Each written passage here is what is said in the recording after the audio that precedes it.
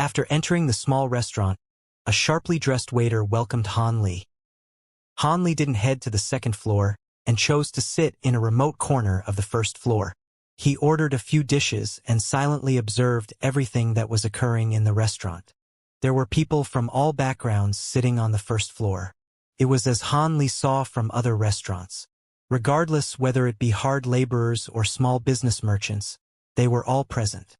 The only thing that stood out of place was the table full of burly men. These 6 burly men were all effortlessly carrying a meter-long cloth bag at their side. Han Li didn't need to use his spiritual sense to guess that they were blade weapons. From their similar uniforms, they clearly belonged to some sort of organization. However, this greatly aroused a feeling of familiarity from Han Li, recalling his days in the Seven Mysteries sect. He swept his spiritual sense past the people and he clearly heard their words. As expected, they were killers belonging to an organization. Han Li soon lost interest and turned his gaze to examine the others. At that moment, 2 young scholars walked into the restaurant. They were walking slowly and were chatting with smiles on their faces. I heard that Assistant Minister Han had arrived back to the home village to pay his respects to his ancestors. Not only are grand characters of the province coming to pay an official visit, but the Fan and Li clans are also sending men over. It seems the Han clan truly wish to have this matter to be bold and grand. Exactly so. I heard that for this ancestral offering, the Han clan sent out many letters summoning their side branch clansmen regardless of distance. Even the government officials of little repute are each sending men to pay their respects. From how I see it, the Han clan, Fan clan and Li clan will soon become the 3 great families of the Jing province. TCH. It is rather inconceivable that the Han clan's abrupt rise in power took place over a span of just over 100 years. What is so odd about that? Ever since a member in the Han clan managed to rank first in the imperial exams, their rise in power was momentous. Each of their later descendants began to achieve great ranks in the imperial exams. With several generations of success, it is no wonder why they are currently so impressive. Still, it would be better for us to later. The 2 scholars casually sat down at a table next to Han Li. The Han clan. When Han Li heard them, he hastily thought to continue listening to them. But the 2 scholars quickly changed the subject and began to discuss literary works, much to Han Li's annoyance. After some thought, he suddenly stood and walked towards the scholars. Brothers, my name is Han Li. Might I ask which Han clan you were referring to? I've arrived here after receiving an invitation to pay my respects to the clan's ancestors. However, I've grown up from a small countryside and am extremely unfamiliar with the main clan, nor do I know where to pay my respects. Could you 2 brothers give me a few directions? The 2 scholars were stunned, but after seeing that Han Li also wore a scholar's robes and spoke with refined words, the 2 replied without any suspicions. So it turns out that brother is a Han clan disciple. We've been quite rude. However, these is only one Han clan, the Han clan of the 3-kilometer valley. The 3-kilometer valley. This entire area was the small village where the Han clan once resided. Because the entire village only spanned 3 kilometers over the mountains, it received this unsophisticated name. It seems the Han clan they spoke of most likely were related to him. With a calm expression, Han Li insipidly said, "If that's the case, then this Han clan is truly my own. Could you 2 tell me about the finer details of the clan? I've never participated in the clan's ancestor offering. I'd rather not make a fool of myself." The 2 scholars glanced at each other and then examined Han Li. Feeling that he wasn't holding any ill intentions, he agreed. We can only give a few general details. They are things that are known by everyone. Many thanks. Han Li smiled. One of the scholars began to speak. If brother is participating in the ancestral offering, it would be best for you to not immediately head to the 3-kilometer valley. Several decades ago, the Han clan have changed their location to the Han clan castle. They will only return to their ancestral home in 3-kilometer valley on the day of the ancestor offering. The Han clan? Han Li's expression remained calm as he listened, but his heart stirred with excitement. For hours later, Han Li appeared above the verdant mountains of the past. He didn't descend, merely glancing down below in silence. Was this the same small village from the past? The yellow earth roads, short walls, thatched huts, and village children could no longer be seen. Instead, they were replaced with large courtyards, roofed buildings, pebbled roads, and well-clothed servants. Not a single sign of the past remained. Han Li shook his head at the sight and thought to depart when his gaze suddenly arrived at the building at the very center of the residence. This building wasn't larger than the others, but it was only building to have more than a single story. It was rather eye-catching. The building's doors were closed shut and a pitch-black signboard appeared on the outside. The words Han Clan Shrine were written on it in silver paint. A strange expression appeared on Han Li's face. After some thought, he reappeared in front of the building in a blur. Several burly shrine attendants stood in front of the shrine, but with Han Li's invisibility technique, they were incapable of spotting him. He casually swept his gaze past them and entered without further thought. Once he entered the shrine, he spotted rows of memorial tablets, numbering over several hundred. They were arranged on long tables and had empty spots on them for future generations. After sweeping his gaze, he found many names, but none that he were familiar with. Without any further thought, he climbed to the second floor. The memorial tablets on the second floor were clearly more grand and important. Not only was there many lit incense burners, there was also a huge cauldron at the center. It was filled with scented oil and had a huge candle wick that was brightly burning from it. It made for a solemn sight. This time, Han Li blankly stood in place as he read the several memorial tablets at the center. Han Zhu, Han Tai, Han Tianxing. These familiar names were all coldly written on the pitch-black memorial tablets. Han Li's heart grew heavy and he found it difficult to breathe. As the saying goes, the great Tao was emotionless. However, that was only a self-deceiving lie. Han Li may be an immortal from this land. He was incapable of severing his emotions. He was only able to bury them deep inside his heart. Han Li eventually moved, slowly walking towards the memorial tablets at the center of the room. He stopped and expressionlessly stared at the memorial tablets as images of his close relatives began to continuously appear in his mind. An unknown amount of time slowly passed by. The heavy sound of the opening building door woke Han Li up from his reminiscent mood. However, he merely stood in place without making any moves. At that moment, the footsteps and voices of two middle-aged men could be heard. "Brother Li, you are far too impatient. Didn't I say that I would lend you the record for reading after the shrine visit? There is need to be so anxious." This man spoke with a helpless tone. In this person's embarrassment, he responded, "He, esteemed brother Han, who was it that had you mentioned that the later portion of the record had a set of nameless martial arts left behind by your ancestor? I am rather baffled as to why our Li clan knows nothing of this matter despite the fact that our ancestors created it. It is only natural for me to wish to see it as soon as possible. However, why is it that you enshrine the record? It would be an absolute shame for someone to steal it." The first voice sighed and spoke with a voice of complete confidence. "Who would possibly think of stealing something from a clan's ancestral hall? While our Han clan isn't necessarily a nest of dangerous characters, we have many skilled martial artists standing guard. Ordinary people wouldn't even be able to approach it. Even if they succeeded, they would also have to fear our retaliation." "That's true," the other man agreed. As the thuds became clear, a scholarly man and a man with thick facial hair appeared on the stairs of the second floor. The two initially arrived with a smile, but after spotting Han Li, their expressions froze.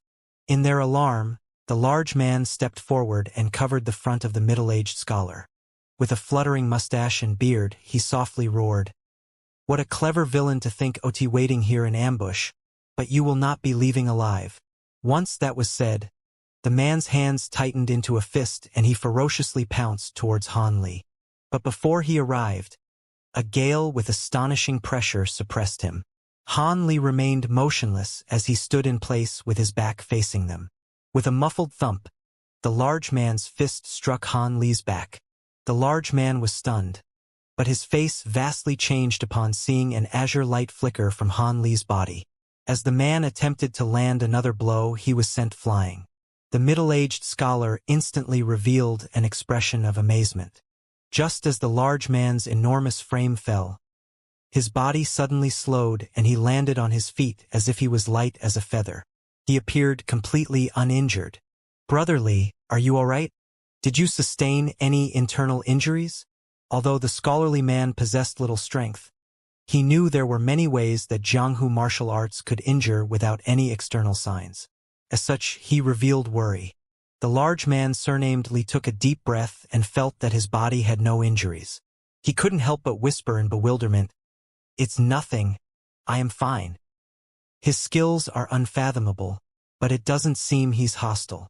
When the scholarly man heard this, he nodded and felt slightly more at ease. He then turned his gaze to Han Li and serenely said, "Great warrior, I am the Han clan master, Han Tianxiao. Did this great warrior come here specifically for me?" "The Han clan master?" Han Li slowly turned around. "Ah, you? Impossible. Humph. What did your esteemed self mean by that?" Before Han Li could speak, the scholar and the large man couldn't help but cry out in alarm upon seeing Han Li's appearance. The scholarly man soon thought of something and his expression grew sullen. After the large man recovered from his alarm, he also came to a realization and wore an ill expression. "You recognize me?" Han Li asked with a frown.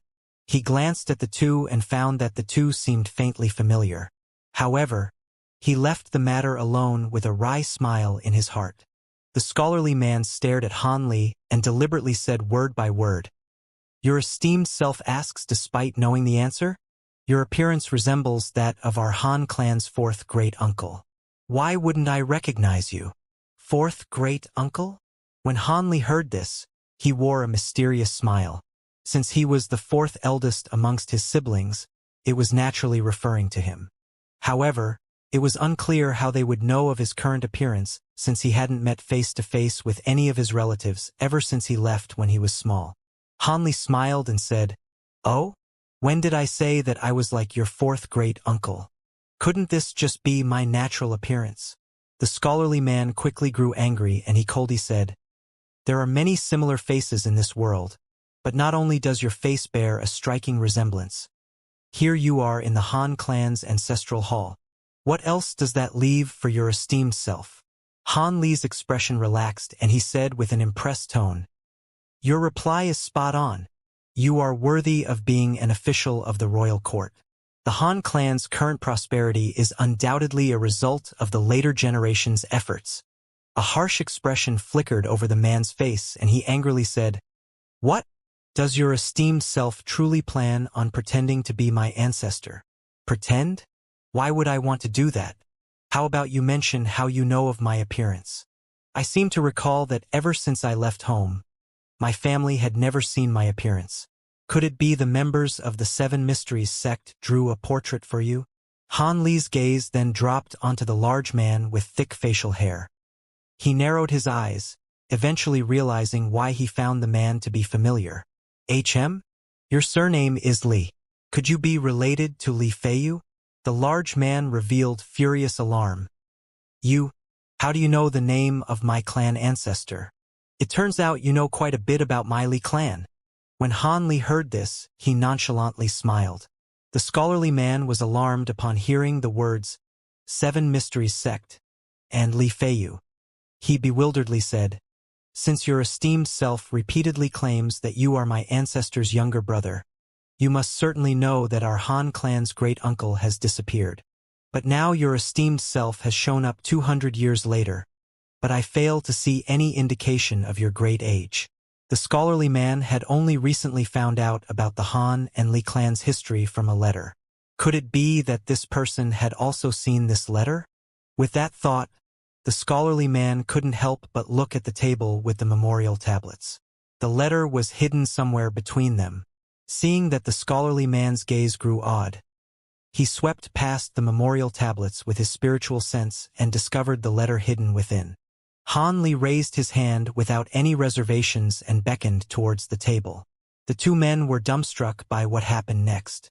Light flashed from the table and a yellow booklet enveloped in a mist of azure light flew out from the table towards Han Li. Han Li grabbed the booklet and the light scattered with a faint shake of his hand. He then casually flipped through it.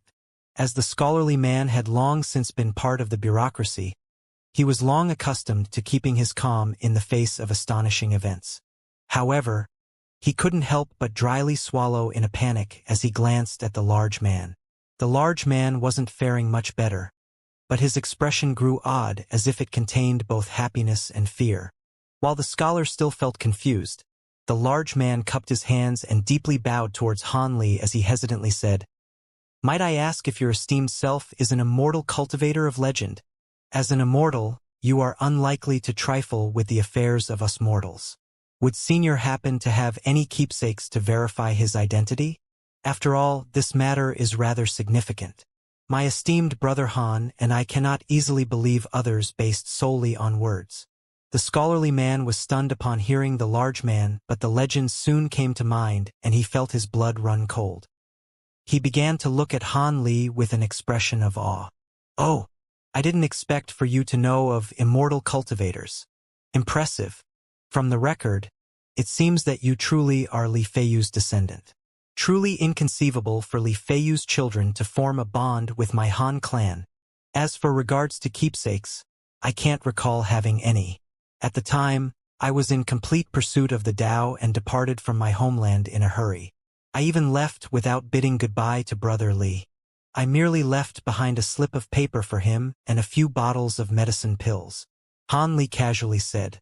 The large man surnamed Li spoke with slight astonishment. "Medicine pills? Were the bottles that we enshrined at our sex shrine left behind by Senior?" Han Li sighed and dimly said, "Long ago, your ancestor used essence extraction pills without any hesitation in order to excel in martial arts. Even with the medicines I left behind, I fear he wouldn't have been able to live to an old age." After a moment of hesitation, the large man carefully said, "I don't know of this matter. However, my father still lives and perhaps he might know something of the deceased ancestor. After all, these secret matters are only known by each generation's clan lord. If Senior will allow it, I will quickly send word to inquire whether or not these words are true." At that moment, he was already mostly convinced. The Li clan's establishing ancestor had met with an untimely death at an early age. Han Li waved his arm and spoke with a tone of melancholy. "There is no need. I didn't come back to make a disturbance. I merely wished to free my mind of mortal worries. Now that I see both the Han clan and the descendants of my dear friend are doing well, I am well at ease." Having heard this, the large man instead became nervous and began to wildly signal to the scholarly man with his eyes. He clearly knew what it meant to the Han and Li clans to have an immortal cultivator ancestor. The scholarly man naturally knew far better of what there was to gain or lose from this. After pondering for a moment, he respectfully said, "If your esteemed self is truly my great-uncle, I have a method of immediately verifying your identity. Our Han clan shrine contains a few possessions of our ancestors from the past. If Senior is able to identify these items, Junior will naturally be convinced of your background. Only the Han clan master from each generation is qualified to personally care for them, and they are incapable of being identified by others. Past possessions? Let's take a look at them. It's only that I left home at a rather early age, so I may not be able to identify them," Han Li indifferently said. If it wasn't too troublesome, he definitely wouldn't refuse to be recognized by the descendants of the Han clan. "Please be at ease, Senior. These items were left behind as keepsakes from their times of poverty, so Senior should be able to recognize them. I will bring them now." After bowing to Han Li, the scholar descended from the second floor. After a bit of clamor from down below, the scholarly man shortly walked back up with a tray covered by red cloth. He then respectfully presented it to Han Li. Han Li took the plate and removed the red cloth, revealing the worn items before him. Han Li spoke with pleasant surprise. "Oh, so it turned out to be these items. I didn't expect to see them again in this lifetime. Senior recognizes these items?"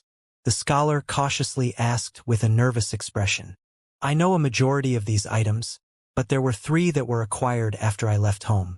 I don't know who they belong to, The slingshot and small bow belonged to my second elder brother Han Tai. He enjoyed playing with them when he was small. The wooden hairpin was my mother's most cherished possession. The tobacco pipe was... Han Li picked up each of these items and spoke as if he were rather familiar with them. After hearing Han Li examine half of them, the scholar felt there was no longer any doubt. Without waiting for Han Li to finish, he immediately dragged the large man forward, and they deeply saluted to Han Li. This unfilial descendant Han Tianxiao recognizes fourth great-uncle. I sincerely wish that great-uncle will forgive my unfilial actions from before. With that said, the scholar didn't dare to meet Han Li's gaze and wore an expression of embarrassment. The large man mirrored the solemn and respectful display. When the two acknowledged Han Li, he felt an indescribable feeling well up inside him. After a moment of silence, he slowly said, "On the year I left the village to pursue the Tao, I didn't expect for the Han clan to become such an influential clan. It seems the saying is true. The affairs of the world are truly hard to predict. Stand up, you two. With the many years I haven't returned home, I can be considered a complete stranger to the Han clan. There is no need to be so polite." The middle-aged scholar stood up and spoke with great reverence. "Great-uncle's words are untrue. Had we unfilial descendants known that you were still alive, we would have certainly sent men to fulfill our filial duties." Han Li waved his arm and calmly said, "Filial duties? There is no need. I've come only to take a look. I won't be staying long. As a pursuer of immortality, it is better for me to have fewer ties to the mortal world." The scholar spoke with alarm. "Great-uncle, you are leaving so soon? Will you not stay a while and take a look at the other Han clan juniors in the castle?" Han Li sighed and regretfully said, "When I arrived, I flew over the Han clan castle and swept my spiritual sense past everyone inside. Unfortunately, while there are many Han clan members, none of them possess any spiritual roots. They have no fate with me. Otherwise, I wouldn't mind taking one or two clan descendants along with me on the path of cultivation." A trace of disappointment appeared on the scholar's face as he bitterly smiled. "It seems despite our clan's prosperity, none have the fate to follow great-uncle on the path of immortality." Han Li shook his head and said, "Only those who possess spiritual roots may become immortal cultivators. Such a person might not even appear once among 10,000. For the several hundred Han clan members to possess no spiritual roots is to be expected. Besides, from the way I see it, it would still be better for the Li and Han clan to remain out of the cultivation world. As of current, the cultivation world is chaotic where even entire clan exterminations are possible. It would be terrible if the Han clan were to be implicated." The scholar was initially surprised and sincerely replied, "This one acknowledges all fourth great-uncle has said." Han Li's gaze then turned to the large man with thick facial hair. "Which generation of Li Feiyu's descendants are you? What's your name?" The large man hurriedly bowed his head and replied, "Junior is Li Feng. I am an 11th generation descendant of Li Feiyu. I pay my respects to great-uncle Han. Given the close relationship I had with Li Feiyu back then, I find it acceptable for you to call me great-uncle. You were rather protective of Tianxiao just now. It seems in these past years the Li clan has shown our Han clan much consideration. As the younger brother of the Han clan ancestor, I naturally won't treat you unfairly. Here are some medicine pills. They will be of great use to martial artists. They will be able to save your Li clan youth much effort in their cultivation of inner strength. Accept them for the time being." Han Li slapped his storage pouch and took 8 various colored bottles into his hands before offering them to the large man. The large man was overjoyed and hastily accepted the small bottles with repeated thanks. Although Jianghu martial artists cultivated inner strength and it wasn't as drawn out as cultivation spiritual power, they spent much of their youth in dedication to this pursuit. With these medicine pills, a large number of experts would emerge from the Li clan. The middle-aged scholar felt happy for his good friend, but his gaze towards Han Li unconsciously revealed a slight hint of expectation as well. When Han Li saw this, he faintly smiled and calmly took a spirit beast pouch off from his waist and lightly slapped it. A short moment later, over 1,000 black-tainted gold devouring beetles were released, and formed a dazzling 3-meter-wide cloud of black, silver, and gold. It appeared almost as if specks of sunlight had appeared before them. The scholar and the large man were left completely amazed. Without any further words, he pointed to the insect swarm above him and had them concentrate into a tricolored sword. Han Li then extended his arm and had the sword fall into his hand with a buzz. This strange scene left the two at an even greater loss for words. Han Li caressed the sword while his expression wavered for a long while. Then with a sigh, he spat an azure mist onto the sword.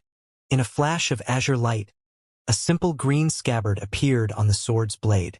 Han Li then horizontally held the sword in front of him with both his hands and took out a piece of fine, polished jade. Han Li gravely said, "This sword is something I refined from spirit beetles. It is capable of killing others of its own accord. I will be leaving it inside the clan shrine in case the Han clan one day faces extermination. The Han clan will be able to hide inside the shrine and rely on this sword to escape calamity. However, you had best remember that this sword isn't something that I personally control. Once the sword is drawn, anybody outside of the ancestral shrine that is within a 5-kilometer radius will be killed. As such, you must treat it with the utmost caution. This is a jade pendant that holds a sliver of my essence. Without it, the sword cannot be drawn. Leave the jade pendant in the care of the Han clan's later generation clan lords." Having seen this inconceivable event occur before him, the scholar no longer held a trace of doubt towards Han Li. He hastily replied with delighted surprise, "This nephew will commit great-uncle's instructions to memory." Han Li smiled in response, but he didn't immediately hand over the sword and the jade pendant. Instead, he continued speaking with a solemn tone. "There is something else you must remember. Because the scabbard sealing the sword is made from spiritual qi, the gold-devouring sword may only be drawn 3 times. The scabbard will thin with each use and disappear on the 3rd. Afterwards, the sword will turn back into spirit beetles and disappear. I'm sure that giving the Han clan 3 opportunities to escape calamity is a worthy gift as your ancestor's younger brother. After all, there are no fortunes in this world that last eternally. In order to prevent the sword from being used for any evil intentions or opportunistic tricks, the sword will be incapable of leaving the ancestral shrine while it is sheathed. Else it will disappear from existence. As such, I hope you will properly use this sword to allow the Han clan to flourish for many years to come. Even if the Han clan were to later return to their status as commoners, that wouldn't necessarily be a bad thing." Once that was said, Han Li handed the sword and jade piece over to the scholar. The scholar repeatedly uttered his thanks and accepted the items with a bowed head. He carefully placed them at the center of the memorial table before returning to await further instructions from Han Li. Han Li was rather satisfied by the scholar's deferential attitude. After some thought, he took out 2 faint yellow medicine pills and handed one to both the scholar and the large man. He smiled upon seeing their surprise and said, "Those 2 items were left for the Han and Li clans. Since you 2 are also my juniors and have personally recognized me as your great-uncle, it can be considered that you have some fate with me. I will also give you 2 a few benefits as well. While these 2 bottles of medicine pills have no effect on me, they will extend the lifespan of mortals who take them and strengthen their bodies. When you 2 take them, you will both live to at least 100 years. Many thanks, fourth great-uncle. Many thanks, great-uncle Han." When the scholar and the large man heard this, they accepted the small bottles with repeated thanks. They both appeared pleased beyond expectation. Han Li nodded his head and took another look around. Then with a curious expression he asked, "From how you 2 recognized me, it seems there should be a portrait of me left behind. If it is in the ancestral shrine, could you let me take a look at it and tell me who drew it?" The scholar immediately replied, "The portrait is actually on this floor. Please wait a moment." He walked up to what seemed to be a common wall and gave it a push. With a creak and a thud, a portion of the wall flipped over to reveal 6 suspended silk portraits. Han Li stepped forward and examined the portraits with complete stillness. He saw the image of a smiling 17-year-old youth. It was a portrait of Han Li from long ago. The middle-aged scholar stood behind Han Li and gave an explanation with a soft voice. It was said that this portrait was given to our Han clan by the deceased Li clan ancestor. However, no one knows of its creator. As if he hadn't heard, Han Li's gaze shifted several times, and it fell on to a portrait of Han Li's father wearing noble clothing. Although he appeared far more aged than when Han Li left the village, he appeared completely happy. A trace of sadness appeared on Han Li's face. He then swept his gaze past each of the other portraits. The other portraits were all of white-haired old men. It took him quite some effort before he could match their appearances with his brothers as he remembered them. He felt a flood of emotion storm within his heart as he stood in place. The scholar and the large man both tactfully kept silent. Some time later, Han Li began to mutter to himself in a whisper. The two wished to hear what he had to say, but the two were blinded by a sudden surge of azure light. By the time they refocused their gaze, Han Li could no longer be seen, but his voice echoed in their ears. Although I am a rather capable immortal on this continent, I also have many ferocious enemies. Do not speak of today's matters with anyone else. So long as this matter does not spread and you do not allow the gold-devouring spirit sword to be seen by outsiders, those from the immortal world will pay you no notice and will not bother you. I will now absorb myself in the pursuit of the great Tao and immortality, so I won't be involved with the affairs of the Han clan. Take care of yourselves. Once that was said, Han Li's voice came to an abrupt end, leaving behind what seemed to be echoes. The scholar and the large man were left staring at each other in dismay. By the time the last word was spoken, Han Li was already 10 kilometers away from the 3-kilometer valley while flying across the sky in a streak of azure light. Although he had something of a relationship with the Han clan members, he had always viewed his true family to be his parents and siblings. Although the scholar and the large man had treated him with great respect, Han Li felt no real intimacy towards them. After all, the distance of many generations and the vast changes to Greenox village and the 3-kilometer valley caused Han Li to strongly feel as if he were an outsider. However, this trip to his hometown had weakened the last worries he held in his heart. He was sure that with the passage of time, these worries would truly disappear and his distant ties with these descendants would truly fade away. As such, Han Li quickly gained his bearings and set off. Several days later, Han Li passed through the Lan province, specifically making a detour at Jiayuan City. Little had changed about the city apart from its inhabitants. Not only did Sun Ergu and the 4th-level gang disappear, but even the Rainbow Sect had disappeared over 100 years prior. It had been replaced with a newly emerged gang by the name of the United Heavens Union. If he remembered correctly, the Rainbow Sect had had the backing of Spirit Beast Mountain in the past, but at the climax of the war with the Devil Dao, Spirit Beast Mountain defected to the controlling Spirit Sect.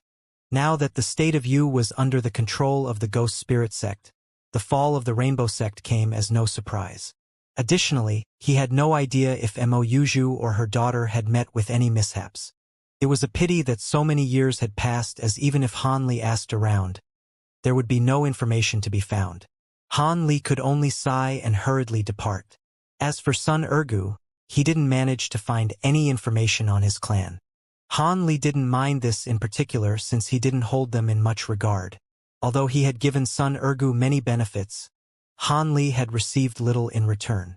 As such, Han Li left the city of Jiayuan and thought to fly in the direction of the state of Yuanwu. Once he passed through the state of Yuanwu, he planned on returning to the Drifting Cloud sect. But half a day after he departed Jiayuan City, his expression froze and he stopped in mid-air. He turned his head and gazed into the distance. He couldn't help but narrow his eyes. At that moment, a party of cultivators suddenly stopped 100 kilometers away. The two white-clothed women hesitantly glanced at each other as their expressions grew heavy. The old man standing behind them nervously asked, "Martial ants? Did something happen?" "Yes. I just felt the spirit nascent's position suddenly stop. I don't know whether or not we've been discovered." The sharp-eyed, white-clothed woman surnamed Lu no longer wore her normal lazy expression, which had been replaced with an incisive air. The burly man spoke with an odd expression. "That's impossible. Even a nascent soul cultivator cannot sense something at this distance. Could it be that Martial Ant's secret technique disturbed the spirit nascent and alerted him?" The woman surnamed Lu shook her head and firmly said, "That can't be. Our technique was something that was passed down by your martial ancestor. It only allows for the one-sided detection of the wood spirit nascent. So long as the other party hasn't yet reached late nascent soul stage, he shouldn't be able to perceive anything strange. After all, it would be considered fearsome for nascent soul cultivators to see within even a 50-kilometer radius, even if their spiritual sense was exceptionally powerful. Could it be that we are chasing after a late nascent soul eccentric?" The green-clothed woman amongst the 4 Foundation establishment cultivators seemed to have thought of something and worriedly said, "But Martial Aunt Lu, why is it—" Suddenly, Han Yunji broke her silence as she was tracing the spirit nascent's location and spoke with an alarmed expression. "Not good. The spirit nascent's position is moving towards us. What? Is coming over in our direction? Has that cultivator truly discovered us?" The woman surnamed Lu turned pale, and she hastily clutched her hands in an incantation gesture. After a short moment, the woman grimaced and spoke with certainty. "The cultivator who restricted the spirit nascent is indeed moving towards us at an extraordinary speed. He is certain to be a nascent soul cultivator." After muttering to herself for a moment, Han Yunji slowly said, "Quickly run. Fighting means certain death. I recall that a branch of the Ghost Spirit sect is located in the nearby Lan province. Let's flee there. Although we do not get along well, we are still on the same side. We will draw on the support of their spell formations to fight this unknown nascent soul cultivator. Besides, the nascent soul cultivator might not necessarily dare to brazenly attack the Ghost Spirit sect branch. It will greatly increase our chance of escaping. Martial Aunt Han speaks true. Let us quickly go, or else it will be too late." When the large man heard that a nascent soul cultivator was about to arrive, he felt his mouth turn dry in alarm. The woman surnamed Lu raised her eyebrows and coldly glanced at the large man. "Humph!" Panicking and spouting unnecessary words. "We will use the spirit joining arts to combine our magic power into one. This way we will increase our speed by nearly half. Let us hurry." The large man felt his heart drop and he didn't dare to say any more.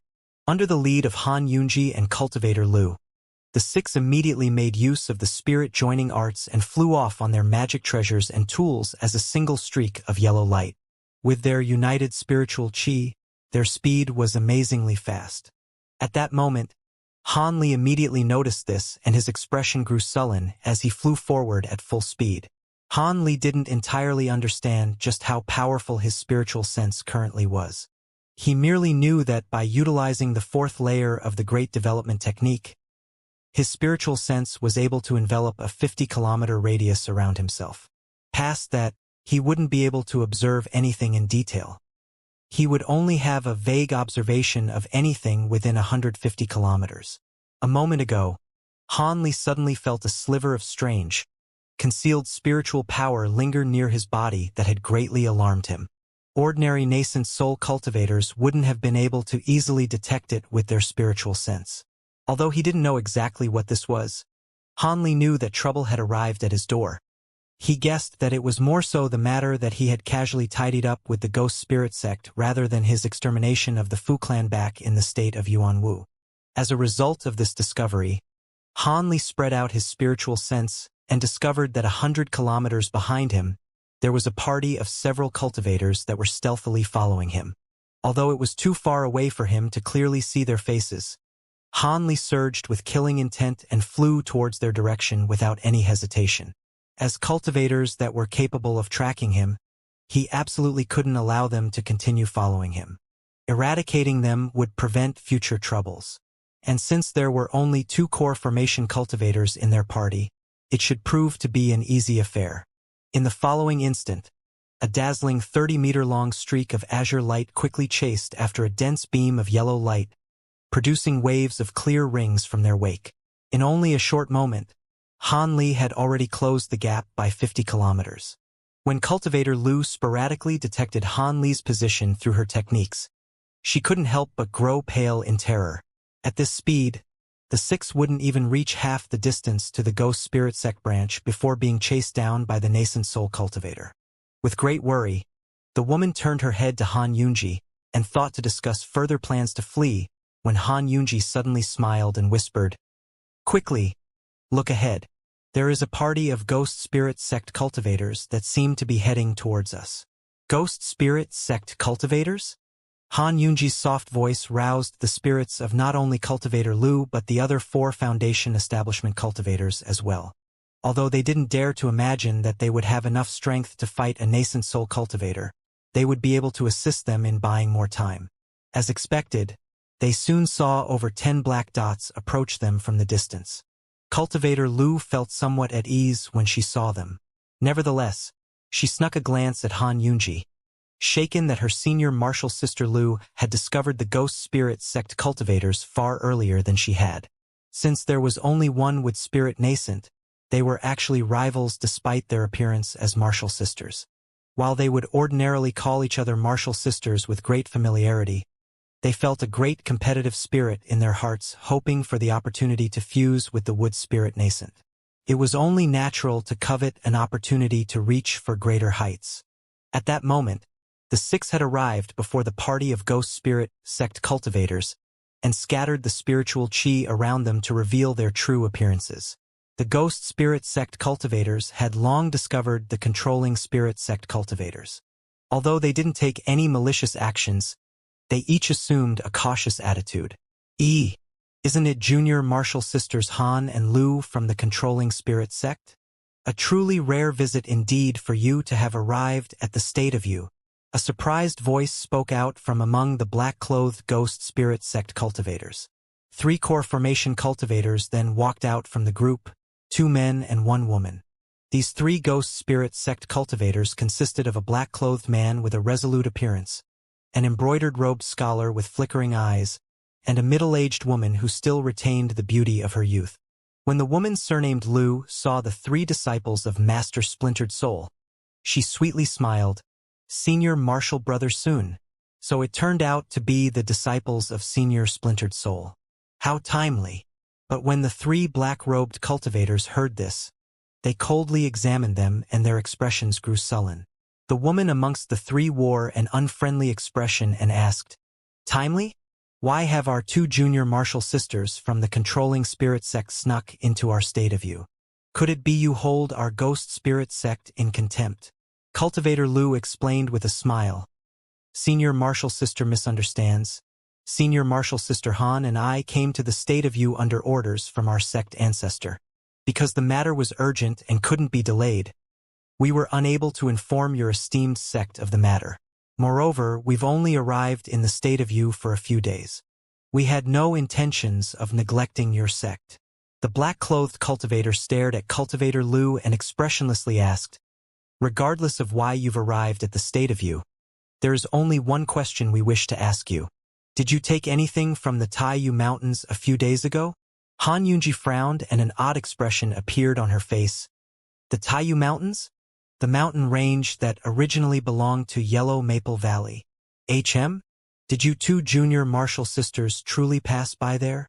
Although the black-robed cultivator's expression remained calm, a cold glint appeared within his eyes. The embroidered-robed scholars and the woman's expressions tensed, their faces revealing traces of hostility. When Han Yunji and Cultivator Lu saw this, they unconsciously exchanged glances. The 2 weren't fools. It was clear the other party revealed hostility. However, the party of controlling spirit sect cultivators truly hadn't entered the Taiyu Mountains.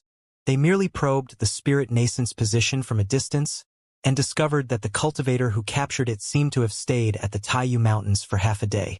Cultivator Lu's gaze flickered for a moment and she probingly said, "We hadn't crossed through the Taiyu Mountains. However, the cultivator that is 50 kilometers behind us had crossed through the Taiyu Mountains. It did seem that person was there during that time. Could Senior Martial Brother Soon be looking for him?" The embroidered-robed scholar boldly stared at the 2 women and suddenly smiled. 50 kilometers behind you? Are you making this up? How did you know that person stayed at the Taiyu Mountains? Could he be a cultivator of your sect?" Cultivator Lu blushed and spoke with luminous eyes. "Senior Martial Brother K must be joking. How could we dare to so brazenly lie to our senior martial disciples while we are in the state of you? If you don't believe me, then this junior martial sister will make a heavenly pledge to answer your questions. You should now know my answers to be true. We don't know this person. As for how we know of the matter with the Taiyu Mountains, it's a bit complicated. Since this little sister has urgent matters to attend to, I would rather give you senior martial brothers a more thorough explanation on another day. As she spoke, she revealed a flirtatious charm that seemed to stun the scholar. The black-clothed cultivator frowned after seeing her expression and grew doubtful. After muttering to himself for a moment, his expression relaxed and he calmly said, "Were this an ordinary matter, I would believe you without doubt. However, our sixth junior martial brother and his disciples were exterminated in the Taiyu Mountains and not even a speck of dust remained. My master was enraged by this and assigned us to investigate any high-grade cultivators that had recently entered the state of you.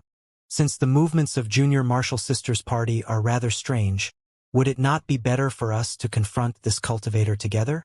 I wish to hear this cultivator's story. If he is truly the killer of our sixth junior martial brother, we will greatly thank you too."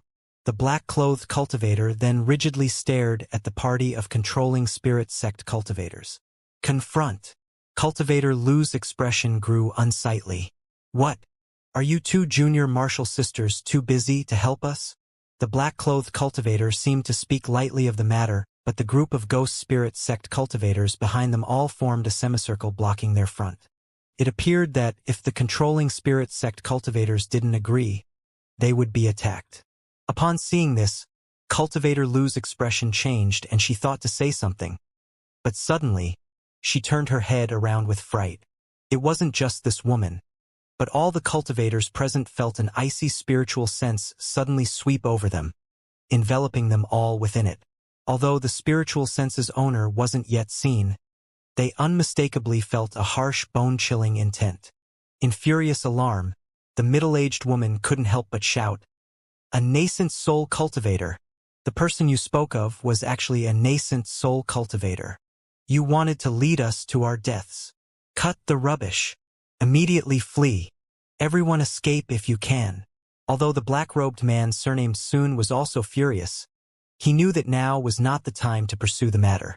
As soon as he finished speaking, he immediately flew off as a streak of black light. In the embroidered-robed scholar's alarm, he hesitantly said, "That person isn't necessarily the killer of sixth junior martial brother. There is no need to fear him." The woman snorted and coldly said, "If senior martial brother wishes to leave his life at the mercy of others, then please forgive your junior martial sister for not joining you." She then tore through the skies as a streak of red light. The scholar's expression grew extremely unsightly, and he regretfully glanced in the direction of his fellow Ghost Spirit Sect members before flying after the other two. When the Ghost Spirit Sect Foundation establishment cultivators saw this, they scattered, fleeing for their own lives. They were fundamentally incapable of withstanding the fearsomeness of a nascent soul cultivator. With a raised brow, Cultivator Lu furiously whispered, "Those people were truly useless. Not only did they not help us, but they also wasted time for us to flee. No, it is far better now. There are more people to give us cover, greatly increasing our own chances of escape. May each of our fates be safe." Han Yunji revealed an extraordinarily calm expression and patted the storage pouch at her waist, summoning a large snow-white bird in the air. Cultivator Lu and the other controlling spirit sect cultivators also moved quickly. They each fled using either their magic tools or their own spirit beasts. But regardless of whatever method they used to escape, no one ran in the same direction as another. In their fear, they hoped to use their numbers to avert the gaze of death from behind them. According to their thoughts, the nascent soul cultivator wouldn't be able to pick them all off one by one, fast though they may be.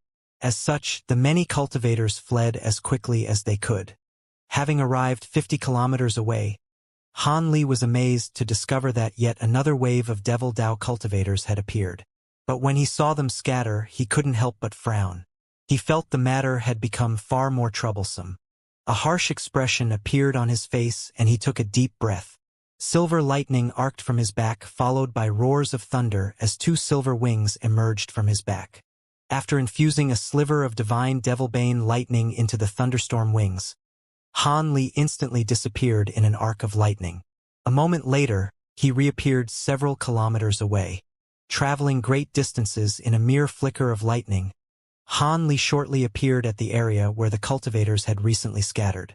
Han Li expressionlessly used his spiritual sense to immediately find the Devil Dao cultivators that fled. At that moment, he discovered that the farthest to flee was already over 20 kilometers away. The closest was only 5 kilometers away. Han Li sneered and immediately set his target on the farthest core formation cultivator and disappeared in a flash of light.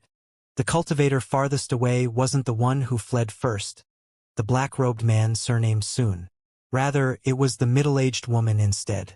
Her body pulsed with red light as she tore through the sky as a huge fireball, much like one would imagine of a demon spirit. This strange technique allowed her to travel the fastest amongst her peers despite being only an early core formation cultivator. There were several varied-length ribbons of light directly extending from her body. With each twinkle of azure light from a ribbon, the woman was propelled 100 meters forward, resulting in an astonishing speed. The woman was basking in the pride of her rarely seen windfire movement technique that she reckoned to be on par with others' top-grade techniques. Combined with the wind attribute treasure she cultivated, the floating spirit ribbon, her speed was increased even further. She believed her current speed to match even early nascent soul cultivators. If one were to speak of the cultivator that was most likely to make it out safely, it would be her. As the woman thought to herself, she suddenly heard rumbling nearby. Although the sound wasn't loud, she couldn't help but turn her head around in alarm.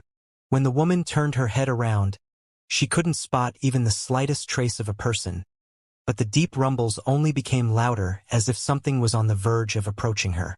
Her face instantly paled and she wildly looked around in terror. In that moment, something suddenly came to mind and she flew off with even greater speed than before. Just a second later, silver light flashed from the empty space, only to soon fade away. When the silver light flashed once more, it reappeared over 300 meters away. Han Li's winged silhouette could be faintly made out from within the light. Han Li glanced at the woman within the red light flying and felt a trace of surprise at her amazing speed. The woman's fearsome movement technique was actually comparable to his own thunderstorm wings lightning movement. It seemed that there were truly an unfathomable number of techniques within the world. Han Li felt a trace of sorrow from his heart before spreading out the wings behind him. With a single fan, Han Li turned into a bolt of lightning and appeared at the woman's front. He then calmly raised his hand and spread out his fingers, shooting a streak of azure sword light from each of his fingertips. With an expression pale from fright, the woman loudly yelled, "Senior, please spare me." Soon after, the red light surrounding her body shined brilliantly, combining with her several azure light ribbons to form a dense light barrier around her. Han Li slightly frowned and glanced at the woman in silence. The 5 streaks of sword light then condensed into a thread and began to strike the light barrier. Several muffled bangs sounded out. This firewind attribute barrier was truly powerful to be able to repeatedly block the attacks of the first 3 strands of sword chi. But when the 4th strand of sword chi struck, the barrier was shattered to the woman's despair. 2 streaks of sword chi then struck her vitals before she could react. Han Li glanced at the woman's falling body and shook his head. With a flick of his finger, a fireball shot out, turning the woman's corpse into ash, and he summoned the woman's light ribbons and storage pouch into his hand. "If I didn't kill you, those Devil Dao nascent soul cultivators would pursue me." Han Li sighed and his body flickered with lightning once more while his spiritual sense locked onto another fleeing figure. The next target was the black-robed cultivator who held the deepest cultivation. He was at the peak of the mid-core formation stage and was just a step away from entering late-core formation stage. As Han Li flew in that direction, he patted his spirit beast pouch and released large quantities of black-tainted gold devouring beetles. Under the orders of his spiritual sense, the beetles immediately condensed into over 10 tricolored blades before chasing down each of the fleeing Foundation establishment cultivators. This lot had meager cultivation and speed, so Han Li was disinclined to personally slay each of them and merely used his beetles to take care of them in one fell sweep. He would only personally deal with the core formation cultivators. After all, these core formation cultivators were extremely fast. The beetles would have no chance of pursuing them. Gold-devouring beetles were adept at closing short distance, but stood little chance in a long-distance chase. The black-clothed cultivator was standing underneath on a shining dagger, while hurrying on his way with a sullen expression. He didn't expect to come across a nascent soul cultivator when he went looking for the murderer of his 6th junior martial brother. While he didn't know whether or not this cultivator had anything to do with the death of his 6th junior martial brother, he did know that the controlling spirit sect cultivators had something to do with him. It appeared that this nascent soul cultivator was chasing after the controlling spirit sect disciples. It was likely that they had provoked him in some way, drawing their ghost spirit sect into the crossfire. Even if the nascent soul cultivator didn't hold any ill intent toward them, it was likely that they would be killed in order to be silenced. Regardless, there was now a nascent soul cultivator involved in the investigation of his 6th junior martial brother's death, meaning it was no longer something he could deal with. After he returned, he would make a report to his master and have him deal with the matter. Since this cultivator dared to pursue Devil Dao core formation cultivators such as themselves, this nascent soul eccentric shouldn't be affiliated with any faction. He must have been a vagrant cultivator, else he would have shown consideration to the vast powers of the Devil Dao. As the black-clothed cultivator worriedly pondered, he suddenly heard a series of strange rumbles from his side. They were intermittent and faded away as quickly as they appeared. Alarmed, the black-clothed cultivator hastily turned his head around, only to see a flash of azure light before all went dark. Han Li expressionlessly waved his hand and retrieved the giant azure sword from the corpse. Although this person had cautiously flew with a light barrier surrounding him, it was as powerless as thin paper against the strike of his combined bamboo cloud's warm swords.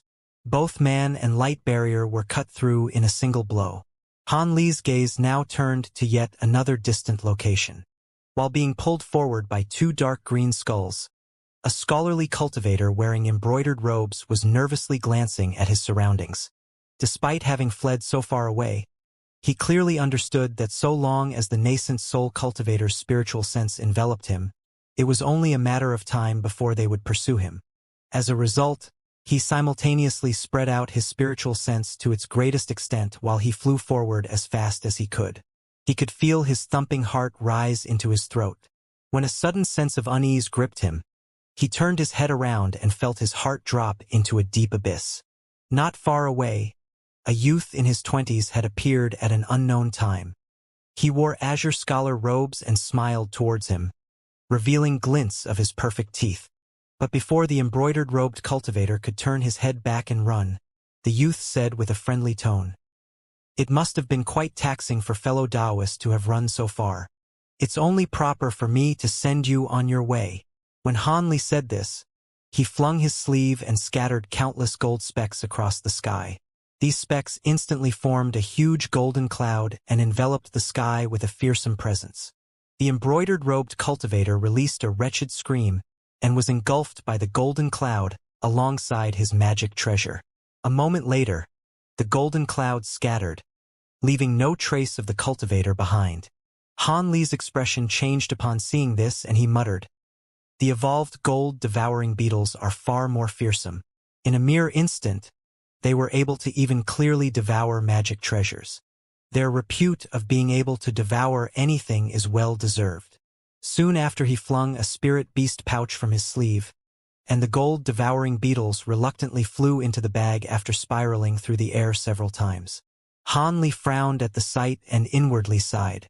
With their vast increase in strength, the beetles could no longer be as smoothly controlled as before, resulting in a trace of helplessness dampening his previously high spirits. Leaving another wave of thunder in his wake, Han Li disappeared yet again in a flash of silver light. Han Yunji was mounted atop a pure white spirit bird that was hurriedly rushing through the sky as a 15-meter-long streak of white light. At that moment, both bird and rider were enveloped in a soft light. When combined with the woman's flawless appearance, she appeared all the more otherworldly. However, her brow was currently furrowed, and she held a palm-sized jade disc in her hand. She was carefully examining it with a fluctuating expression. The polished jade disc pulsed with an astonishing emerald chi and was deeply engraved with many decorative designs. It also glowed with lines of ancient, silver-gold talisman characters. One could tell that it was an unordinary treasure from a single glance. The center of the jade disc was as sleek as a mirror, and there were 6 specks of red light that were intermittently flickering from within it as if they were fireflies. At that moment, a speck of light brightened and suddenly disappeared from sight. When Han Yunji saw this, she pursed her lips in concern and attentively stared at the disc in her hand. However, after a short moment, 2 more lights brightly flashed and disappeared from sight. Han Yunji's calm demeanor suddenly changed. When yet another red speck of light disappeared, there were now only 2 specks that still remained on the jade disc. Han Yunji gently brushed away a strand of her hair from her face and bitterly smiled, muttering in an inaudible voice, "Apart from junior marital sister Lu and I, there are no other survivors. The 4 Foundation establishment disciples have already died. Could it be that this person is capable of doppelganger techniques or possesses some other inconceivable technique? It seems we've underestimated what a nascent soul cultivator is capable of. I reckon those ghost spirit sect cultivators aren't any better off. Had I known of this earlier, it would have been better for us to travel together and stake it all together." Although Han Yunji felt slight regret at her previous decision, she knew there was nothing she could do about it now. She could only put away the jade disc with a sigh. She then spat out a translucent, glowing pearl. The pearl revolved once around her and then fell onto the large bird's head, rigidly staying in position without any movement. The woman clutched her hands in an incantation gesture and pointed to the pearl with a solemn expression. As the pearl released a blinding radiance, the bird raised its head and cawed. With a shake of its wings, the giant white bird left a trail of white light in its wake, shooting forward with even greater speed. Han Yunji didn't cease using the technique, and her complexion paled as a result. It was obvious this secret technique sapped much of her vitality, but given how dire the current circumstances were, she had no choice but to make use of it. Not long after she made use of this secret technique, she suddenly heard rumbles of thunder. Alarm appeared on her face, knowing that the nascent soul cultivator had finally caught up to her. She had already reached the greatest speed she could muster. There was nothing else she could do apart from hastily covering herself in a barrier. In order to easily enter core formation, she had previously cultivated a cultivation technique lacking any powerful abilities.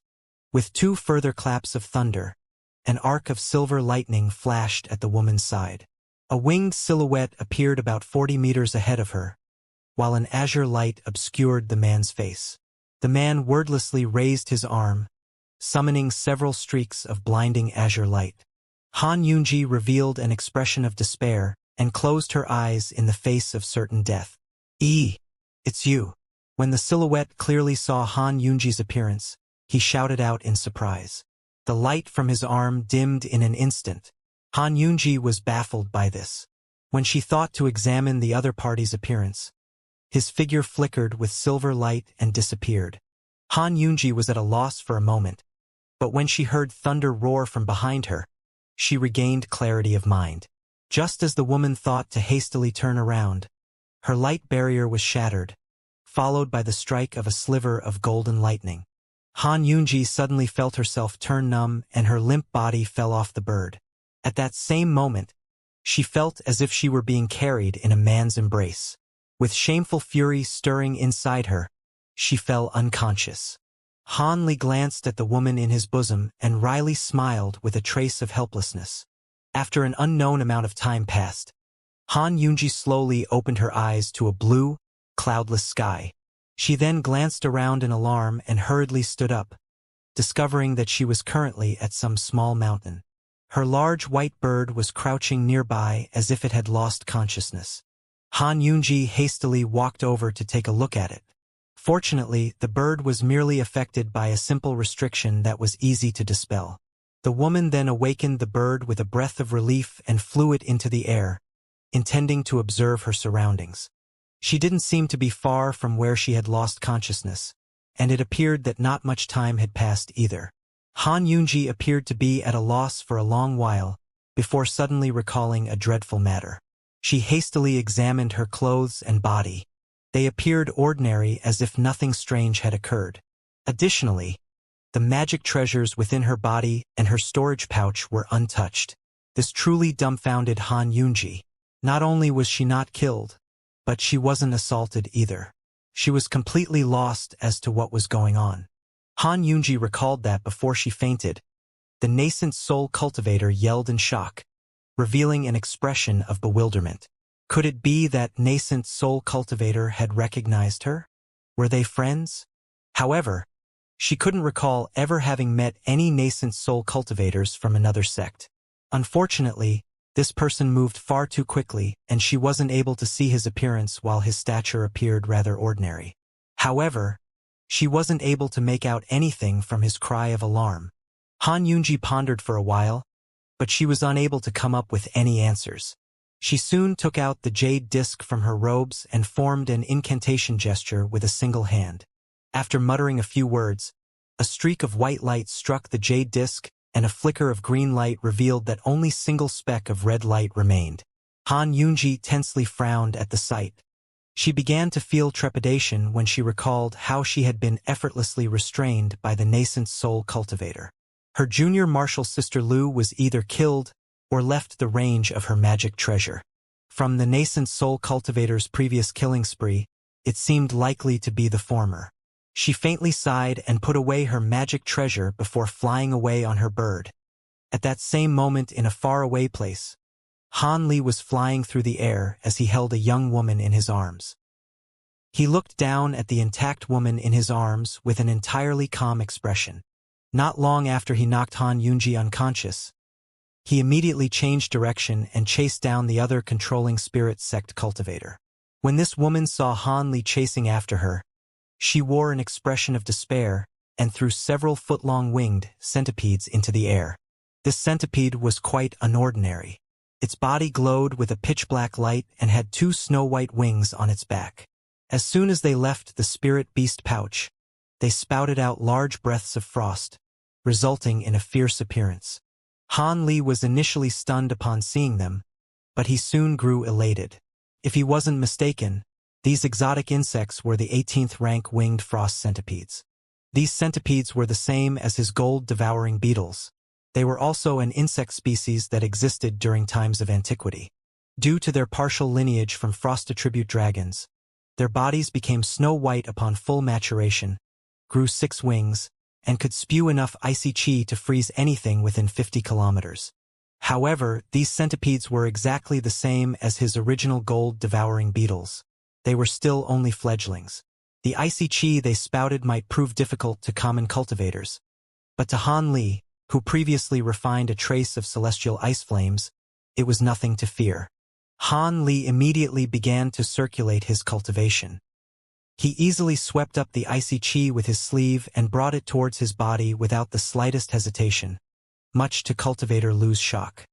He took advantage of this opportunity to restrain the woman through the use of lightning movement and knocked her unconscious. With the absence of spiritual sense commands, the winged centipedes flew back into their spirit beast pouches. Han Li glanced at the beautiful woman in his grasp and wore a trace of hesitation. Killing the woman would only take a very slight effort. But in that case, he'd be incapable of acquiring the 6-winged frost centipedes. Ordinarily, users of spirit beasts and insects place down self-detonative restrictions to safeguard against having their animals falling into the hands of their killers.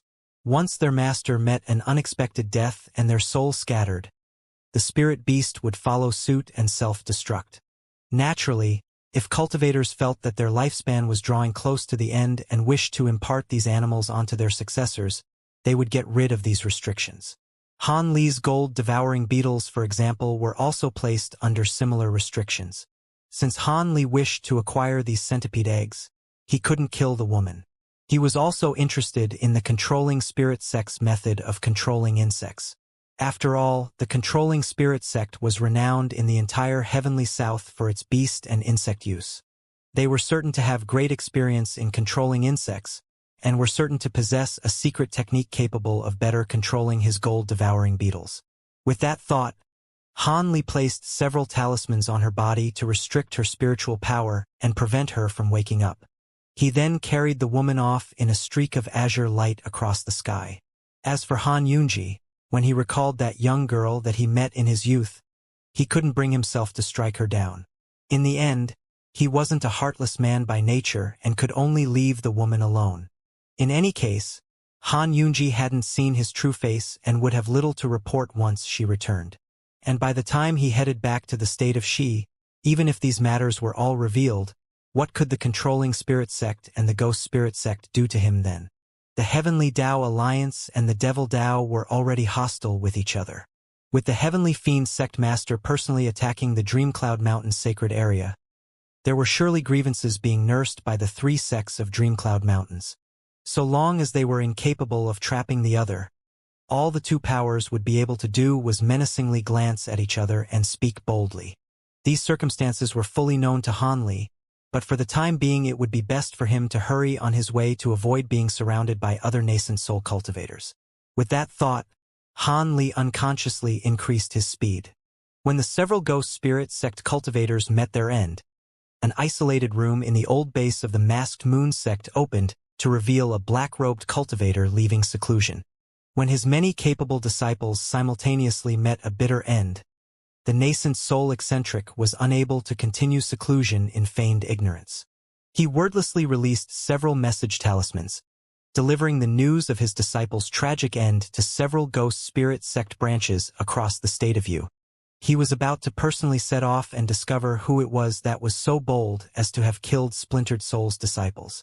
However, his actions were too little too late.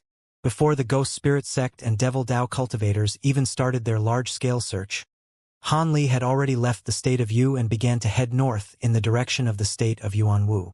Taoist Splintered Soul ultimately gained nothing. He merely had a rough impression that his disciples had been killed by an unknown nascent soul cultivator that had already left the country. As a result, he could do nothing despite his raging fury. 10 days later, Han Yunji returned to the Grand Spirit Mountains in the state of Tianluo where she kowtowed in front of a pitch-black stone room. She had personally delivered a rough explanation of what had happened and had presented herself before the old man, begging for forgiveness. You were detected over 100 kilometers away? And you were the only survivor amongst our sect and the Ghost Spirit sect cultivators as well. The old man's words were asked with an odd tone. That is right, Marshal Sr. I and Junior Marshal Sister Lu each fled for our lives, but I was the only one who managed to escape. The others' whereabouts are unclear, but it is likely that they were also killed. For some unknown reason, Han Yunji decided to conceal the fact that this unknown nascent soul cultivator had recognized her. She merely mentioned her escape vaguely. Since this person was able to confine the spirit nascent, this person is most likely a nascent soul cultivator. But to be able to sense your movements past 50 kilometers is a fearsome feat indeed. According to what I know, there are but a few late nascent soul cultivators in the entirety of the Heavenly South. Could it be this person is one of those undying bastards? The old man's voice grew sullen and contained a trace of deep dread. This is something that is unknown to Marshal Nice. Because of this person's immensely powerful spiritual sense, I didn't dare to closely pursue him. I merely felt him leave the state of Yu from far away. He headed north through the state of Yuanwu, towards the direction of the Righteous Tao and the Heavenly Tao Alliance. As such, Marshal Nice didn't dare to follow him. In the end, I was unable to identify who it was and could only return to the sect. Please forgive me, Marshal Sr. You aren't at fault. What is there to forgive? If this person was truly a late nascent soul cultivator, the result would be the same even if I personally went. It must have been hard to survive. Because I didn't give it enough thought, I sent you and Lu Yu to track down the other party because of your secret sensing techniques. I didn't think of the possibility that you'd encounter a late nascent soul cultivator. As of current, we are incapable of detecting the spirit nascent's location, as wondrous as your secret technique may be. For the time being, just take some rest. Additionally, it seems Junior Marshal Brother Han has left seclusion. Why don't you pay him a visit? Many thanks for Marshal Senior's understanding. Marshal Nice will be taking her leave. With a curtsy and an inward sigh of relief, she respectfully departed. When Han Yunji was no longer in sight, silence filled the room. A moment later, the old man turned to an empty corner of the room. Do you believe your junior martial sister to be telling the truth? If a late nascent soul stage cultivator truly appeared, there was no way that girl would have been able to escape by a fluke. The old man's voice became void of emotion as if he were someone entirely different. A flash of light appeared from the corner as soon as the old man finished talking. A middle-aged man with thick eyebrows and large eyes respectfully answered, Marshal Senior. I used a secret technique to sense junior martial sister Han's mood. It was calm for the most part. It was merely when she mentioned her escape that her heart was in turmoil. I reckon she was concealing something that had to do with her escape. The old man released a long sigh and snorted. He gloomily said, I thought the same. Were she not a descendant of junior martial brother Han, I might have used a soul search technique on her to see what she is concealing. But out of consideration for her relationship with junior martial brother Han, this vicious soul-damaging technique cannot be used on her. After all, junior martial brother Han is exceptionally fond of this particular descendant. He even exhausted much of his vitality to employ heaven-defying arts to cleanse her essence for the sake of allowing this girl to reach core formation. But since she didn't conceal anything particularly crucial, I am disinclined to pursue the matter. However, it is quite troublesome for the wood spirit nascent to fall into this old fellow's hands. It is but a silver lining that it was the wood spirit nascent that was captured, and not the other two spirit nascents. I recalled the wood spirit nascent to only be a spare. Although it was slightly inferior, it was nurtured at the time for observation. I truly don't know whether or not there will come a day where a 5-element spirit nascent will come into existence. The middle-aged man earnestly said, The secret art of the 5-element spirit nascence is a magnificent technique that was originally lost by the sect. Were it not for the earth spirit nascent that Marshal Senior unintentionally refined a few years ago, I fear that the sect would still be unable to gather together the 5-element spirit nascents. So long as the spirit nascents are properly prepared, they are able to merge into a single disciple's body through the use of a secret technique. Not long from now, our controlling spirit sect will come to suddenly possess 5 nascent soul cultivators, allowing us to contend with the harmonious bond sect for the chief position in the Devil Dao. However, it is a pity that while they will possess a nascent soul cultivator's abilities, they will lack the lifespan of one. As for the wood spirit nascent, it turned out that the spirit nascent was truly refined too early. It was the most violent amongst them and was tremendously brutal and difficult to tame. It was reported to have devoured the nascent soul of one of our sect's nascent soul cultivators long ago. It would have been extremely difficult to fuse it with a body, so it's actually rather fortunate that it was the one that was lost. Hee. I am well aware. That wood spirit nascent had somewhat managed to gain a consciousness over 1,000 years ago. Moreover, it had snuck into the hidden scriptures pavilion and snuck a glance at many secret techniques, allowing it to acquire vast and powerful abilities and escape its restrictions. If there hadn't been a late nascent soul cultivator elder that was standing guard at the time, and had he not suppressed it in one fell swoop, a calamity would have been unleashed upon this world. However, I reckon that if this spirit nascent were to fuse with a disciple, they would possess the abilities of a mid-nascent soul cultivator. Although it isn't very likely to occur, it still isn't something that can easily be given up. It's rather funny. Not only is it impossible to strengthen the 5-element spirit nascent's spiritual power, but it is actually required to constantly weaken the spirit nascent's cultivation to prevent backlash to the disciple's soul when they merge with it. For that very reason, we sent a party to bring the wood spirit nascent to cleanse its body of gold and wind in Gold Scarce Valley in the state of Yuanwu. When the middle-aged man heard this, he thought to say something as consolation, but he thought better of it and remained silent with a bitter smile on his face. A month later, Han Li had finally arrived in the state of Shi and returned to his own cave residence. Han Li sighed and placed the woman surnamed Lu inside a meditation room before paying a visit to Mu Peeling. Greatly satisfied to see that she was still in secluded cultivation, Han Li decided to pay a visit to the 2 elders of Drifting Cloud Mountain instead, and let them know that he had returned. The 2 nascent soul cultivators were happy to see Han Li and asked him what he was doing on his travels. Han Li skirted around the question and merely mentioned that he had killed a few Ghost Spirit Sect and Devil Flame Sect core formation disciples on his travels. Rather than display any sign of worry, the two nascent soul cultivators praised him instead. It appeared the two held deep grudges against the righteous and devil Dao. The silver-haired old man in particular had been forced to use a secret technique to preserve his life in a previous battle. This had caused great harm to his vitality that still hadn't recovered. So Han Li's actions had allowed them to vent their resentments vicariously.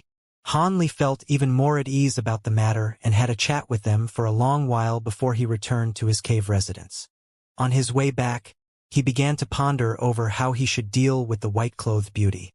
When cultivator Lu slowly awakened, she was absent-minded and her eyes were half-opened.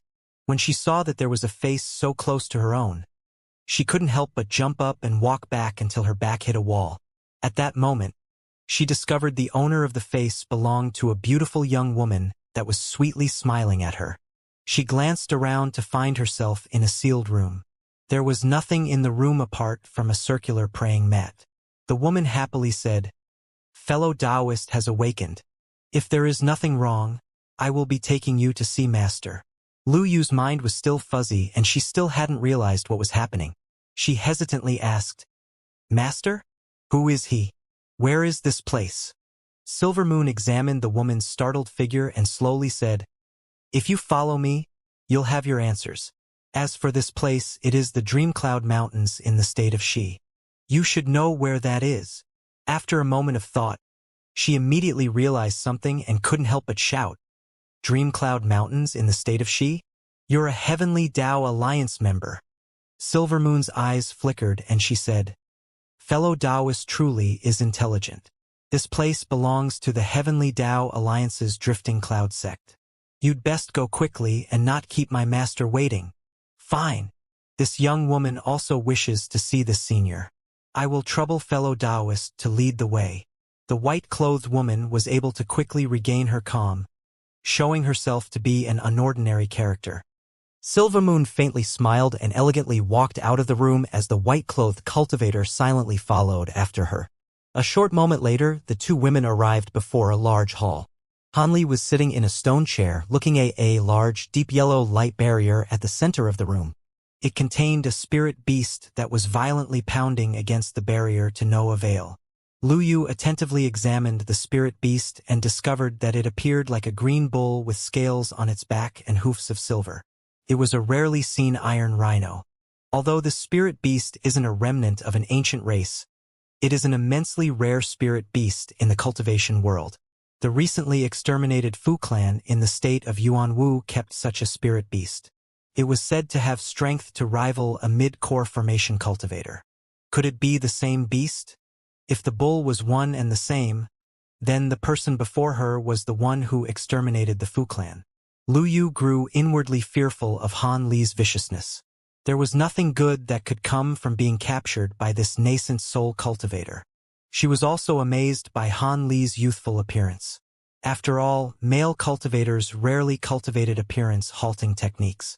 To reach late nascent soul stage, one usually appeared middle-aged at the very least. Of course, these middle-aged cultivators were often far older than their appearances suggested. It was merely because of their high cultivation that their appearances aged slower.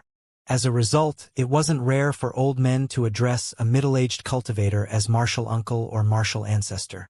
At that moment, Silvermoon stood in front of Han Li and solemnly said, "Master, I've brought the fellow Taoist from the controlling spirit sect."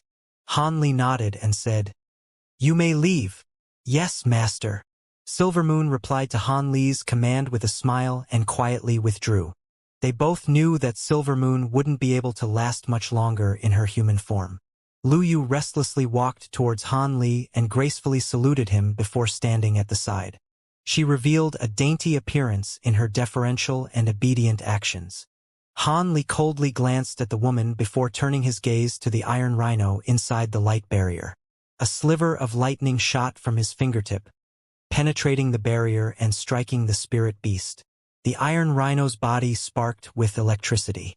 With a wail, it fell onto its side and its legs began to incessantly twitch as it helplessly remained on the floor. Lu Yu's obedient expression slightly changed upon seeing such a powerful spirit beast being struck down with a single blow, but soon after, she regained her calm. Han Li was able to sense this and could clearly hear that her heartbeat was slightly faster than before. At that moment, Han Li's gaze returned to the white-clothed woman. He calmly asked, "What is your name, fellow Taoist, and why were you following me? It is quite understandable if the Devil Flame sect and the Ghost Spirit sect were to track me down, but I don't recall ever provoking your controlling spirit sect." Lu Yu was stunned upon hearing Han Li's question, and her expression became slightly warped. She bit her lip and softly replied, "Senior captured our sects with spirit nascent.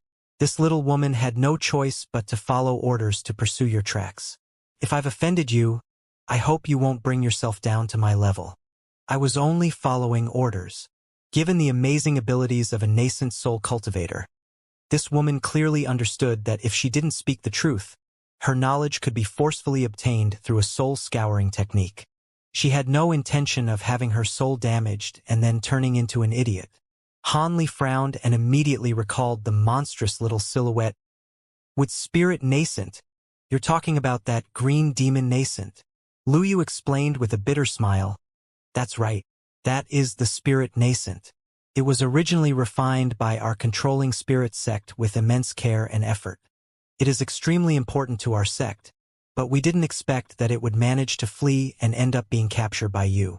Han Li's gaze flickered and he coldly said, "Refined? I originally believed this to be a demon spirit's incarnation. However, this small thing was truly troublesome. If I hadn't come along, your group definitely wouldn't have been able to deal with it." Lu Yu revealed a trace of embarrassment and was at a loss of what to say. Fortunately, Han Li was able to make out her true thoughts and pensively asked another question. "How were you able to track down the captured spirit nascent so quickly? Could it be something was done to it? If that's the case, I should have been able to detect it with my spiritual sense. Junior reports that there are no pursuing restrictions placed on the spirit nascent. Rather, my senior martial sister and I cultivate a particular secret technique that is able to sense the approximate location of the wood spirit nascent from afar. As such, my martial senior sent us to track it. Of course, we are only able to sense it from a certain distance. If it is too far away, say 100,000 kilometers, my senior martial sister and I would be unable to perceive its location." Not only did Lu Yu appear to be complete truthful in answering Han Li's question, but she also took the initiative to mention some relevant information. When Han Li heard this, he nodded his head. Regardless of whether she was telling the truth, this woman's tactfulness was rather pleasing. However, his following question came as a great shock to her. "Since your controlling spirit sect has spent such vast resources on this spirit nascent, it must be extremely useful. Why don't you tell me about it?" When Han Li said this, he narrowed his eyes as he silently stared at her. A cold glint was present in his gaze. Lu Yu betrayed a sliver of hesitation from her face. When her gaze met Han Li's icy expression, she shivered and reluctantly replied, "The wood spirit nascent is indeed as you say. When refining a particular technique, a cultivator with wood spiritual roots would be able to fuse with it and take the spirit nascent as one's own nascent soul. Without having to condense one's own nascent soul, they would possess both the abilities and cultivation of a nascent soul cultivator." She didn't hesitate to divulge the secret matters of the spirit nascent despite knowing the trouble it would cause when she returned to the controlling spirit sect. She understood that if she didn't speak, she wouldn't survive. This nascent soul cultivator definitely wasn't the sort to pity the fairer sex, and she could only be concerned for her safety at the time being. Han Li was startled by her words, but after calming down, he said, "So there was such a method to directly enter nascent soul stage. If this is true, then why hasn't your controlling spirit sect already unified the Devil Dao? Surely it wouldn't be content with being below the harmonious bond sect. Could there be a restriction to this secret technique?" With a smooth and pleasant voice, Lu Yu said, "Senior is truly insightful. This spirit nascent is something that cannot be refined in large quantities. Although this secret technique was found long ago, it is incredibly difficult to refine a spirit nascent. Not only are its materials incredibly rare, but only the sect elders whose lifespans are drawing close may attempt to refine one. These deceased elders' nascent souls seem to be necessary for their refinement. Also, the appearance of each spirit nascent will only occur by chance. In over 10 attempts, there may not be even one success. The Great Fusion technique also requires 5 spirit nascents of different elements to use. It would fail otherwise. Our controlling spirit sect has been accumulating these spirit nascents until now, but have only gathered together about 7. They had always been lacking the gold spirit nascent, but it was finally acquired several tens of years ago. As such, the sect immediately chose 10 core formation cultivators specifically as candidates to fuse with the spirit nascents and cultivate the related secret techniques. As things develop, 5 will be chosen to conduct the fusion ceremony. While Han Li's expression was unfazed, his heart greatly stirred. He held his chin in hand and began to mutter to himself. A long moment later, he slowly said, "Since these cultivators were able to cheat their way into nascent soul stage, there are certain to be a few flaws." Han Li couldn't help but draw similarities to fiend cores. Nurturing spirit nascents should also prove to be an incredibly difficult matter. Senior is right. Although I don't know of the other flaws, I do know that cultivators that merge with a spirit nascent will still only retain their lifespan as a core formation cultivator.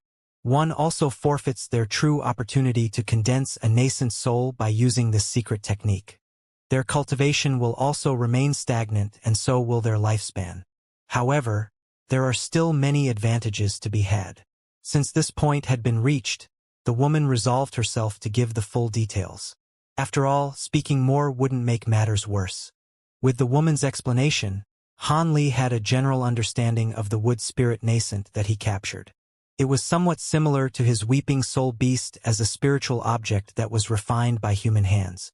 However, its viciousness was clear to see from its ability to devour a cultivator's primal soul. It was far different from his weeping soul beast in the past. Han Li's mind stirred and he broached another topic. "These 6-winged frost centipedes of yours are rather uncommon. How did you acquire them? Given your current cultivation, it should be impossible for you to use insects of such an ancient lineage. Haven't your martial seniors or uncles pried into this matter?" Lu Yu was caught somewhat off guard and remained shocked for a moment. With puzzled thoughts, she bewilderedly replied, "So Senior also recognizes those insects?" Junior found their eggs in an abandoned cave residence of an ancient cultivator. I originally believed the eggs to be dead and unhatchable, but after another examination, I found several that were alive. However, my sect seniors mentioned that although this insect was an ancient species and would have vast abilities when fully grown, they are extremely difficult to nurture. With all the right conditions, they would be able to fully grow in about 1,000 years' time. As such, there were no cultivators that wished to take them. Junior believes their abilities to be impressive despite being merely in their infancy. As such, I decided to keep them. Did he ask about the insects because he was interested in them despite his current cultivation? Since a nascent soul cultivator is able to live only 1,000 years, surely he wouldn't spend so much time and effort on these 6-winged frost centipedes. Lu Yu remained perplexed despite much thought. Han Li looked at her and calmly said something that made the woman's heart drop. "I am rather interested in your 6-winged frost centipedes, and I have a way to make them ascend by 2 grades in a short amount of time. Would fellow Taoist be interested in making an exchange with me?" Lu Yu's eyes brightly flickered and she flirtatiously said, "If Senior wishes for me to do something, please don't hesitate to say it." Han Li ignored her actions and insipidly said, "I can help fellow Taoist mature her 6-winged frost centipedes, but all the eggs they lay belong to me. I have use for them. Also, I heard your controlling spirit sect's insect control techniques are rather original. Would you be able to teach them to me?" Insect control technique? Lu Yu's smile froze. High-grade secret techniques for controlling insects and beasts were of the utmost importance to the sect. It was considered an act of treason if one were to divulge them to outsiders. Although she had already intended to completely obey Han Li, her face vastly changed upon hearing him, and she bitterly cursed in her heart. Lu Yu looked at Han Li and anxiously said, "Senior should know that if I were to leak the sect's techniques without permission, I would have my soul refined. If I were to give the secret technique to you, you should know what will happen to me. So long as I acquire the insect eggs and the technique, you may leave free. I won't stop you in the slightest. As for where you go next, the world is large. Can't you just stand on your own? Han Li spoke of the matter as if it were trivial. Lu Yu's expression wavered upon hearing him. A long while later, she wryly smiled and spoke with a distressed tone. Senior speaks of it rather lightly, but I understand my own situation well. If I were to become a vagrant cultivator, I would have no chance of reaching nascent soul stage. Also, I already know of Senior's identity and background. How could Senior allow me to easily leave? I fear I'd be dead when I leave. Han Li remained entirely indifferent before her words and said, "What do you mean? Are you accusing me of making a false vow? Or are you trying to blackmail me?" Lu Yu shook her head and said, "Blackmail? I wouldn't dare. I am merely looking for a way to defend myself." "How do you plan on doing that?" Lu Yu gracefully bowed her head. "If Senior doesn't find it distasteful, this little woman would like to become your disciple. Does Senior find me acceptable? You wish to become my disciple?" Han Li was truly shocked. "Yes, with Senior's cultivation, I am more than willing to become your disciple. As your disciple, I would be granted your protection and would have no qualms about divulging the techniques of the controlling spirit sect. Else, if Senior doesn't kill me, the controlling spirit sect would surely pursue me for the rest of my life." The white-clothed woman revealed a trace of dread. Han Li frowned and began to tap the side of the chair as he pondered. He stroked his chin and indifferently said, "From what you've said, you haven't yet taken a master in the controlling spirit sect. But if you were to become my disciple, how would you confront your clan? Surely you understand that the Heavenly Tao Alliance and the Devil Tao are hostile to one another." Lu Yu calmly answered, "From foundation establishment to core formation, this junior relied on chance every step of the way and never took a master. As for my clan, I am its last member. Cultivators appear in so few numbers after all, and all the others have passed away, leaving behind only me." Han Li mysteriously smiled and said, "If you're only becoming my disciple for the sake of protection, it isn't an impossible matter, but I must first mention that I will place a soul restriction on you. I also won't be involved with your cultivation. In short, you will only be my in-name disciple. You will enter the Drifting Cloud sect and cultivate on your own. What do you think?" Lu Yu replied without hesitation. "Placing down the soul restriction is only natural. After all, I was a controlling spirit sect cultivator. So long as Senior shelters me from danger, I will have no complaints. As for cultivation guidance, I never dared to have hope for that, considering that I only managed to preserve my life by a fluke." She seemed to follow the same path of bitter cultivation that Han Li had experienced.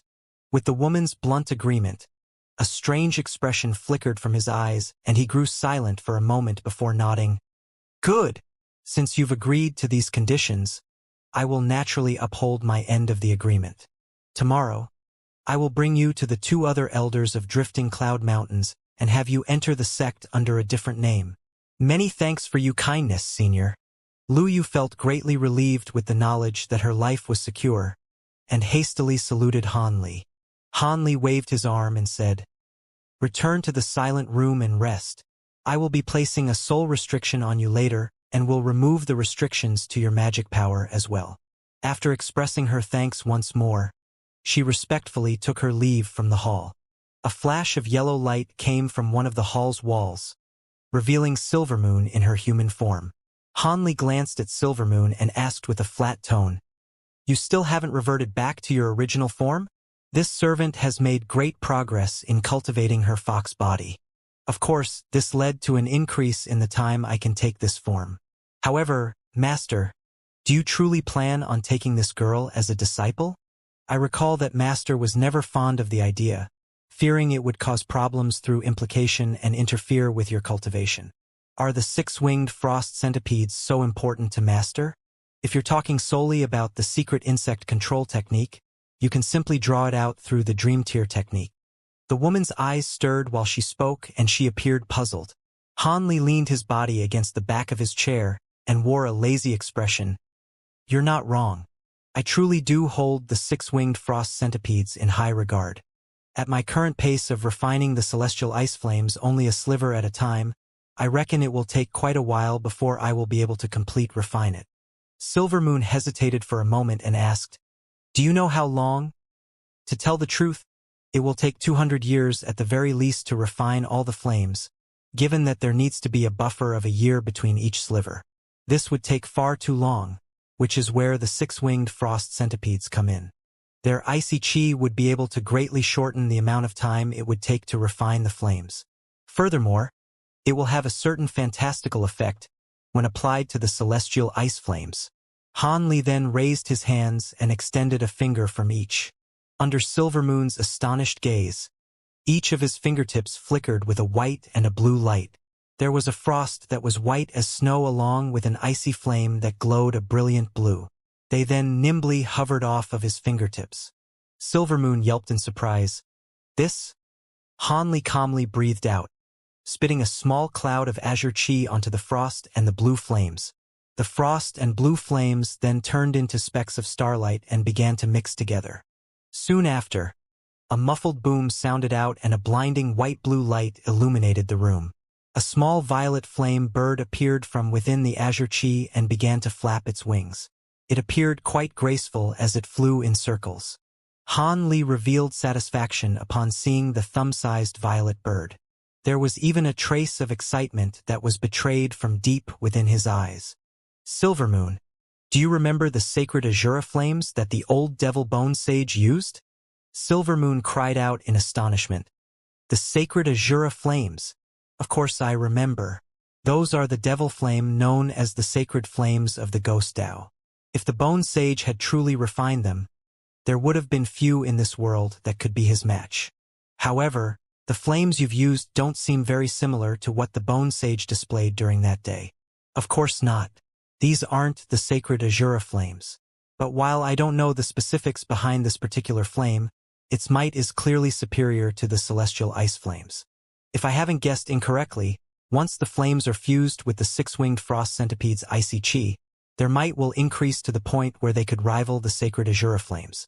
This was something I had unintentionally discovered after I absorbed the centipede's icy chi.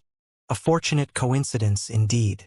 Once that was said, Han Li twirled his finger and had the bird disappear into his hand. Silvermoon was initially stunned, but soon she revealed delight. With a salute and a gorgeous smile, she said, "This servant congratulates Master. The celestial ice flames were something that common nascent soul cultivators didn't dare to touch. With these newly fused devil flames, Master would be able to dominate the entirety of the heavenly south." Han Li shook his head and sullenly said, "Dominate the heavenly south? Those words are too bold. I do not know how many late nascent soul cultivators are in the heavenly south, but each of these eccentrics should possess many years of vast experience and have their own killing moves. Perhaps one of them might have something to restrain my devil flames." Silvermoon pursed her lips and revealed a careless expression. "Master is being too modest. How could such an opportune matter occur in this world?" Han Li smiled and said, "It's hard to be sure. The gold-devouring beetles may be incisive and are highly ranked, but the bloodjade spiders happen to be able to restrain them despite their vastly lower rank. If I were to run into a cultivator that knows about these beetles and possesses jade or wooden treasures, it would prove vastly disadvantageous for the beetles. There will also be something that can restrain these devil flames. In this entire world, there is no such thing as a treasure or technique that is unrivaled. Master is still quite a careful and cautious person. From what you're saying, you must want to prepare several killing moves to prevent yourself from being restrained by others." As if not yet finished speaking, Han Li unhurriedly continued, "I've previously never accepted disciples because my cultivation was lacking and I was a wanderer, with my residence ever changing. It would have been burdensome to take a disciple. But now that I am firmly established at the Drifting Cloud sect, it is natural to nurture a few sources of influence of my own. Although one's own strength is extremely important in the cultivation world, it is more dangerous and inconvenient to stand alone. At the very least, useful information will make its way to me. For example, There was no one who had taken the initiative to inform me of the trade meet that would take place in the state of Yu in 2 years. Although those 2 elders would notify me at the last second, I wouldn't be able to make any preparations. As for Lu Yu, while her cultivation isn't very high, she doesn't seem to be someone that is only able to diligently cultivate. After entering the Drifting Cloud sect, I reckon she would strive her hardest to develop her own influence without my orders. Silvermoon smiled and added on, with the soul restriction placed on her, she will be unable to betray you until her cultivation surpasses masters. Her influence will therefore naturally be your own. This is far more advantageous than accepting an ordinary disciple. Hanli glanced at Silvermoon and indifferently said, "It's good that you know." He then turned his gaze towards the iron rhino. The spirit beast had managed to unsteadily raise itself, but its aggressiveness was vastly reduced. It now gazed at Han Li with a trace of fear. Although the spirit beast isn't very useful for me, I am able to directly control it through the use of a magic tool since it belonged to a clan. I will be able to trade it for very good materials. After you train it, shut it in the spirit beast room. Once the trade meet in the state of Yu takes place, I'll see whether or not I can exchange it for a few rare materials. I'll be leaving now to place a soul restriction on Lu Yu. Han Li took a black command talisman from his storage pouch and handed it over to Silvermoon. Silvermoon took it into her hands and respectfully replied, "As you command, master." Han Li then stood up and wordlessly left the room. Silvermoon fiddled with the command talisman in her hand and muttered to herself with a pensive expression as if pondering about what Han Li just said. A moment later, she raised the command medallion towards the light barrier with a smile. A beam of yellow light then shot out.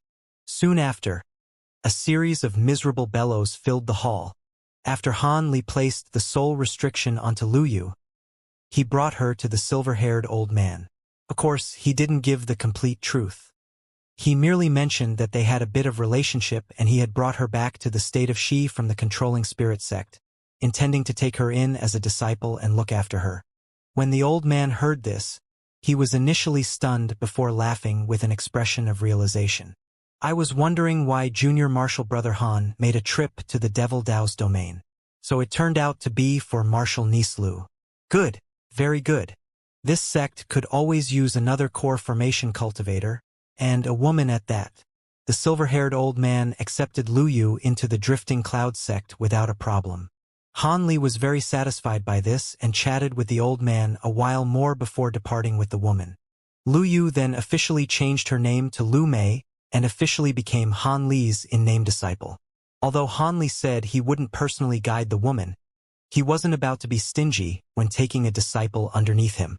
He gave the woman 2 magic treasures and several bottles of demon core refined medicine pills. If Lu Mei had been reluctant about taking Han Li as a master, she was now more than happy to pay her respects to him after such magnanimous gifts. For the first time, she felt that leaving the controlling spirit sect to become Han Li's disciple wasn't such a bad thing. Fortunately, this woman was rather quick-witted and soon handed over a jade slip containing all of the insect-controlling techniques that she knew of.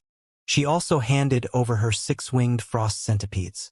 Han Li accepted these items with a calm expression and concluded the disciple acceptance ceremony. After departing Han Li's cave residence, she established her own cave residence at the Drifting Cloud sect's White Phoenix Mountain and became a member of the Drifting Cloud sect's high-grade cultivators.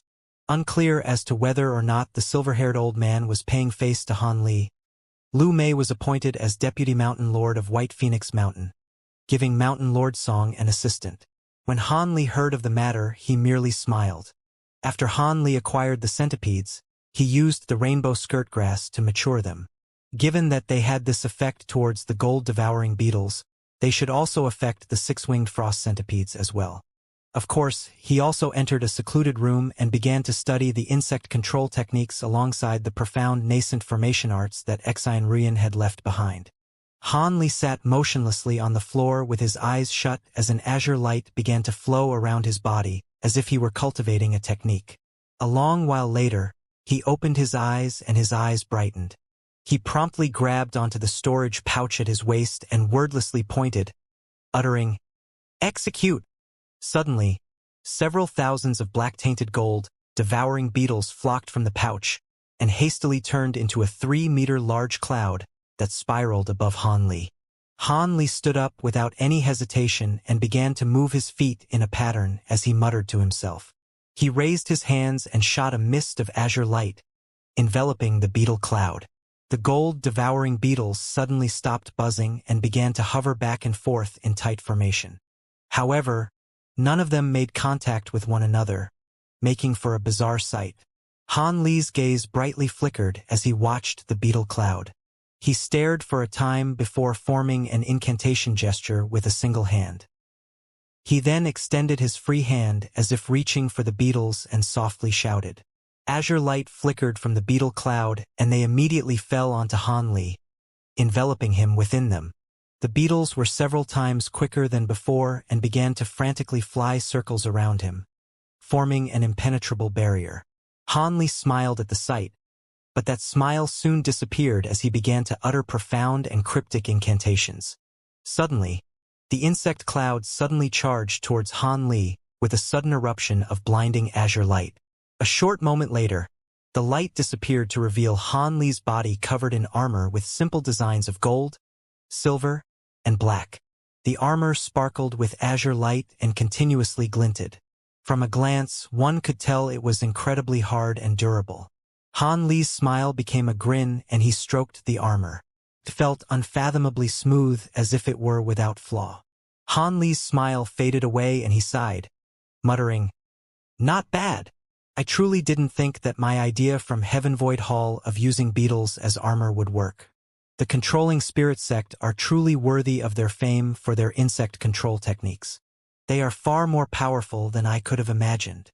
The insect control techniques weren't difficult to cultivate, and given Han Li's current cultivation and comprehension, they were easily learned. Even so, these secret techniques greatly broadened Han Li's horizons, and the many recorded methods to direct insects to attack were fascinating and impressive. The insect armor technique in particular had allowed him to act on his previous musings of the idea. Previously, he was able to concentrate the black-tainted gold devouring beetles into simple forms such as blades. However, objects as complicated as battle armor were still out of reach. It was a difficult matter that couldn't be resolved. With the insect armor technique contained within the jade slip, he was able to skillfully learn how to condense battle armor in only a month. Han Li was brimming with delight. He was convinced the expert that founded this technique was likely to have possessed insects as hardy as the gold-devouring beetles, whose defensive power wasn't inferior to true armor-type treasures. Additionally, this technique wasn't well known considering there were so few insect cultivators. In the hands of Han Li, and with the incredible durability of the black-tainted gold-devouring beetles along with their particular transformation abilities, this technique could create battle armor that was well suited for himself and possessed immense defensive ability that surpassed those of common armors. Moreover, once his pure gold-devouring beetles fully matured, and he was more skilled with the insect control techniques, Han Li was confident they would be able to transform into even more impressive armor. With the thought of the fully evolved gold-devouring beetles, he found it difficult to contain his excitement. A short moment later, Han Li eventually regained his calm. He stroked his armor in a moment of thought before blowing a mouthful of spiritual qi onto the armor. The armor quickly scattered back into the cloud of beetles and returned to the spirit beast pouch under Han Li's orders. He returned to sitting cross-legged on the ground and took out an azure jade slip from his storage pouch, the item that Xianxia had left behind. He clasped it with both hands and narrowed his eyes before quickly immersing his spiritual sense into the jade slip. He skipped past the ancient formation spells for the time being and sought the profound nascent formation arts at the very end. This technique was founded by an unnamed devil Dao cultivator in the age of antiquity. Not only was the incantation profound and cryptic, but its words were dense with hidden and rich meaning. Han Li studied each of the words with great deliberation. After half a year passed, Han Li had a greater understanding of the technique. This had led to him feeling great awe and respect towards the ancient cultivator that founded this technique. This technique did indeed have some similarities to the righteous Tao's three truth severance arts. As for precisely how much, Han Li had no way of knowing, as it would be impossible for him to access the greatest secret technique of the righteous Tao. Still, it stood to reason that this technique was entirely different from the external incarnation technique. This heaven-defying technique truly created a second incarnation of oneself. Once this technique was fully cultivated, one would possess an entirely independent nascent soul. Although there was something of a master-servant relationship between the two, each one would be able to survive if the other met an unexpected end. It was merely that the secondary nascent soul suffer a great loss in vitality if the main nascent soul were to perish, before it could slowly take the place of the main nascent soul. If the secondary nascent soul were to perish, it would leave the main nascent soul completely unaffected. What made Han Li even more excited was that the second nascent soul could be fused into the body of a superior cultivator's corpse and form an incarnation. Once the incarnation was complete, it was a genuine existence outside of the main body.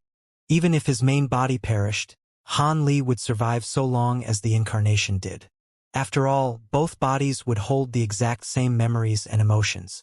This technique was entirely different from when he had Crooked Soul become a fiend core incarnation. Crooked Soul was merely a puppet that Han Li could control with a sliver of his primal soul. It had no emotions of its own nor independent ability. Furthermore, Crooked Soul had to be in range of Han Li's spiritual sense, else he would lose control. As for the incarnation created from the profound nascent formation arts, it could exist entirely on its own regardless of distance. It would take independent action without orders as if it were just another cultivator. Han Li felt his blood run cold when he read this. But after some further reading, he eventually reached the description of the technique's restrictions and flaws. Once Han Li read through them, it felt like he had been drenched in cold water. His fervent excitement had disappeared in an instant. The difficulty of condensing a nascent soul had left him completely speechless. It took common cultivators centuries to fragment their core and form a nascent soul. Cultivating a second nascent soul would require a second core to shatter, which would take far too much time. The only method would be to seize another cultivator's nascent soul and erase its consciousness. Once it is assimilated with one's own spiritual sense, it would become one's nascent soul. Although the Jade Slip mentioned the method to seize and wipe the consciousness of another nascent soul, needless to say it was an extremely dangerous matter with low odds of success. Even if this managed to somehow succeed in a fluke, the assimilation process was even more dangerous. Given that a nascent soul was temporarily seized, forcefully assimilating it with oneself still risked having one's spiritual sense being devoured by the target nascent soul in the process. Of course, if this managed to succeed, one would have a second nascent soul along with its many benefits. If one wished to take it a step further and create an incarnation, one merely needed to find a suitable corpse and have the second nascent soul possess it. Of course, the greater the cultivation of the original body, the better. It would be optimal if it were the body of a nascent soul cultivator so that the secondary nascent soul would be able to fully utilize its powers. Nevertheless, nascent soul cultivators couldn't speak lightly of killing a cultivator of a similar grade. It was an incredibly difficult matter, and even with Han Li's great might he doubted his own ability to do so. Of course, even if the profound nascent formation succeeded, one still wasn't free of worry. There was still a chance of backlash. An incarnation would be equivalent to refining another self. With the passage of time, there would be discrepancies between their emotions and memories that would appear. The incarnation may even strive its hardest to seize control over the main body. Especially when the incarnation possessed superior power to the main body, there was a chance it would take advantage of its special connection to the main body to restrain it, reversing their positions. As such, although an incarnation can be separated by vast distances and carry out the orders of the main body, it is best to not have it stray too far away.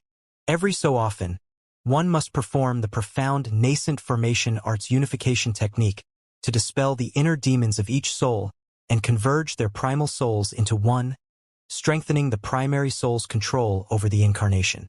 Of course, in addition to the incarnation backlash, the incarnation also possessed its own flaws, but they weren't nearly as significant. In fact, when the second nascent soul was acquired, it was already considered initial success stage for the profound nascent formation arts. Without any need to cultivate a second incarnation, one had a vast advantage in battle.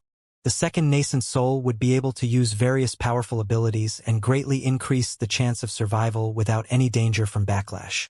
Han Li's expression was sullen as he examined the advantages and drawbacks of this cultivation art. Although it was incredibly difficult to cultivate, it possessed a proportionately powerful ability that he wasn't about to easily relinquish.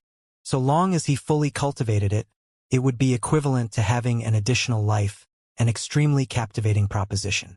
As for how he would acquire another cultivator's nascent soul, Han Li suddenly recalled the wood spirit nascent that he had captured earlier. Han Li frowned and took out the jade box from his storage pouch. He gently stroked the jade box and remained silent for a long while. He heard a bit of the wood spirit nascent's origins from Lu Mei and naturally knew that it was quite different from ordinary nascent souls. However, it also stood to reason that the controlling spirit sex 5-element spirit nascence technique had a few similarities with the profound nascent formation technique. Since the spirit nascent was to be fused with a core formation cultivator, refining the wood spirit nascent as a second nascent soul should follow the same principles and prove to be possible. Besides, he had no other uses for the wood spirit nascent, so there would be no harm in trying. As for the danger of seizing it and erasing the consciousness of the nascent soul, it shouldn't prove to be a problem with assistance from his other treasures and his powerful spiritual sense. The only problem he had to worry about was the assimilation of the formless nascent soul. If any problems occurred, he could only sever the portion of his spiritual sense that occupied the nascent soul, causing great harm to his soul in the process. It was difficult to say if such an outcome would result in any lasting influence to his mind. With that thought, Han Li began to wear a face of hesitation. After glancing at the jade box in his hand for most of the day, Han Li sighed and slowly placed it back into his storage pouch. Azure light then flashed from his hands and the azure jade slip reappeared. Should he take the risk to refine a second nascent soul? He would put the decision off until he fully comprehended the incantations for the profound nascent formation arts. This matter was dangerous and extremely difficult. As such, it would be better if he were cautious. With his mind made up, he sank his spiritual sense into the jade slip and entered a state of obliviousness. Not far away from Han Li, Silvermoon was peacefully cultivating in her own secluded room.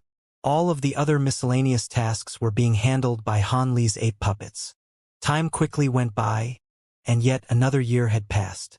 One day, 2 streaks of light, one azure and one white, flew in the direction of Han Li's cave residence. 2 silhouettes could be faintly made out from within them.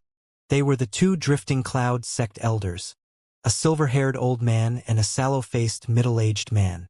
They couldn't help but exchange a smile when they saw that the restrictions around Han Li's residence were in full effect. The middle-aged man surnamed Lu flicked his finger and sent a previously prepared letter talisman into the restrictions in a streak of fiery light. Once the talisman disappeared from sight, he smiled to the silver-haired old man and said, "It seems ever since junior martial brother Han returned, he remained within his cave residence in diligent cultivation." The silver-haired old man surnamed Chang spoke with a strange expression. "That is to be expected. How else could junior martial brother Han have formed a nascent soul in 200 years? It is a pity that the end of my lifespan is drawing close. I am incapable of treading further on the path of immortal cultivation, and I reckon you know this too." The middle-aged man hastily consoled him. "Senior martial brother Chang must be joking.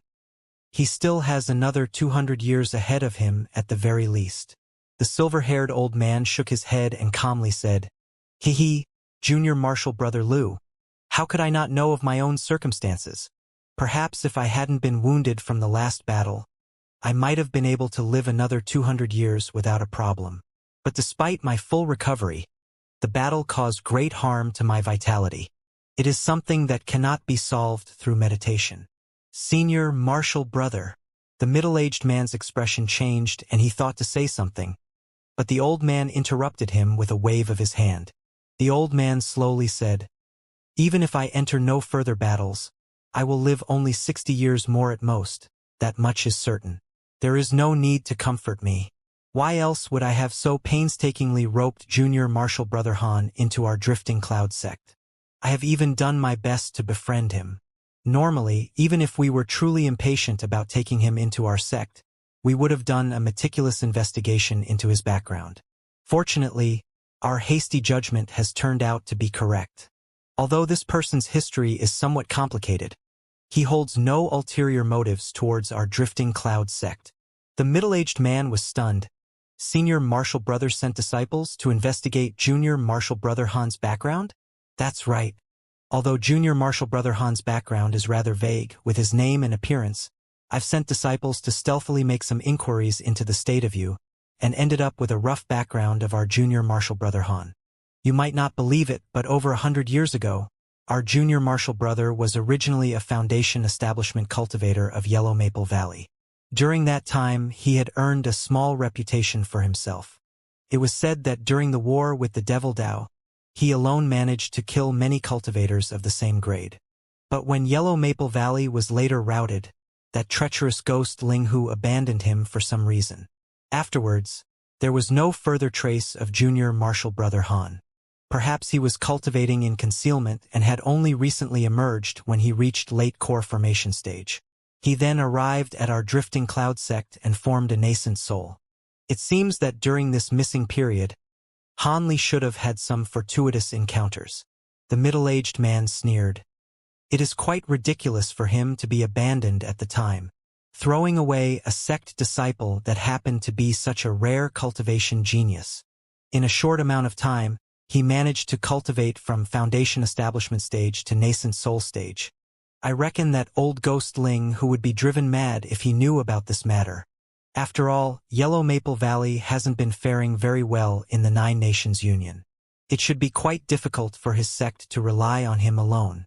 If I recall correctly, he should have entered nascent soul stage the same time Senior Marshal Brother Chung did. The end of his lifespan should also be drawing near. That's right.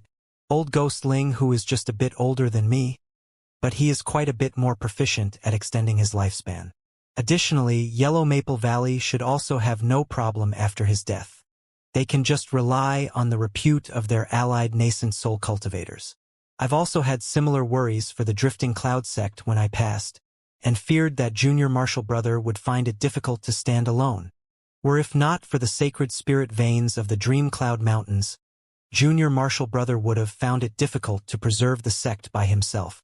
But even so, many would look at our sect with greed once it appears any weaker.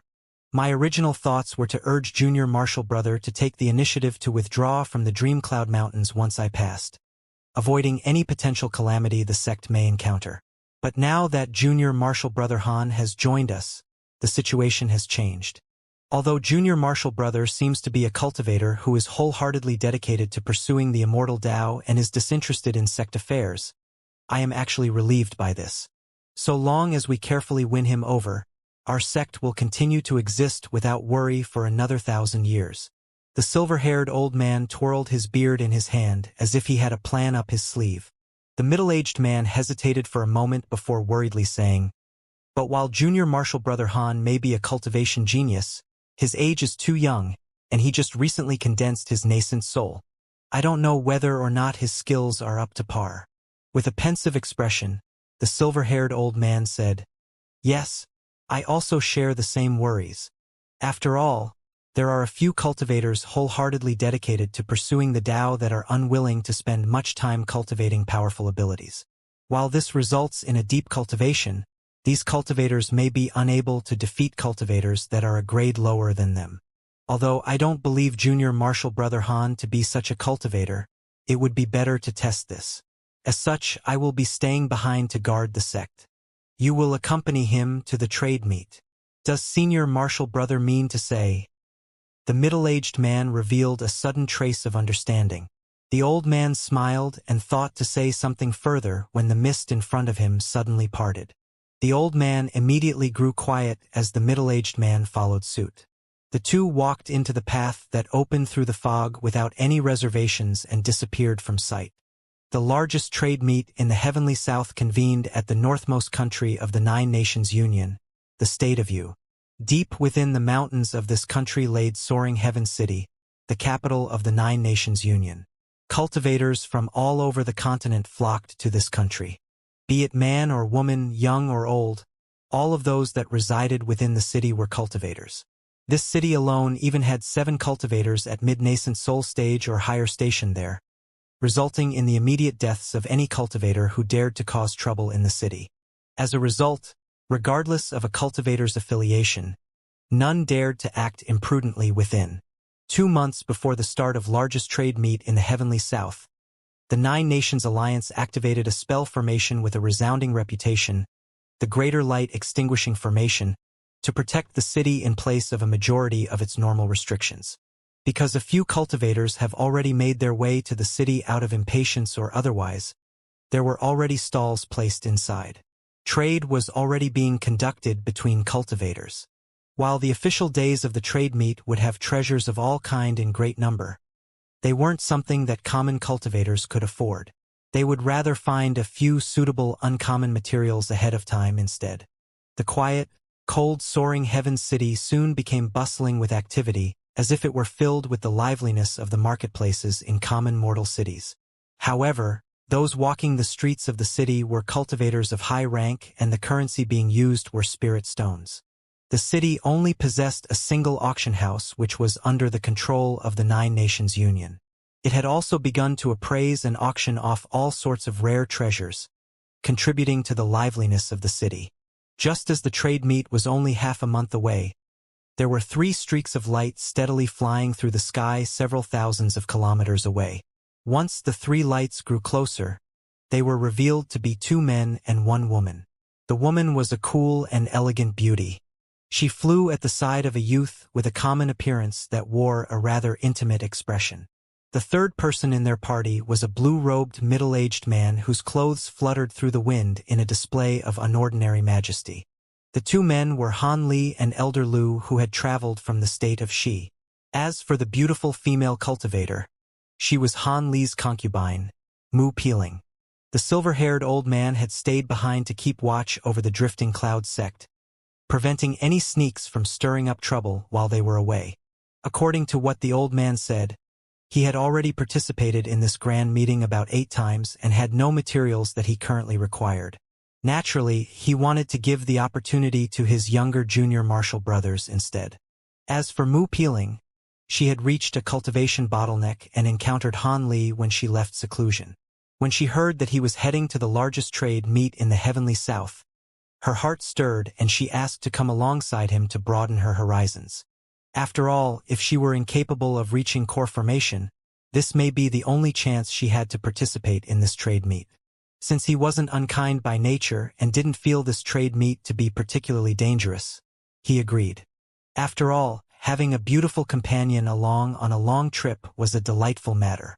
Naturally, the 3 sects of the Dreamcloud Mountains had their own parties of cultivators that set off towards the trade meet, but Han Li was unwilling to travel together with those juniors and had left for the state of Yu ahead of them. By traveling along the route that best avoided the countries of the righteous and devil Dao, the 3 were able to arrive within the borders of the Nine Nations Union without problem. At that moment, Han Li was absent-mindedly examining his nearby surroundings. There were cultivators that occasionally passed by, but when their spiritual sense swept past the middle-aged man surnamed Lu and then Han Li, their expressions displayed shock and they immediately veered off, fearing that they would somehow provoke them. Han Li and Elder Lu were traveling with their cultivation unconcealed. Any cultivator who saw 2 nascent soul cultivators traveling together would be filled with fear and immediately take another route. At the beginning, Mu Peeling was unaccustomed to this, but it soon became a common sight. As the party continued to fly through the skies, Elder Lu turned to Han Li and amiably said, "The trade meet is only held once every 100 years. Previously, these trade meets were alternated among the righteous and devilish Dao between the states of Tianluo and Fengdou. At the time, the Heavenly Dao Alliance still hadn't existed and the Nine Nations Union was fully suppressed by the Mulan Spell Warriors. As such, this astonishingly profitable gathering was monopolized by the 2 sides. But after the righteous and devilish Dao expanded, neither party felt at ease at having the other party host the trade meeting. As such, the last trade meet was held in the Nine Nations Union without any contest, a loss to both sides that was a great cause for grief. With slight enthusiasm, Han Li said, "Senior Marshal Brother Lu, this is quite convenient for the Nine Nations Union. but I've heard quite a few interesting things about Soaring Heaven City. I heard that it is the only city in the entirety of the Heavenly South that is made up of only cultivators. I heard that in the past, when the armies of Milan spell warriors made their way into the state of Soaring Heaven City was where the cultivators of the newly formed Nine Nations Union defeated their armies with the assistance of the Greater Light Extinguishing Formation. The battle was said to be truly desperate, resulting in many nascent soul cultivators perishing. Hee. Relax, Junior Marshall Brother Han. This Soaring Heaven City definitely won't disappoint you. The elder Lu chuckled and then probingly asked, however, I've got the feeling that there is something a bit different about you after you spent some time in seclusion, and it isn't an increase in your cultivation. It seems Junior Marshall Brother has cultivated some sort of secret technique. I can't see any other reason for this strange reason. I had truly cultivated a few techniques, but I've got quite a ways to go before I reach greater mastery of them. But I've heard from other disciples that Senior Marshall Brother Lu's Thousand Wave Arts is a famed top-grade cultivation art. This junior brother wishes he will soon be able to see it. With a slight smile, Han Li easily turned the subject back to the middle-aged man. Elder Lu shook his head and wryly smiled. Junior Marshall Brother shouldn't listen to the drivel that those disciples spout. My Thousand Waves art is simply an ordinary water attribute cultivation technique. While it is rather easy to defeat core formation cultivators with it, I haven't encountered much success with it when used against cultivators of a similar grade. Fortunately, this cultivation art possesses two divine abilities that specialize in survival. Even when I'm defeated, I am able to preserve my life. Han Li took his words to be mostly true. He recalled that in their last battle with the Righteous and Devil Dao, Elder Lu was able to return to the Dreamcloud Mountains unharmed. Instead, the silver-haired old man with slightly greater cultivation had suffered heavy injuries before being able to escape. It seems his survival ability was indeed impressive. Han Li's heart stirred, and he thought to say something else when his expression suddenly changed, and he turned his head to the side. Close at Han Li's side, Mu Peeling curiously asked, "Sir, what's happening over there?" Since she became Han Li's concubine, her icy appearance had been replaced with bright eyes and a captivating charm. Han Li frowned for a moment before calmly saying, "There seems to be a squad of cultivators with a nascent soul cultivator heading over. That seems to have discovered us." When the middle-aged man followed Han Li's gaze, he wore an expression of astonishment and unconsciously thought better of Han Li. That seems to be the case. I didn't expect Junior Marshall Brother's spiritual sense to be so strong. You've detected it a moment earlier than me. I didn't expect for Junior Marshall Brother to be so careful as to release his spiritual sense while so near Soaring Heaven City. Han Li silently smiled in response. In truth, given his powerful spiritual sense, it hadn't taken him any effort to sense them. However, the nascent soul cultivator approaching them from afar did seem to possess powerful spiritual sense as well. Han Li and Elder Lu were curious about who was approaching them and unconsciously slowed down. A short moment later, a drum beat could be heard from the distance and golden light shined from the horizon. A group of golden-clothed and armored cultivators with the appearance of heavenly warriors were closely escorting a carriage of dazzling and magnificent design. There were also white cranes flying in front of it, followed by palace maids carrying cauldrons. It appeared as if a monarch was making a tour in an imposing manner.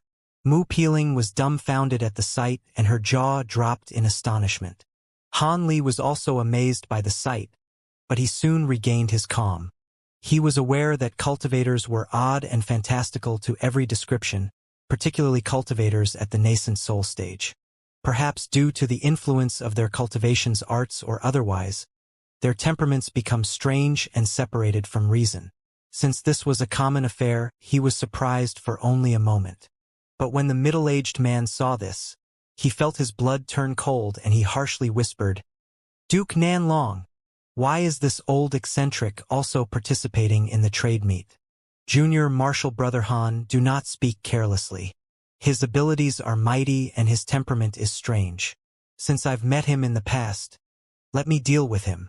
With those hasty words, the middle-aged man called for Han Li to stop alongside him. He wore a serious expression as he respectfully waited for the group of cultivators to approach. Han Li's expression stirred from seeing the middle-aged man appear so nervous. He complied with his warnings and Mu Peeling tactfully kept silent as well. A short moment later, the golden-armored cultivator soldiers and the carriage drew closer. Upon closer look, Han Li felt his heart tremble. The halberd-wielding soldier cultivators weren't much to behold. While their appearances were formidable and lofty, their cultivations were only at foundation establishment stage. Rather, what made Han Li's heart tremble were the two spirit beasts pulling the carriage. From the azure scale armor and the bizarre horn on its head, one of the beasts appeared to be a mythical Qilin. The other beast had fluttering wings of fire with long golden feathers. It was actually a fire phoenix. As Han Li grew fearful of the two spirit beasts, the carriage drew closer to them. Before the carriage approached, Elder Lu saluted in its direction and spoke with a clear voice. "Is that Marquis Nanlong? I am the drifting cloud sex Lu Luo. It has been 300 years since I've last seen you in the company of my master, Monk Mu Li. It is truly my fortune to meet you again." Although Elder Lu's words were neutral in tone, Han Li could clearly hear a trace of fear in his voice and noted that he seemed to refer to himself as a junior. The huge carriage was obscured from sight by a barrier of golden mist. However, when Elder Lu called out to the carriage in greeting, the drumbeats came to a sudden stop. The group of cultivators stopped about 100 meters away from Han Li and company as silence descended. Han Li's eyes narrowed upon seeing this, but his expression soon returned to normal. A lazy tone came from within the golden light. "Oh, so you're Mu Li's pedantic, scholarly disciple. At the time, you seemed to only be a core formation cultivator. I didn't think in a mere 300 years you've also reached nascent soul stage. I've heard your master had passed away in meditation during that time. It is truly a pity. However, the fellow Taoist at your side seems quite unfamiliar." When Han Li heard himself mentioned, he simply smiled and remained silent. He was certain that his senior martial brother Lu would answer on his behalf. Sure enough, the middle-aged man rushed to introduce Han Li before Marquis Nanlong could speak any further. "Marquis, this is my junior martial brother Han. He has just recently condensed a nascent soul and joined our sect. At his side is Lady Mu, his concubine. Junior martial brother Han, this is Marquis Nanlong, an old friend of my deceased master. I hope you will acquaint yourself with him." As his clothes fluttered in the wind, Han Li calmly saluted the carriage. "It is a pleasure to meet you, Marquis Nanlong." Within the carriage, Marquis Nanlong indifferently said, "Han Li? That name is completely unfamiliar. It seems fellow Taoist Han is truly a new nascent soul cultivator. Might we have an exchange of skill to gauge your abilities?" "Ah? Junior martial brother Han only condensed a nascent soul a few years ago. How could he possibly be a match for fellow Taoist Nanlong? I mean, fellow Taoist Nanlong is already a mid-nascent soul cultivator." Lu Luo's smiling expression froze and he inwardly cursed. Although this old eccentric's temperament was peculiar, his words suggested he was now entirely different from before. "Be at ease. I won't be using my cultivation to take advantage of the weak. We will only be using our spiritual sense to contest.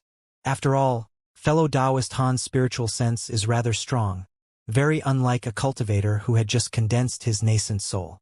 I am anxious to display my own skill." As soon as that was said, a golden light flashed from the huge carriage, fading away to reveal the three that were sitting inside. One was a man wearing robes embroidered with purple pythons and a tall, jade-green hat with a long beard that reached down to his chest. The other two were women dressed in snow-white palace robes. Each beauty was being loosely held in his embrace on each side. The women at the Marquis sides were certain to be his concubines. Although their cultivations were only at foundation establishment, their graceful beauty was a sight to behold. Worry filled Lu Luo and he directly said, "Marquis must be joking. Although junior martial brother Han's spiritual sense is a bit strong, contests of spiritual sense are exceedingly dangerous. How can this be taken so lightly?" Marquis Nanlong chuckled with a cold smile and calmly said, "Fellow Taoist Lu, You seem worried, but perhaps fellow Taoist Han would be willing to give it a chance. He glanced at Han Li as a cold glint flickering through his eyes. Moreover, if I remember correctly, we are already within 500 kilometers of Soaring Heaven City. If fellow Taoist Han truly refuses my good intentions, I will make use of the forced trade law. Lu Luo's expression changed as he faintly felt a sense of foreboding. Forced trade? What does the Marquis mean?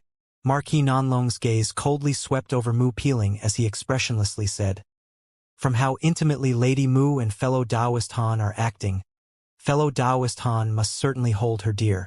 It just so happens that I have two beloved concubines at my side, but I've grown bored of them. I'll use them to exchange for fellow Taoist Han's concubine.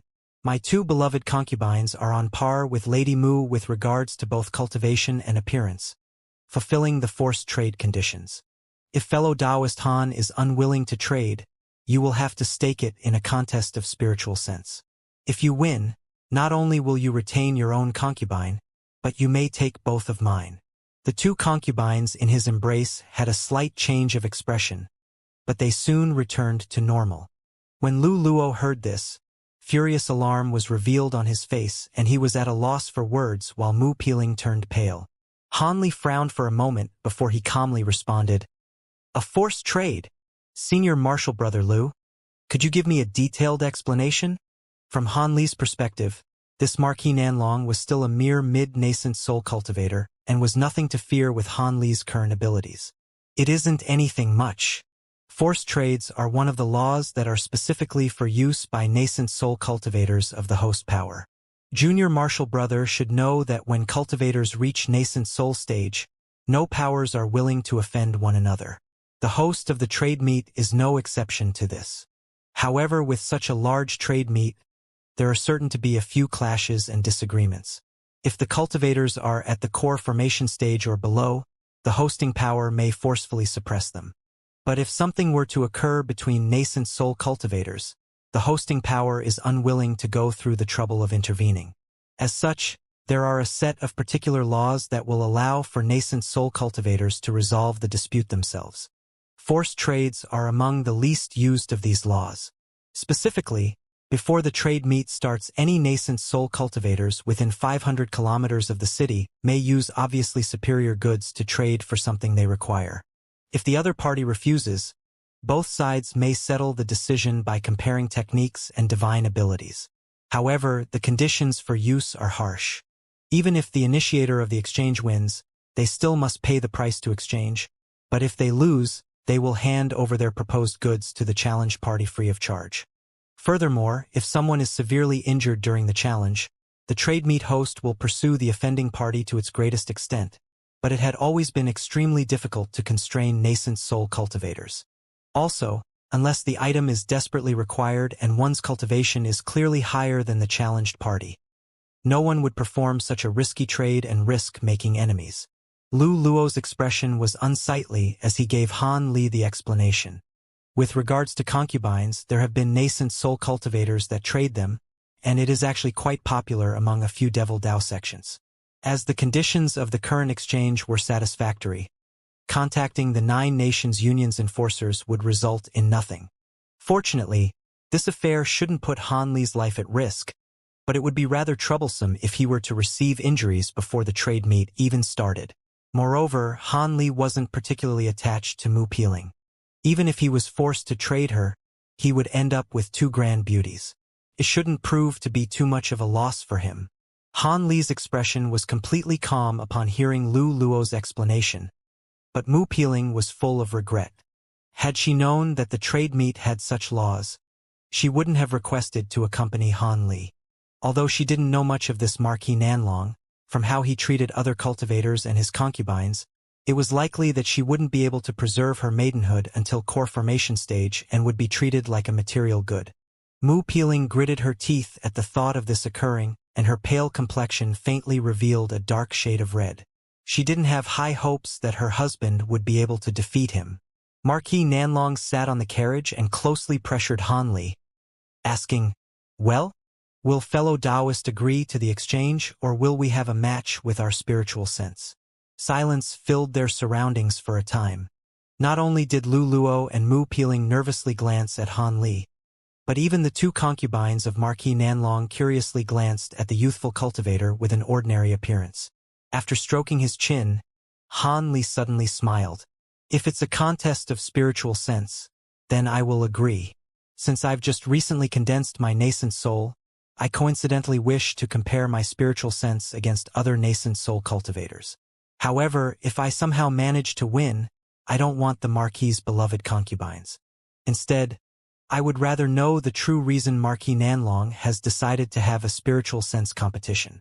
I hope the Marquis won't merely say that I was displeasing to the eye or that he finds my own concubine to be desirable.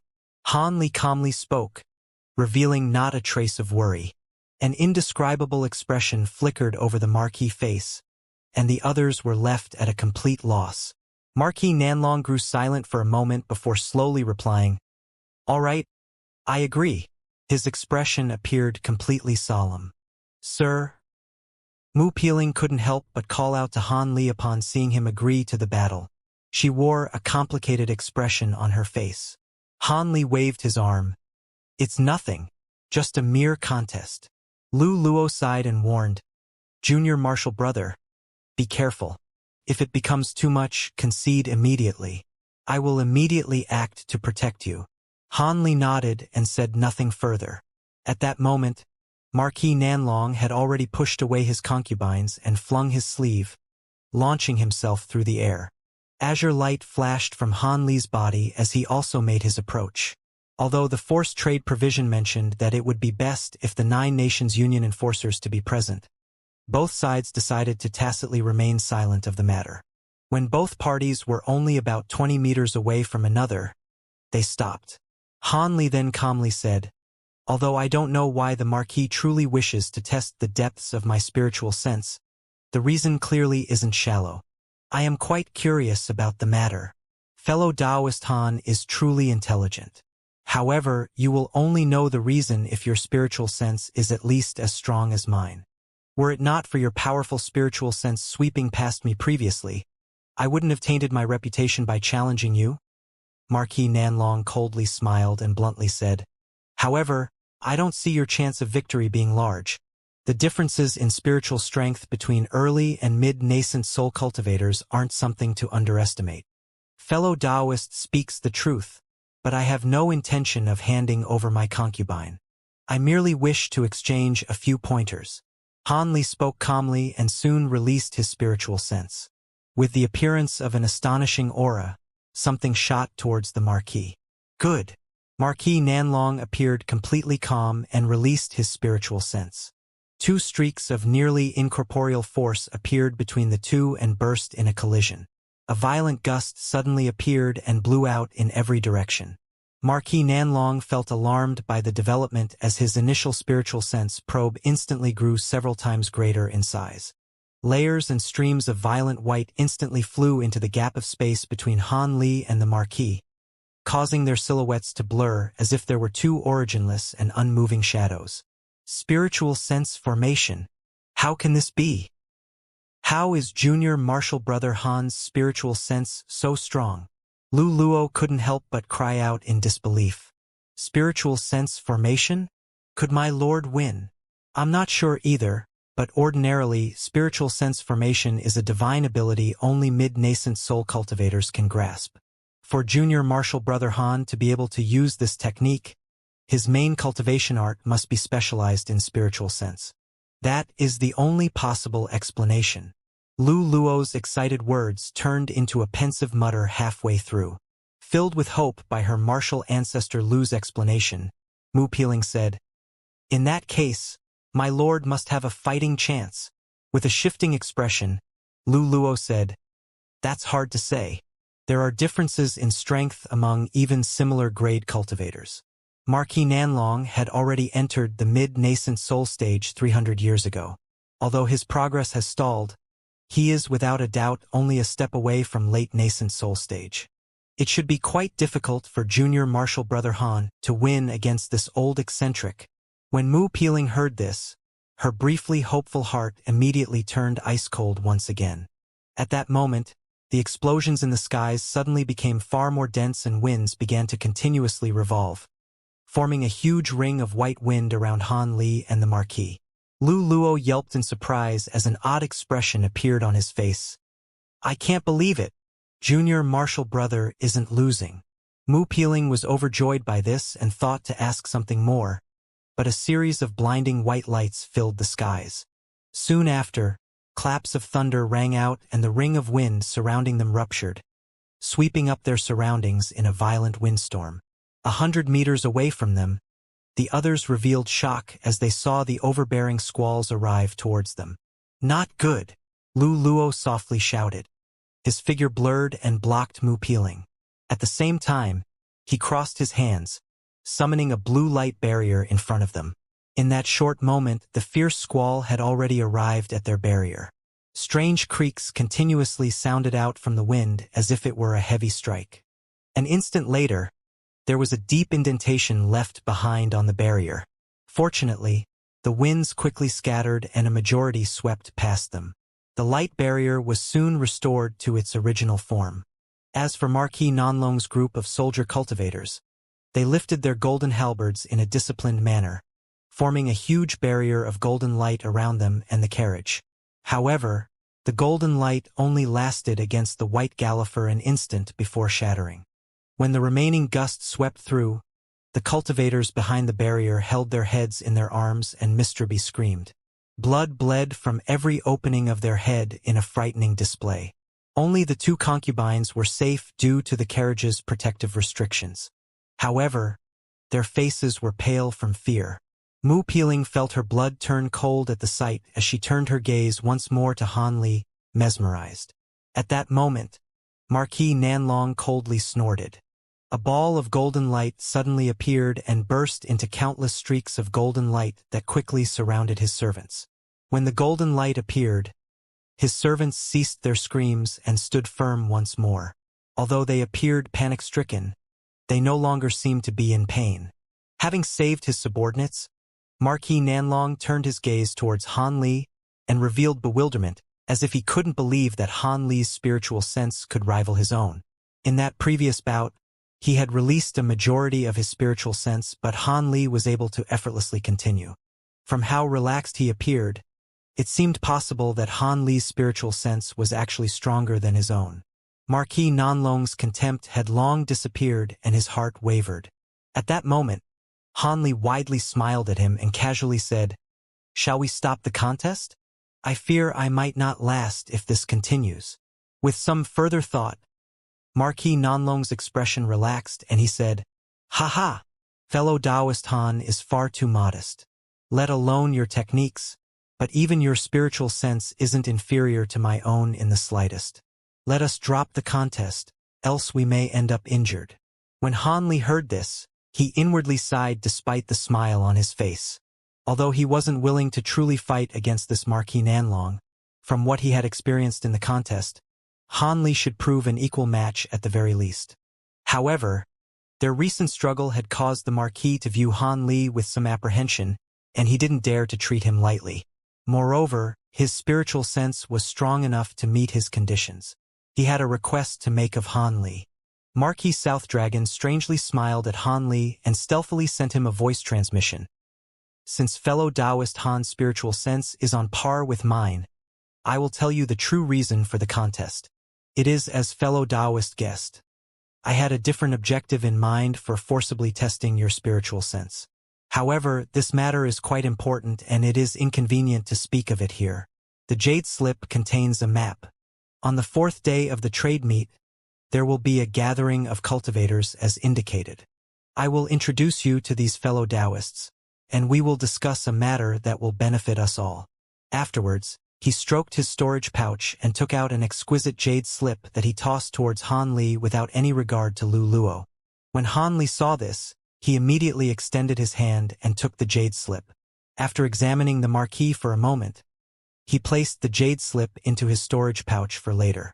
The Marquis chuckled at the sight and then descended towards his carriage in a sphere of golden light. The carriage's golden light then appeared once more, and he quickly made his way towards Soaring Heaven City with his escort. The Marquis seemed to ignore Lu Luo in his departure. While other nascent soul cultivators would feel indignant and dissatisfied by this treatment, Lu Luo knew of the Marquis' eccentric personality and could only smile wryly. At that moment, Han Li descended towards Elder Lu and Mu Peeling. "My lord, are you all right?" When she saw Han Li return, Mu Peeling greeted him with a flushed face as she stared at him with bright eyes. Although her lord had contested with Marquis Nanlong for only a moment, that recent display of mighty ability had greatly shaken her heart. She felt somewhat more appreciative of her position by his side and faintly developed a sense of security from him. "It was nothing, merely a bit of effort," Han Li calmly said. Her sudden display of concern had made his heart throb. Lu Luo looked at Han Li for a long while with admiration before beaming and said, "Junior Marshal Brother, you keep your secrets well. You made me worry for nothing." Han Li calmly said, "I never meant to conceal this from my two senior martial brothers. It's just that you haven't ever asked me about it. But let's hurry for now. Those spiritual sense scales will certainly draw the attention of many cultivators." Lu Luo instantly agreed. "That's right. It would be troublesome if this were widely spread. Let's quickly head to Soaring Skies City." Han Li stood on the side of a mountain and glanced at the huge city walls several kilometers away. He softly said, "This is Soaring Heaven's Mountain?" Lu Luo stood at Han Li's side and spoke with a similar expression. "Has Junior Marshal Brother never seen such a large city before? The 9 Nations Union have expanded this city several times before reaching such a size. Although I wouldn't dare to say that this is the largest city in the Heavenly South, it definitely is among the top 5. The entire city is also made of huge stones from the same source." When Han Li heard this, he faintly smiled. What city could possibly best Scattered Star Sea's Heavenly Star City? Now that city was truly gargantuan existence. Although Soaring Heaven City was a huge city that spanned over 50 kilometers, it still wasn't something that could be compared to Heavenly Star City. Han Li didn't care much of it, but Mu Peeling was clearly amazed by the sight of this stone city. "Nevertheless, we will have to approach Soaring Heaven City on foot." "How troublesome." Lu Luo shook his hand and spoke with slight dissatisfaction. Han Li pursed his lips and replied, "The 9 Nations Union can't help it. There are far too many high-grade cultivators that have come. They would have no way of managing the city if they were to come by air. Fortunately, these restrictions are merely superficial against nascent soul cultivators like us. If we truly wished to fly, these restrictions couldn't do anything to us. I didn't expect for Junior Marshal Brother to be so open-minded. All right, let's go. The sooner we get to the city, the more profit will be had." Ever since Han Li's bout with Marquis Nanlong, Senior Marshal Brother Lu had treated Han Li in a far greater familiarity. Han Li nodded with a smile, and the three began to walk towards the city gate in stride. Because they were in the vicinity of Soaring Heaven City, there were vast crowds entering the city from every direction. Han Li and Lu Luo already concealed their cultivation as this didn't wish to cause a disturbance. They entered the crowd under the guise of Foundation establishment cultivators and made way towards the city gate. Although there were protectors from the 9 Nations Union, they didn't discover anything amiss from Han Li or Lu Luo. After they entered Soaring Heaven City, they spotted orderly rows of stone buildings. There were stone streets of varying length between each of the stone buildings, forming what seemed to be a crowded web-like pathway. Since Lu Luo had been at Soaring Heavens in the past, he suggested, "Let's first get a fixed residence. There is no need for us to barge into any inns. There are distinguished pavilions that are specialized for nascent soul cultivators like us. We'll be heading there directly." Han Li didn't raise any objects and followed after Elder Lu with Mu Peeling in tow. Lu Luo ended up bringing to the two towards a corner of the city. A short moment later, the three passed through many roads before arriving in front of a white light barrier. Behind the light barrier laid many pavilions that were simply designed but elegant nonetheless. There were other cultivators outside the light barrier, peering inside with expressions of admiration and reverence. However, they didn't dare to stay for too long, and each of them eventually hurried on their way. The restrictions here are only something a nascent soul cultivator can dissolve. Lu Luo pressed his hand against the light barrier and blue light flickered from his palm. With a whoosh, the white light barrier formed a hole from where Lu Luo's palm had touched it. He then flew inside with a blur, followed by the light barrier closing at an inconceivable speed. After a moment of surprise, Han Li opened his mouth and spouted out a mist of azure light. The white light barrier flickered upon contact with the azure light and a 3-meter large hole immediately shattered. Han Li grabbed onto Mu Peeling's waist and quickly brought her through the light barrier. Mu Peeling blushed from being in Han Li's embrace and felt a peculiar emotion in her heart. Lu Luo appeared amazed at how easily Han Li had broken through the barrier, but his calm soon returned. Lu Luo pointed to a few of the pavilions with a smile and said, "These pavilions are for the use for any nascent soul cultivators and any disciples they may bring. They may chosen at will, but the light restrictions surrounding the pavilions illustrate whether or not they are already occupied. However, not all nascent soul cultivators are willing to use this place. There are a few eccentrics that are willing to stay outside the city or at inns." As expected, a small portion of the pavilions were already glowing with light restrictions. Lu Luo pointed to 2 pavilions a couple hundred of meters away and proposed, "Junior Marshal Brother, let's pick those neighboring pavilions. If anything happens, it will be best if we look after each other." After examining them for a moment, Han Li replied, "Let's do as you say." Just as Lu Luo was about to say something else, the white-yellow light barrier covering another pavilion suddenly opened to reveal a small figure. When this person swept past Han Li and Luo Lu, they astonishedly said, Is it not Brother Lu? I didn't expect for you to arrive so early." Han Li hastily peered in the speaker's direction. This person was a child with delicate, flawless skin. He was the child fire dragon that Han Li previously saw at the sacred area of the 3 sects. Once he finished speaking, his bright eyes turned towards Han Li and Mu Peeling, resulting in an expression of astonishment. With his vast memory, he was able to recall them both being among the finalists of the last sword trial assembly. However, Han Li was now only using a superficial cultivation concealment technique, something ineffective against cultivators of the same grade. After a moment of surprise, the boy revealed an expression of understanding. Lu Luo quickly smiled upon seeing him. It seemed their relationship was quite good. "Hee. So it turned out to be fellow Taoist Lan. How are we early? You obviously rushed over here."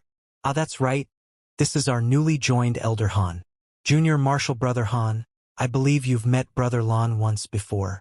There should be no further need for introductions." When the child fire dragon heard this, he wryly smiled and said, "So it is true that fellow Taoist Han entered the Drifting Cloud sect as a new elder. My eyes were truly awry that day." Having heard this, Han Li offered a cursory explanation with a smile. "I had merely heard of the grand reputation of the sacred spirit well tree and wished to enter the sacred area to take a look. I sincerely hope fellow Taoist Lan didn't take offense.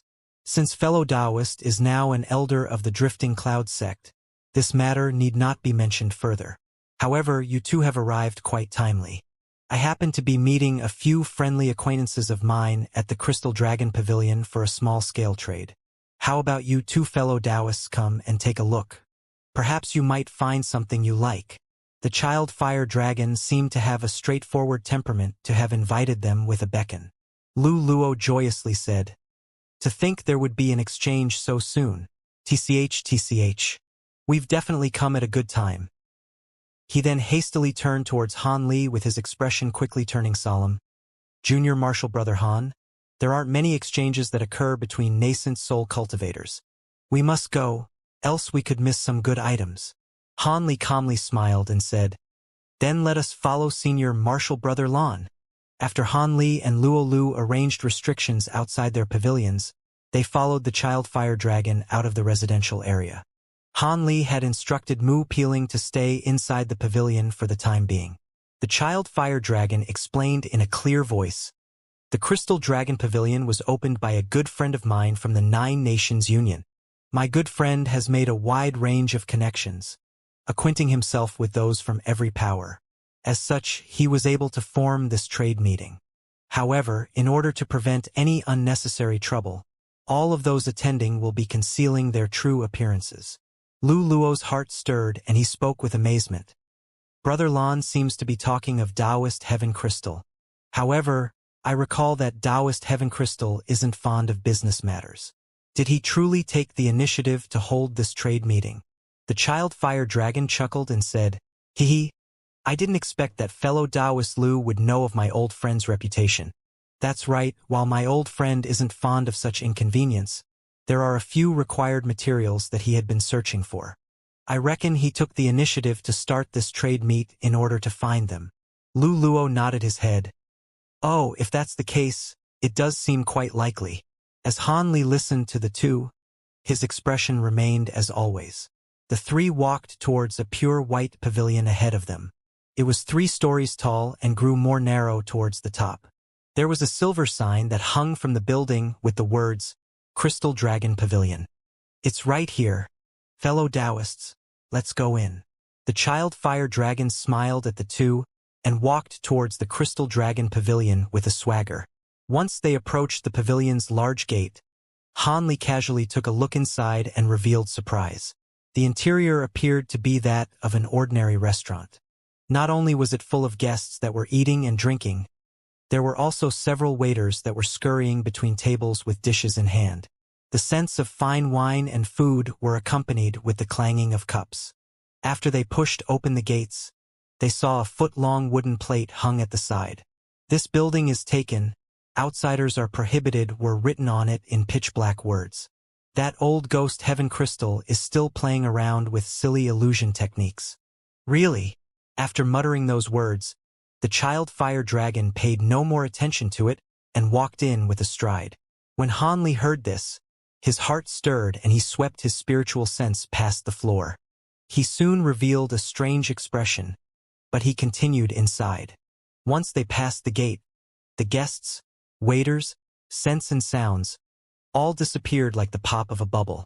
Han Li casually swept his gaze at the scene and saw that all that remained was a gray mist surrounding the building.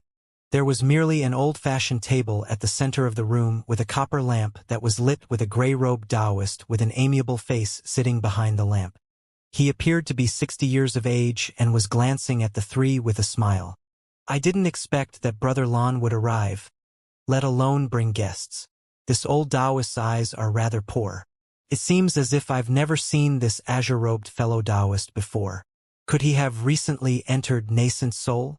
The gray-robed Taoist smiled and cordially beckoned to them. His intimate manners unconsciously aroused in a good impression amongst them. The child fire dragon returned the smile, but he spoke with an unexpectedly harsh tone. "Brother Heaven Crystal, I've brought 2 uninvited guests. Surely you won't refuse them." "Why would I do that? This place welcomes all fellow Taoists. Besides, I am acquainted with fellow Taoist Lu. It is only—" The old Taoist's gaze hovered towards Han Li. Han Li took a step forward and saluted him.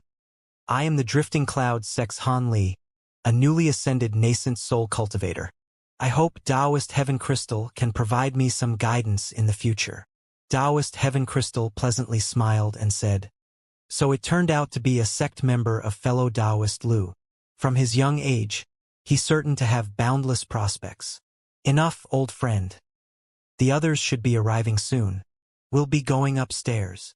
From his direct words, it seemed the child fire dragon had a rather deep friendship with him. Taoist Heaven Crystal sighed. "Brother Lan is still so impatient. Almost everyone has already arrived. I'm sure a few of the more impatient ones have already started trading as well. Here are 2 black spirit masks for those fellow Taoists. Brother Lan, do you need one?" He then flipped his hands and summoned 2 black wood masks into his hands with a flash of white light. Talisman characters appeared on their surface. The child fire dragon's cheeks bulged as if he were annoyed. He snorted and said, "Of course you should know that with my stature, regardless of any illusions I use, I cannot conceal myself. Of course, please come up. This old man will join you in a bit." Taoist Heaven Crystal casually smiled and tossed the masks to Han Li and Lu Luo. At that same time, a white streak of light showed towards the mist behind him. The mist disappeared and revealed stairs of glittering light that led to the second floor. Without any further courtesies, the child fire dragon wordlessly walked around the table and climbed to the second floor. Lu Luo and Han Li saluted the old Taoist before following him up the stairs. Once Han Li discovered that his mask was exactly the same as Lu Luo's, he wore it without any reservations and climbed up the stairs. The mask was cold to the touch and soft. To Han Li's surprise, it was so comfortable, it felt as if it wasn't even there. He turned his head to look at Lu Luo and saw that he also wore the mask, turning his face into an icy wooden carving. Han Li faintly smiled at the sight. At that moment, the three had already arrived on the second floor. It was well lit with over 100 fist-sized moonstones embedded in the ceiling and walls. But what surprised Han Li most of all was that the second floor was several times more spacious than the first floor. It appeared far narrower than the first floor from the outside. Of course, the second floor wasn't empty. There were tables lined up against the walls with chairs accompanying each of them. There were various clothed cultivators sitting in many of them. From their bodies and hair, it appeared there were men and women of all ages. When Han Li and company arrived, countless cold glints swept past them. Many of them clearly recognized the unconcealed child fire dragon. The expressions of their eyes varied anywhere from goodwill, hatred, and indifferences. There were a few gazes that even carried unconcealable killing intent, suggesting they formed animosity in the past. The child fire dragon was unconcerned with these gazes and led Han Li and Luo Lu to an empty table. At that moment, Han Li glanced at the others. Because of the mask's concealment, those with formidable spiritual sense such as Han Li were unable to clearly see their faces. However, there was no doubt that each of them were nascent soul cultivators from their spiritual chi fluctuations.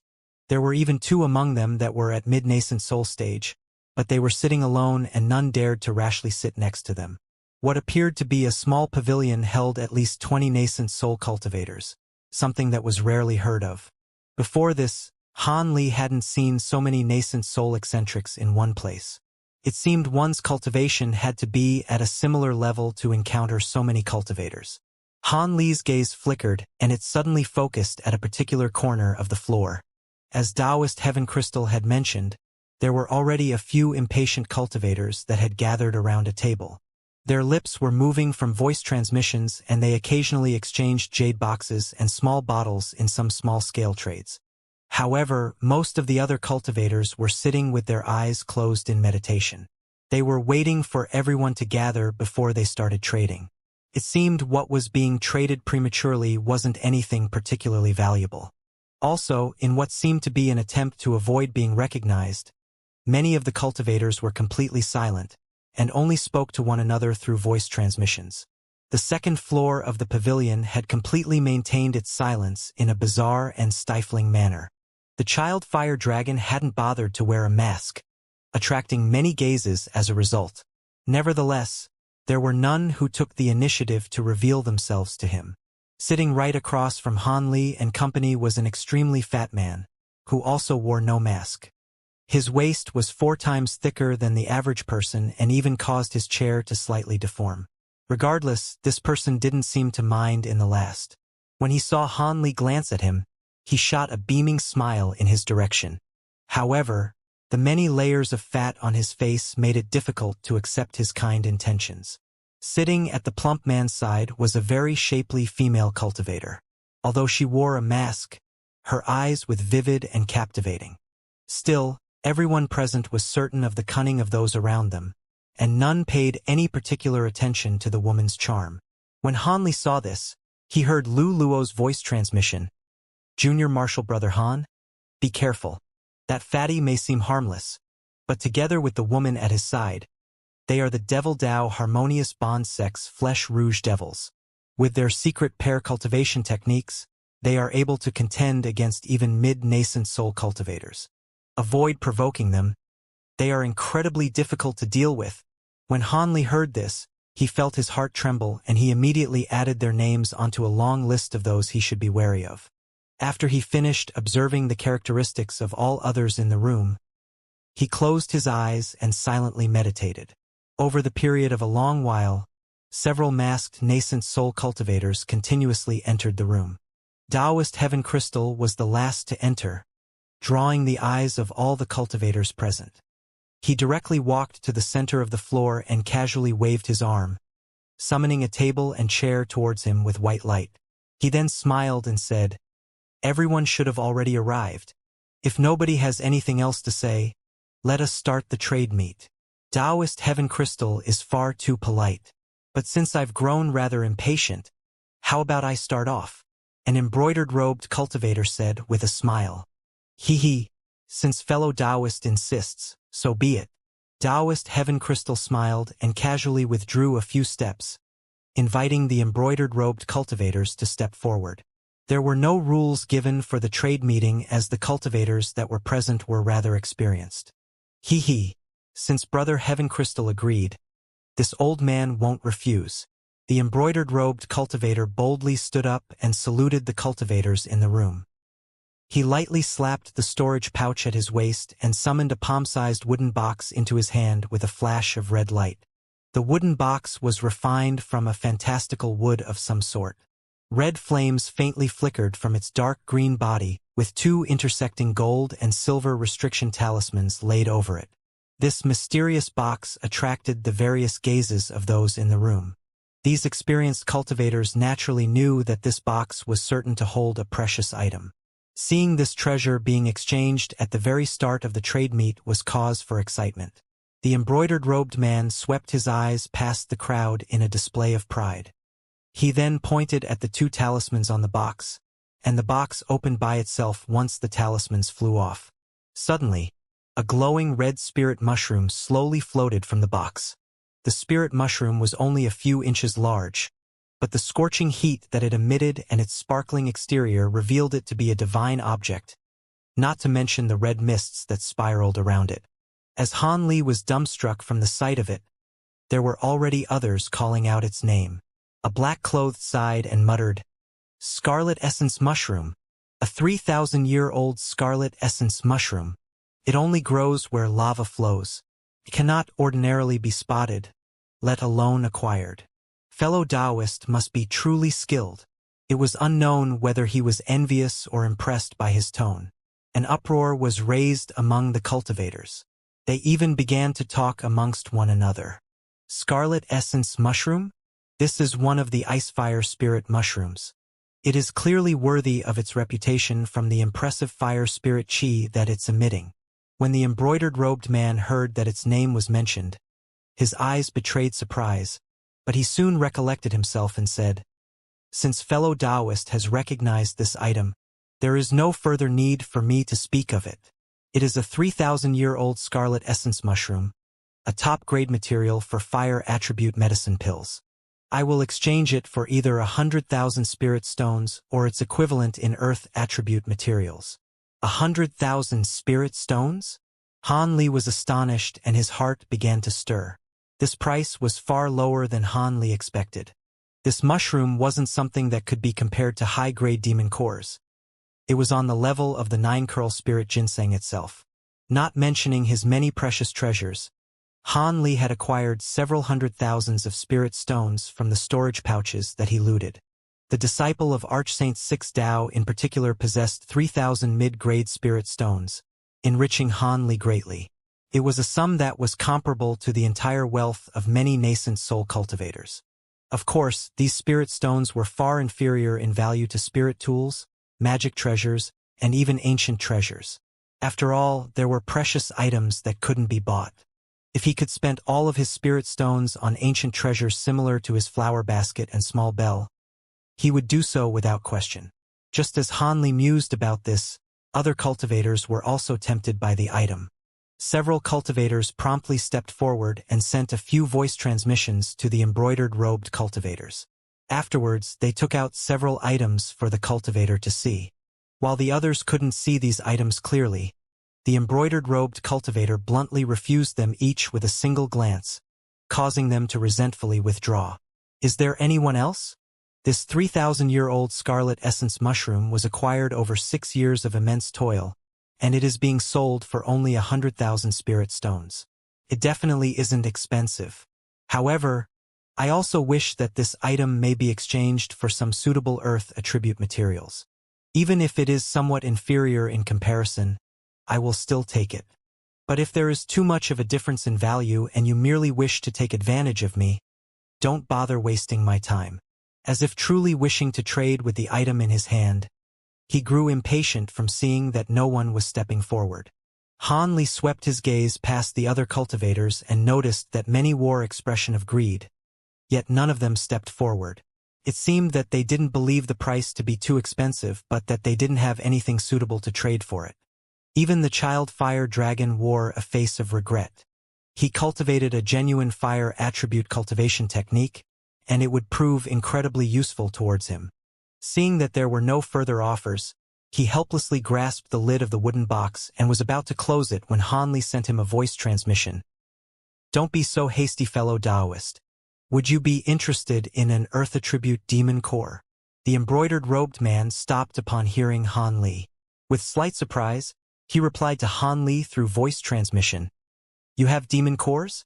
However, my scarlet essence mushroom must be exchanged for a grade 7 demon core or several grade 6 demon cores at the very least.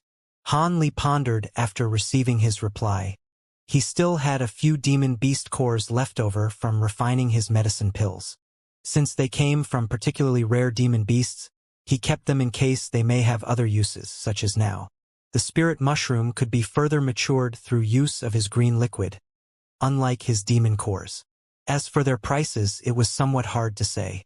In the scattered star seas, grade 7 demon cores were extremely precious, but far less valuable than a scarlet essence mushroom. However, this was different in the heavenly south. Not to mention grade 6 demon cores, even grade 5 demon cores were rarely seen items. There were few places in the heavenly south where high-grade demon beasts dwelled. In this case, a grade 7 demon core was a fair trade for a 3,000-year-old scarlet essence mushroom. Having came to a decision, Han Li stood up and walked towards the embroidered-robed cultivator. This came as a surprise to the child fire dragon and Lu Luo, and they looked at him with amazement. Han Li took several steps towards the embroidered-robed cultivator and summoned a jade box with a flip of his hand. He then tossed it to cultivator without saying a single word. The embroidered-robed cultivator calmly caught the box and opened it.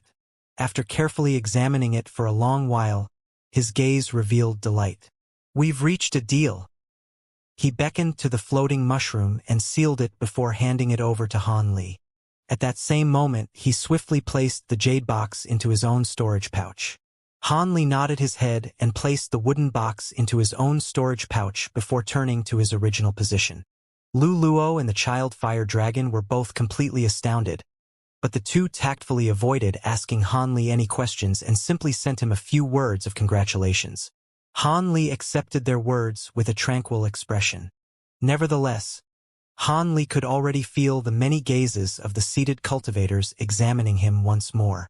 Obviously, being able to afford the scarlet essence mushroom had attracted much interest. However, Han Li was unconcerned.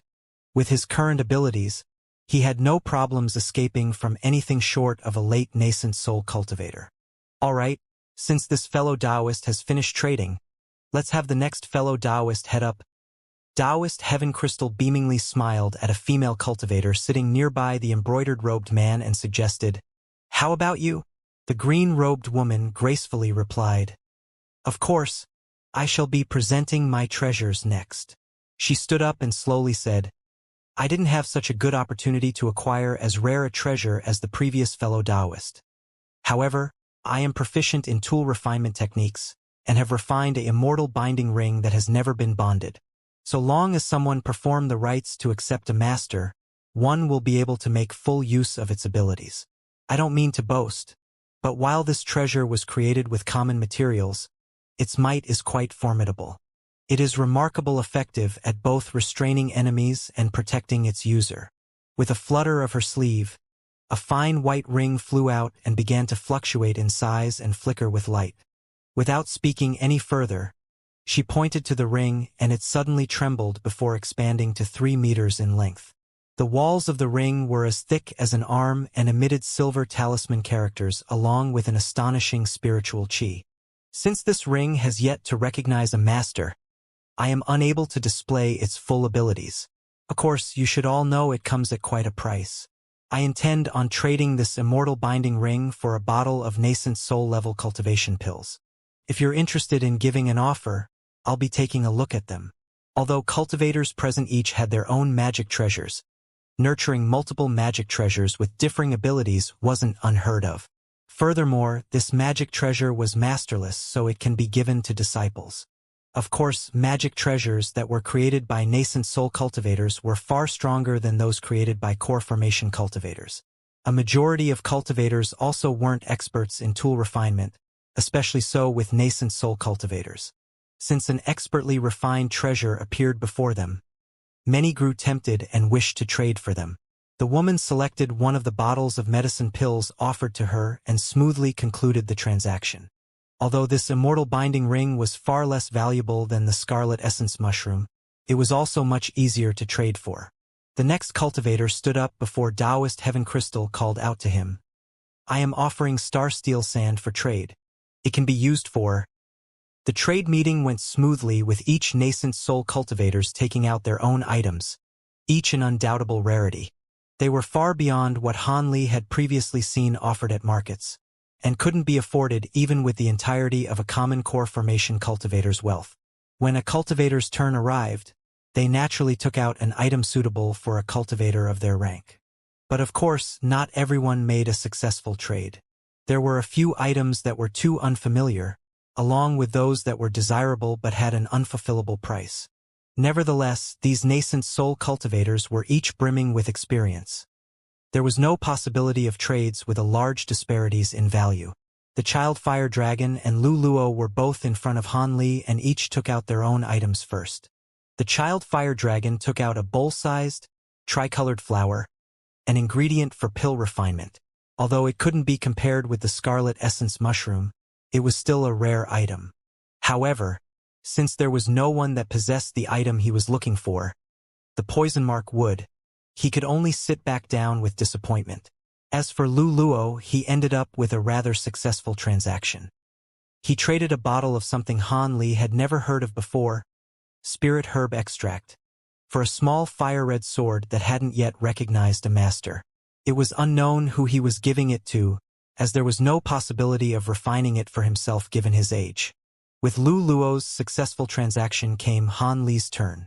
Because he successfully traded for the embroidered-robed cultivator's scarlet essence mushroom at the beginning, there were many that were particularly focusing their attention on Han Li. Han Li calmly stood up and took out 2 white jade boxes that he had previously prepared. I have grade 6 water attribute demon cores and 2 stalks of 1,000-year-old spirit herbs. I will exchange them for a piece of auric essence. But if I can't, I will trade one of the boxes for the whereabouts of auric essence as well. Once Han Li said this, his hands trembled and azure light flickered. The 2 jade boxes opened at the same time. A red and blue demon core, and 2 glistening, jade-green spirit herbs were revealed. Auric essence? All cultivators around them revealed an odd expression. While these demon cores and the 1,000-year spirit herbs were precious, there was still a great difference in value in between them. If he were to truly trade for them, it was quite likely he would only be able to pay for only a small iota of it, nowhere near enough. But if it were information on the whereabouts of auric essence, a grade 6 demon core or a stalk of 1,000-year-old spirit herbs was rather generous. After all, everyone knew that information alone wasn't anywhere near as valuable as having the item on hand. Ancient cultivator ruins and areas of value were known by many, but these areas were extremely dangerous to the point where vastly skilled cultivators would find it difficult to escape even with grave injuries. The most notable example of this would be the Devil Fall Valley at the center of the heavenly South Continent. Legend has it that it was ancient battlefield from the time of antiquity where any fantastical restrictions were placed by the devilish cultivators of long past. Perhaps due to the vast damage from the climax of the battle, there were even slim crevices in space itself, destabilizing the entire valley. As a result, the ancient battle had ended in mutual destruction. The spatial tears and ancient restrictions caused the ancient battlefield to be extremely dangerous. Over the countless years, it was unknown just how many overly confident entered those ruins seeking treasures only to never return. Any treasures these cultivators may have acquired were always left behind in the valley. After nearly 10,000 years of this continued, no other cultivators dared to try their luck, earning Devilfall Valley the title as deadliest region in the heavenly south. Despite the knowledge of many treasures contained deep within the valley, they would only exist in dreams as none dared to seek their own death. In any case, auric essence wasn't something that was commonly known about. As such, each of the cultivators merely glanced at Han Li without sending him any voice transmissions. When Han Li saw this, he grew somewhat disappointed. In order to hide his wealth, he didn't take out any of his more precious items, preventing him from trading for anything he needed. Nevertheless, he was quite disappointed that nobody knew of any related information, despite the many nascent soul cultivators present. He inwardly sighed and swept his gaze past the group of cultivators. He unconsciously frowned before sitting down with an odd expression flickering from his eyes. The following cultivator immediately took out black tool refinement materials and began to introduce it. Han Li half-heartedly listened to the cultivator and closed his eyes. If Han Li wasn't mistaken, Taoist Heaven Crystal betrayed hesitation from his eyes, despite his calm expression. While Taoist Heaven Crystal might not possess any auric essence, it seemed he did have information on where he could get some. Without much thought, Han Li immediately came to a decision. But as one possessing patient temperament, he left the matter alone for now and simply feigned ignorance. He was confident that with just this clue, he will eventually have an opportunity to acquire the information he needed.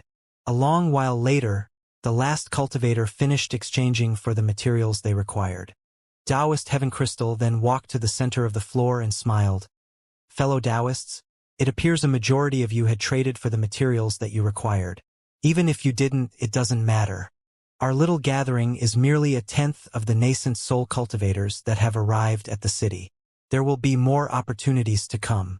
While I can't say this for anybody else, I may be holding an even larger trade meet. I hope you fellow Taoists will be able to participate in it. But before we come to a close, I also have a few items I wish to put up for trade. Once the old Taoist finished speaking, his hands began to sparkle with white light, and he summoned even items from his storage pouch, filling the table. When the other cultivators saw the items in the table, they were left amazed. Once Han Li saw these items, his expression also greatly changed. 8 varying monstrous beast puppets were arranged on the table, including a white wolf, azure pythons, and even a red bull. Although these items were entirely still, they contained astonishing spiritual chi equivalent to early core formation cultivators. They were far more powerful than the huge 8 puppets in Han Li's possession, and they weren't recorded in Han Li's puppet sutras either, much to Han Li's bewilderment. Could this person also be a cultivator of the Thousand Bamboo School? But the Thousand Bamboo School shouldn't have any cultivators at nascent soul stage. Could there be another group cultivating their own style of puppets? As Han Li's mind stirred, he couldn't help but gaze at these puppets, hoping to make out any peculiarities. But before he could do so, the fatty from the Harmonious Bond sect smiled and yelped. Fellow Taoist Heaven Crystal, since when did you start cultivating puppet techniques? Did you plan on abandoning your crystal light arts? If that's the case, you have my wholehearted admiration. Taoist Heaven Crystal grinned. Brother Jew jests. With my weary body, how could I possibly change my cultivation art? These puppets were merely something I found in some ruins with some other fellow Taoists. As am I embarrassingly short on money as of current, I must use them for trade. Although their might isn't great, they will be particularly effective in certain situations. A cultivator with an elderly appearance twirled the beard in his hand and said, Oh, I am rather interested in these puppets. It is a good life-saving item to give to my youngest disciple. But what does Taoist Heaven Crystal want for it? Taoist Heaven Crystal calmly said, Hee. This humble Taoist is looking for particularly rare items from the time of antiquity known as soul stones. Each soul stone may be exchanged for a single puppet beast. These puppets were personally refined from cultivators of antiquity. I reckon that there are no other high-grade puppets in the entire world. Soul Stone. Upon hearing this unfamiliar name, the cultivators present wore doubtful expression. This was something they had never heard of before. Taoist Heaven Crystal wasn't surprised by this. He slapped his storage pouch and summoned a thumb-sized jade-green gem into his palm. At first glance, it appeared similar to be wood attribute spirit stone, but once the cultivators swept their spiritual sense past it, they discovered that the spirit stone emitted an unfathomably cold fluctuations, completely different from that of a wood attribute spirit stone. With the gem in his hand, the old Taoist slowly said, "Perhaps there are a few fellow Taoists that possess this item, but hadn't known of its name. I happen to have one in my possession so that you may recognize it." A devil Tao cultivator wrapped in black chi yelped in astonishment. "How odd! It seems similar to ghost energy, but it is far more pure." Taoist Heaven Crystal straightforwardly replied, "I don't know what it is that the stone contains, but it definitely isn't ordinary ghost chi. Else, I wouldn't be willing to exchange a single stone for one of these puppets." "Oh, that's true." The devil Tao cultivator tactfully dropped the subject. When Han Li clearly saw this gem, his expression underneath the mask vastly changed and his eyes flickered. If he saw correctly, this soul stone was clearly the Umber Beast crystals that he obtained from the Umber realm. Of course, Beast crystals was merely the name used by the natives. Its true name, as the cultivators of antiquity called it, seemed to be soul stones. Han Li pondered. This Taoist Heaven Crystal not only took out those puppets, but he also gathered many soul stones. Both appeared at Heaven Void Hall. It seems this person. The soul stones were clearly rarely seen items. After a long while, only a single cultivator hesitantly took one out and traded it for a single beast puppet. Taoist Heaven Crystal called out several more times, but no one stepped forward. He couldn't help feel somewhat disappointed despite having predicted this. Just as he was about to put away the beast puppets, someone suddenly stood up. The old man's spirits were roused and he glanced at this person with delight. "Fellow Taoist, do you also have soul stones?"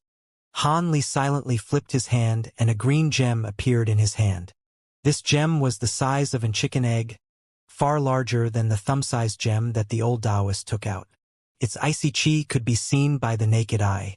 Taoist Heaven Crystal was shocked by the sight and grew vastly delighted. "Fellow Taoist, it is truly rare for a soul stone to be so powerful. How about fellow Taoist pick 2 of the puppets? I definitely won't have you suffer loss." Han Li shook his head with a faint smile.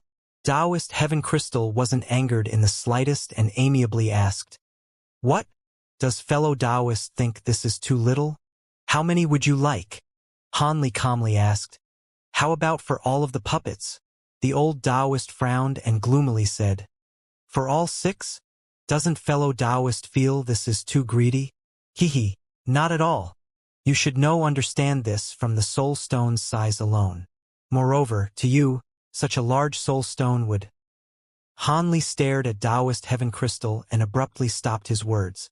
When Taoist Heaven Crystal heard this, his expression changed and gave Han Li a deep, appraising stare. After a moment of silence, he said, "All right, such a large soul stone is truly rarely seen. I am in urgent need of this item, so I will exchange all of them." The other cultivators in the room were shocked by what they heard and couldn't help but take a look at the egg-sized gem in Han Li's grasp. A person capable of exchanging for so many rare items as once was certainly someone to take note of. With an entirely calm expression, he handed over the gem with a lowered head and swept his sleeve over the table, instantly taking the puppets into his storage pouch. However, the other cultivators didn't notice that Han Li's lips had moved in the instant he lowered his head. A bewildered expression flickered from Taoist Heaven Crystal's face when he heard of this and his eyes brightly shined. At that moment, Han Li had already returned to his original position with the puppets in his grasp. Next, Taoist Heaven Crystal announced an end to the trade meet and the many cultivators began to leave. When Han Li's party left the pavilion, no one spoke until they arrived 2 streets away. The child fire dragon bluntly spoke with an elderly tone. "Fellow Taoists, I will not be able to accompany you. I have another appointment." Lu Luo smiled and said, "If Brother Lan has matters to attend to, please go. Our residences are near each other. There will plenty of chances to meet again." "Yes, I'll be taking my leave." The child fire dragon bid his farewell without any reservations and walked towards another street. As Han Li gazed at him from a distance, he smiled and said, "Fellow Taoist fire dragon is truly a wonderful person. Because fellow Taoist Lan mistakenly ate a strange plant when he was young, his appearance is generally that of a child. However, he is forthright and outspoken, and is one of our friends from outside the sect. He is also the sole ancient sword sect elder that is friendly with our drifting cloud sect."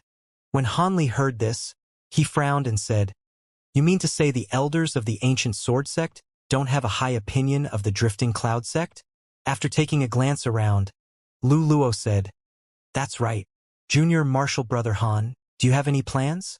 Are you going to return to take a rest, or will you be purchasing some other items?" Han Li honestly replied, "There are a few particular materials that I need to buy. I plan on taking a look at the nearby markets alone and seeing whether or not I can obtain unexpected gains." When Lu Luo heard that Han Li wished to go by himself, he raised no objections and said, "Just as it so happened, I also plan on purchasing some items as well. Let's part ways for now." As a result, Han Li and Lu Luo immediately split up. The markets of Soaring Heaven City were countless times larger than the market city of the Dreamcloud Mountains.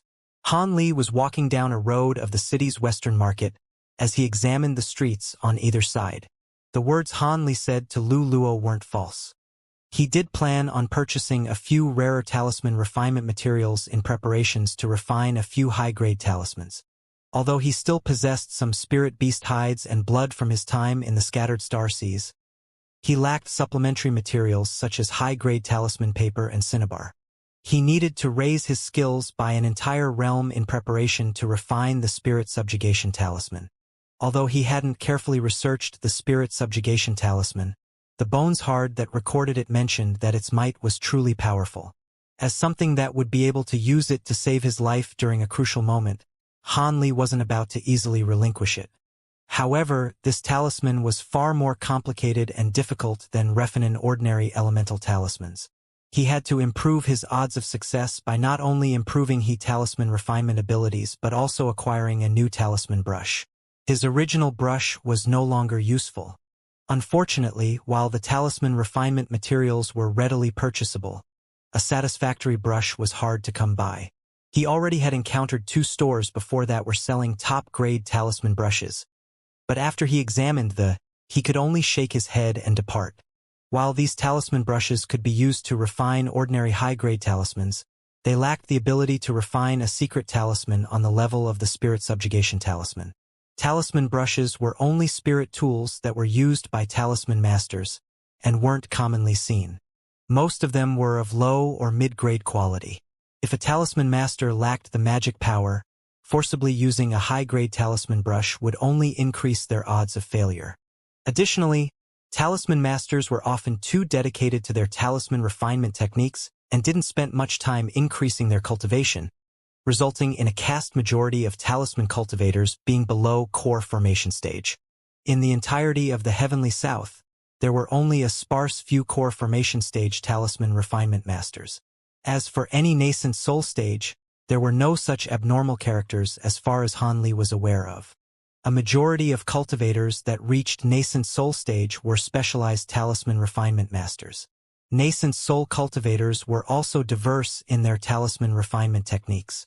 Most of them would only be able to refine 1 or 2 types of high-grade talismans for their own use, but because high-grade spirit beast hides and high-grade beast blood was rare, they couldn't be refined in great number. As for the success rate, it was beyond poor as one could imagine. This led to single high-grade talismans occasionally being worth quite a bit more than a top-grade magic tool. A majority of elemental high-grade talismans actually weren't particularly powerful, and were inferior to magic treasures. This often resulted in the abandoned pursuit of 5-element magic techniques once a cultivator achieved core formation. This, however, did not mean that all high-grade magic techniques were useless. To Han Li's knowledge, there were many 5-element magic techniques that were powerful to the extent that even nascent soul cultivators wouldn't dare to directly block them. However, these magic techniques were incredibly difficult to cultivate while comprehending them was rather complicated, and they were even more inconvenient to use. In the time it took to employ them, it would be better to use magic treasures to attack. However, Han Li had heard other cultivators mention that the Mulan spell warriors broke through these limits and researched many powerful spirit techniques that could be deployed in an instant, enabling their low-grade spell warriors to rival enemy cultivators of a similar level without the use of talismans or magic tools. As for their high-grade cultivators, they were able to combine their spirit techniques with their magic treasures for double the lethality. This allowed them to overcome similar grade cultivators without problem.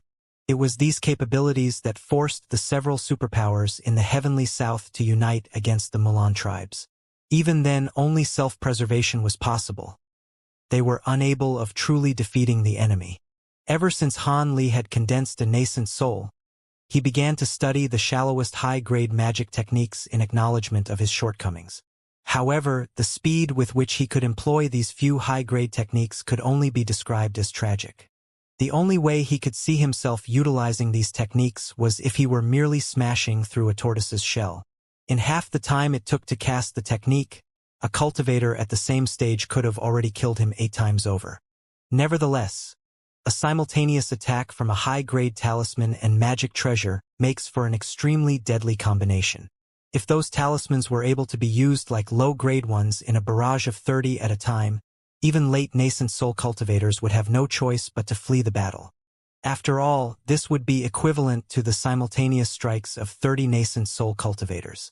Even if the target cultivator had defenses that were heaven-defying, they were still bound by the limits of the nascent soul stage and be incapable of receiving such an attack. However, this tactic could only remain imaginary as no one would be so wasteful as to consume several hundred thousands of spirit stones in a single attack. Moreover, high-grade talismans weren't something that could be purchased in the cultivation world, and a majority of them were auxiliary in nature, not offensive. As Han Li mused about this, he walked the streets of the market city and continuously browsed through the larger magic tool and mixed goods stores. Normally, only the larger shops would have top-grade talisman brushes for sale. There was no need for him to consider the smaller shops. They weren't likely to have anything apart from ordinary magic tools, let alone top-grade ones. While there was a slim possibility of a small store carrying such a rare item, Han Li was unwilling to waste the time necessary to search through each one. With so many shops in Soaring Heaven City, he simply didn't have time to go searching through all of them. In addition to Han Li, there were many other cultivators walking down both sides of the street and purchasing their own desired items. While a majority of them were at the foundation establishment stage, there was also an occasional core formation cultivator. As for chi condensation cultivators, there were hardly any of them apart from the city's natives. Han Li concealed his cultivation as a mid-core formation cultivator while he browsed through the markets, merely attracting a few respectful glances from foundation establishment cultivators. As for core formation cultivators, they simply ignored him after a glance when they didn't recognize him. He was able to avoid much attention in this manner and could take his time browsing through each of the large stores. Just as Han Li left another pavilion feeling disappointed, he discovered that most of the day had unknowingly passed. With darkness falling, the various stores began to successively place down moonlight stones. After a moment of hesitation, Han Li decided to look through 2 more stores before returning to his residence. Right after coming to this decision, he heard the sounds of a quarrel not far away from him. There were a group of cultivators that had curiously gathered around the source of the noise. Han Li frowned as he immediately placed his hands behind his back, before he expressionlessly turned around and began to walk back to his residence. As he took his first step, he heard a fierce and resentful voice. "What, are all of you drifting cloud sect cultivators merely thieves? You want to just walk away after ruining my talisman?" A young man's voice loudly refuted him with an angry tone. "It isn't that I don't want to pay, but that I am short on spirit stones since I've just bought other items. Also, this is only an elementary mid-grade fire cloud talisman. How could it possibly cost 300 spirit stones? It should only cost 100 spirit stones at most. Moreover, didn't I offer to leave my sect medallion here as collateral? I'll return once I've borrowed some spirit stones from my sect members at the inn." Han Li ceased his steps as the man's voice seemed familiar. It seemed to be someone he recognized from the Drifting Cloud sect. Han Li rubbed his chin and pondered for a moment before heading in the direction of the dispute. Regardless of who it was, he was a grand elder of the Drifting Cloud sect after all. It was unbecoming of him to feign ignorance and walk away. A short moment later, Han Li found himself looking at a small miscellaneous goods store from a distance.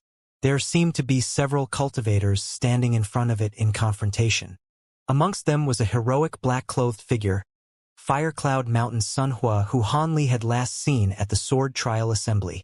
In a short 20 years, this youth had experienced a vast increase in cultivation despite the little change to his appearance. He was currently being confronted by 3 cultivators with unfriendly appearances who seemed to be the shopkeeper and his assistants. At that moment, the short-bearded shopkeeper glared at Sun Hua and said, "A single worthless medallion is useless to me. You can simply return to the Drifting Cloud sect and leave it behind, but I can't track you down all the way over to the state of Xi. So quit talking nonsense. Since you don't have any spirit stones, lay out the items in your storage pouch and I will hold them as collateral. As for that Firecloud talisman, you believe it to only be a mid-grade talisman, but it is actually a quality good refined by a talisman grandmaster of our Soaring Heaven city. As such, it's already generous to only charge 300 spirit stones. Could it be that all Drifting Cloud sect cultivators are such scoundrels?" Once that was said, the shopkeeper glanced at the wooden box in his assistant's hands and revealed a regretful expression as if he had suffered a great loss. Sun Hua unexpectedly responded to these words with a smile. "Fine. The things are yours. If you say it, then so be it." This ordinary Firecloud talisman was refined by a talisman grandmaster. What? Are you able to tell whether or not it was refined by a talisman grandmaster? Do you simply wish not to pay us back? In that case, don't blame me for notifying the city's enforcers. The shopkeeper coldly laughed and bluntly threatened him. Sun Hua's face turned white, then red, as there was little question as to which party the 9 Nations Union enforcers would favor. Moreover, this matter was vague and unclear, so he was all but certain to lose the dispute. His expression wavered for a long while before he stepped forward. He slapped the storage pouch at his waist and took out a bundle of talismans. Sun Hua gritted his teeth and said, "Although these talismans aren't of a high grade, they are worth at least 300 spirit stones." The shopkeeper's expression relaxed and he reached out to take the talismans. "This will do." Not this one." Before the shopkeeper took the talismans, Sun Hua swept his gaze over them and his expression vastly changed as he pulled back the talismans. He immediately took the half-torn yellow talisman back before handing over the rest of the talismans. The shopkeeper was stunned for a moment before sneering, "Humph! You're so nervous over a torn piece of blank talisman paper? Are you Drifting Cloud sect cultivators really so poor?" He then reached once more to take the talismans. But at that moment, a figure suddenly appeared between the two in a blur. Sun Hua felt his heart drop while the shopkeeper hastily took several steps back and furiously shouted, "Who are you? What do you think you're doing?" The cultivator that interrupted them expressionlessly responded, "It's nothing. I merely overheard our Drifting Cloud sect being mentioned in a certain way 3 times in a row. How about your esteemed self say it to my face?"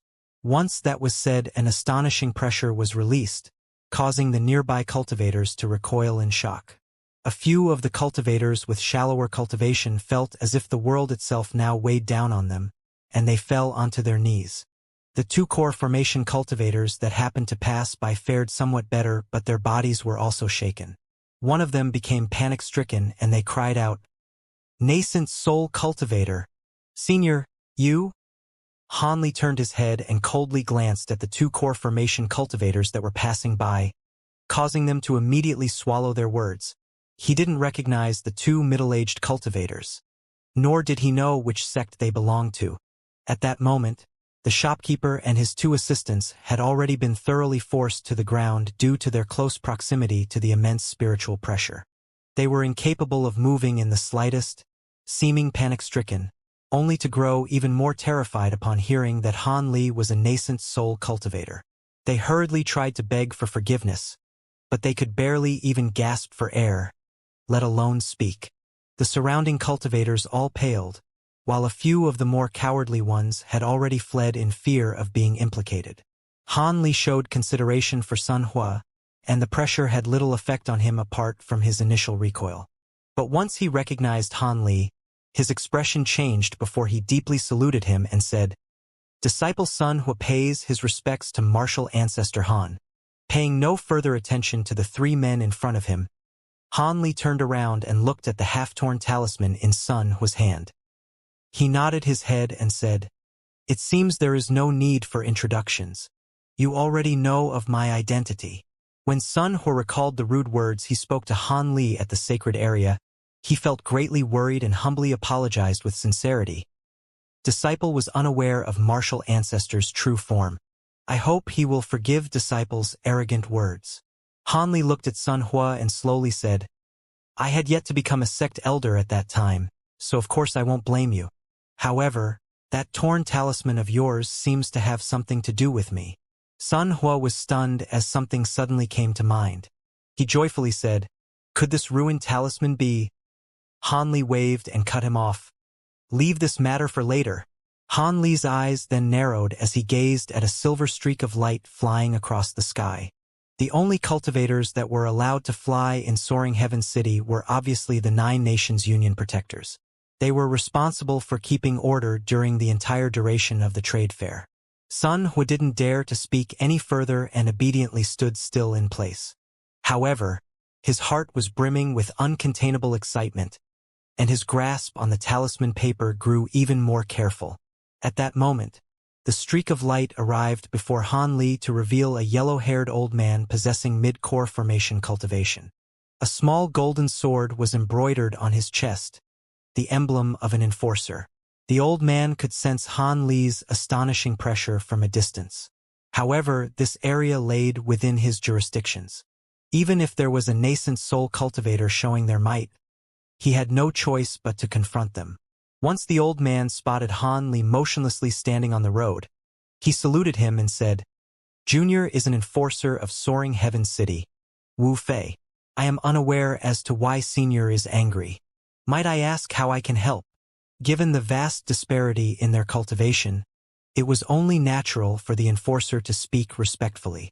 Hands behind his back, Han Li indifferently said, "It's not much. I was merely walking through the street when I heard this shopkeeper speak a few words about our Drifting Cloud sect. Therefore, I merely wished for him to repeat what he said." Ah, the shopkeeper certainly spouted nonsense. How dare they offend Senior? You three, hurry up and apologize. The old man felt an immense headache upon hearing Han Li. When the matter pertained to a sect's reputation, it was hard to say how severe the matter was. As such, he first offered a word of appeasement before rebuking the shopkeeper and his associates. Han Li immediately withdrew his spiritual pressure, allowing the three to tremblingly crawl up from the ground. With a bloodless complexion, the shopkeeper immediately said, "Senior, Junior's words were completely mistaken. Junior truly meant no disrespect to your sect. Just now that fellow Taoist had ruined a Firecloud talisman, but Junior will no longer be pursuing any compensation. Junior can only offer his apologies." When Han Li heard this, he frowned and his expression grew gloomy. With a sinister smile, Han Li said, "What? You believe that I will let you off so easily? First let me take a look at the Firecloud talisman in that box. If it truly was refined by a grandmaster, I will pay the spirit stones on this disciple's behalf. But if it isn't, hee." The shopkeeper reacted quickly and hurriedly spoke before Han Li could glance at the wooden box. "There is no need, Senior. That Firecloud talisman is an ordinary talisman. Junior accepts any punishment." Han Li said nothing further and took a glance at the enforcer. When the old man saw this, he knew what to do. He immediately bowed and said, "Please be at ease, Senior. This shopkeeper will be heavily punished for his transgressions. Senior may hand this matter over to me. Since that's the case, then so be it. I don't have the leisure to handle such a petty affair. Sun Hua, you'll be coming with me." Han Li's body blurred and reappeared at Sun Hua's side. Then, with flashes of blinding yellow light, the two disappeared into the ground. The cultivators nearby yelped in admiration at such a marvelous earth movement technique. They hadn't seen such a thing before. Upon seeing Han Li depart, the old man immediately felt relieved.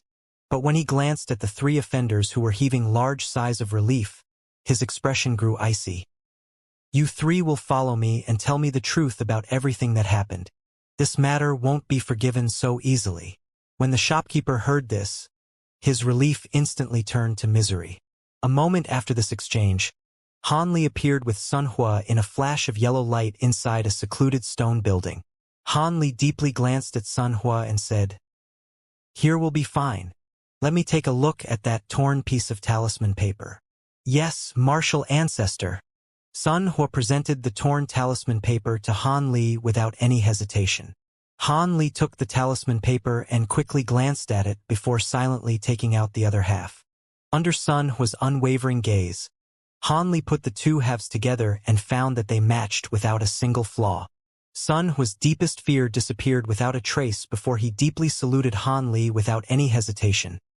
Sun Hua pays his respect to master.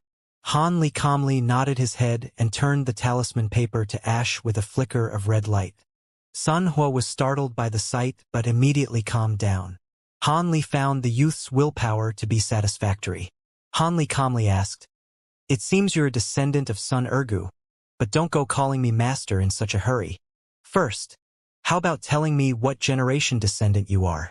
Sun Hua immediately relied, "I am a 7th generation descendant of the ancestor.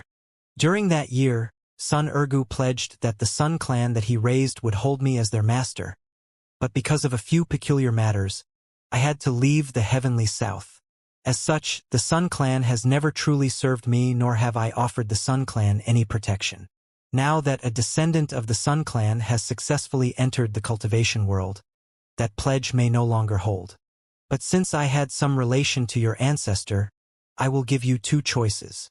Han Li smirked and calmly continued, "The first option is that I directly give you some good cultivation supplies, such as medicine pills and magic tools. From then on, there will be no relation between us. Don't hold any hope that I will show any further consideration towards you. The other choice is that you fulfill the pledge of your ancestor and serve me as my retainer. I would in turn place a restriction on your body to prevent you from betraying me. Also, I will assign you tasks that will be potentially dangerous. However, I will also do my utmost to increase your cultivation and provide you with cultivation guidance. There will be benefits far beyond your imagination, and so long as your aptitude isn't too poor, there may be hope of you achieving core formation."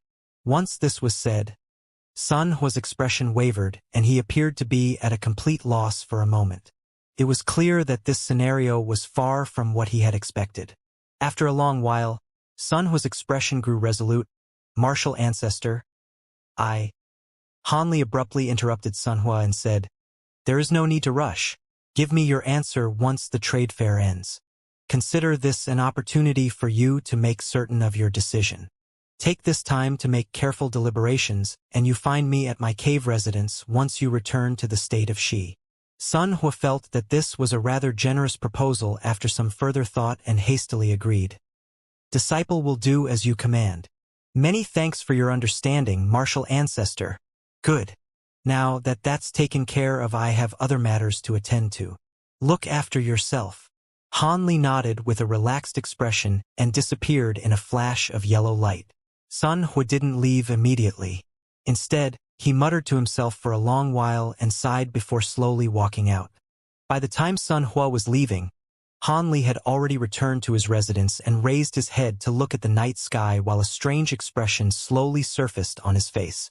Mu Peeling was currently seated in the first floor of their pavilion when Han Li arrived. When she saw him, she immediately stood up and greeted him with bright eyes and a graceful curtsy. Han Li waved his arm and had her stand. "There is no need to wait on me when I'm not around. During the trade fair it will be inconvenient for me to be with you, so you may do as you wish. Keep this on hand. If you encounter something important or dangerous, just pour your spiritual power into it. Not only will it cover you in a spirit barrier, but I will also know your exact location so long as you are within 500 kilometers. Han Li then took out a pair of blue jade ornaments and handed one over to her. Mu Peeling blushed slightly and whispered, "Many thanks, my lord." She then took the jade ornament and hung it at her waist. After telling Mu Peeling that he was turning in for the night, Han Li walked up to the second floor.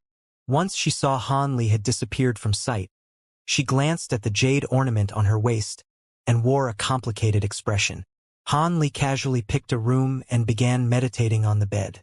After 2 hours of rest, he opened his eyes and glanced out the window before muttering a few words to himself. "It's just about time. I should go and pay a visit." Han Li silently left the pavilion and headed directly to a familiar area of Soaring Heaven City. He arrived shortly after at the building that he had previously visited. He stared at the silver signboard with Crystal Dragon Pavilion, written in gold, as he rubbed his chin and glanced into the pitch-black interior before promptly heading inside. Just as Han Li entered the building, the entire room suddenly brightened. Sitting at the end of a long table, Taoist Heaven Crystal smiled at Han Li and said, "Welcome, fellow Taoist. You honor my pavilion with your presence once more, and you're right on time. I didn't expect fellow Taoist Han to be such a punctual character. Since I'm the one that took the initiative to make the appointment, how could I be late?" Judging by Taoist Heaven Crystal's appearance, it appeared as if you've waited for some time. "You gave me quite the scare." Han Li swept his arm and an invisible force gently closed the door behind him. Taoist Heaven Crystal chuckled and said, "After you left, you suddenly sent a voice transmission saying that you have more soul stones. Were you telling the truth?" The old Taoist narrowed his eyes in doubt as he spoke. Han Li replied by simply slapping his storage pouch and taking out a green gem that was just as large as the one he took out earlier in the day.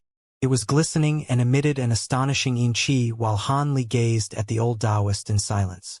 After seeing how Han Li took out a soul stone of a similar grade as the one from before, his face revealed a trace of excitement and he impatiently said, "It's clear that you were telling the truth.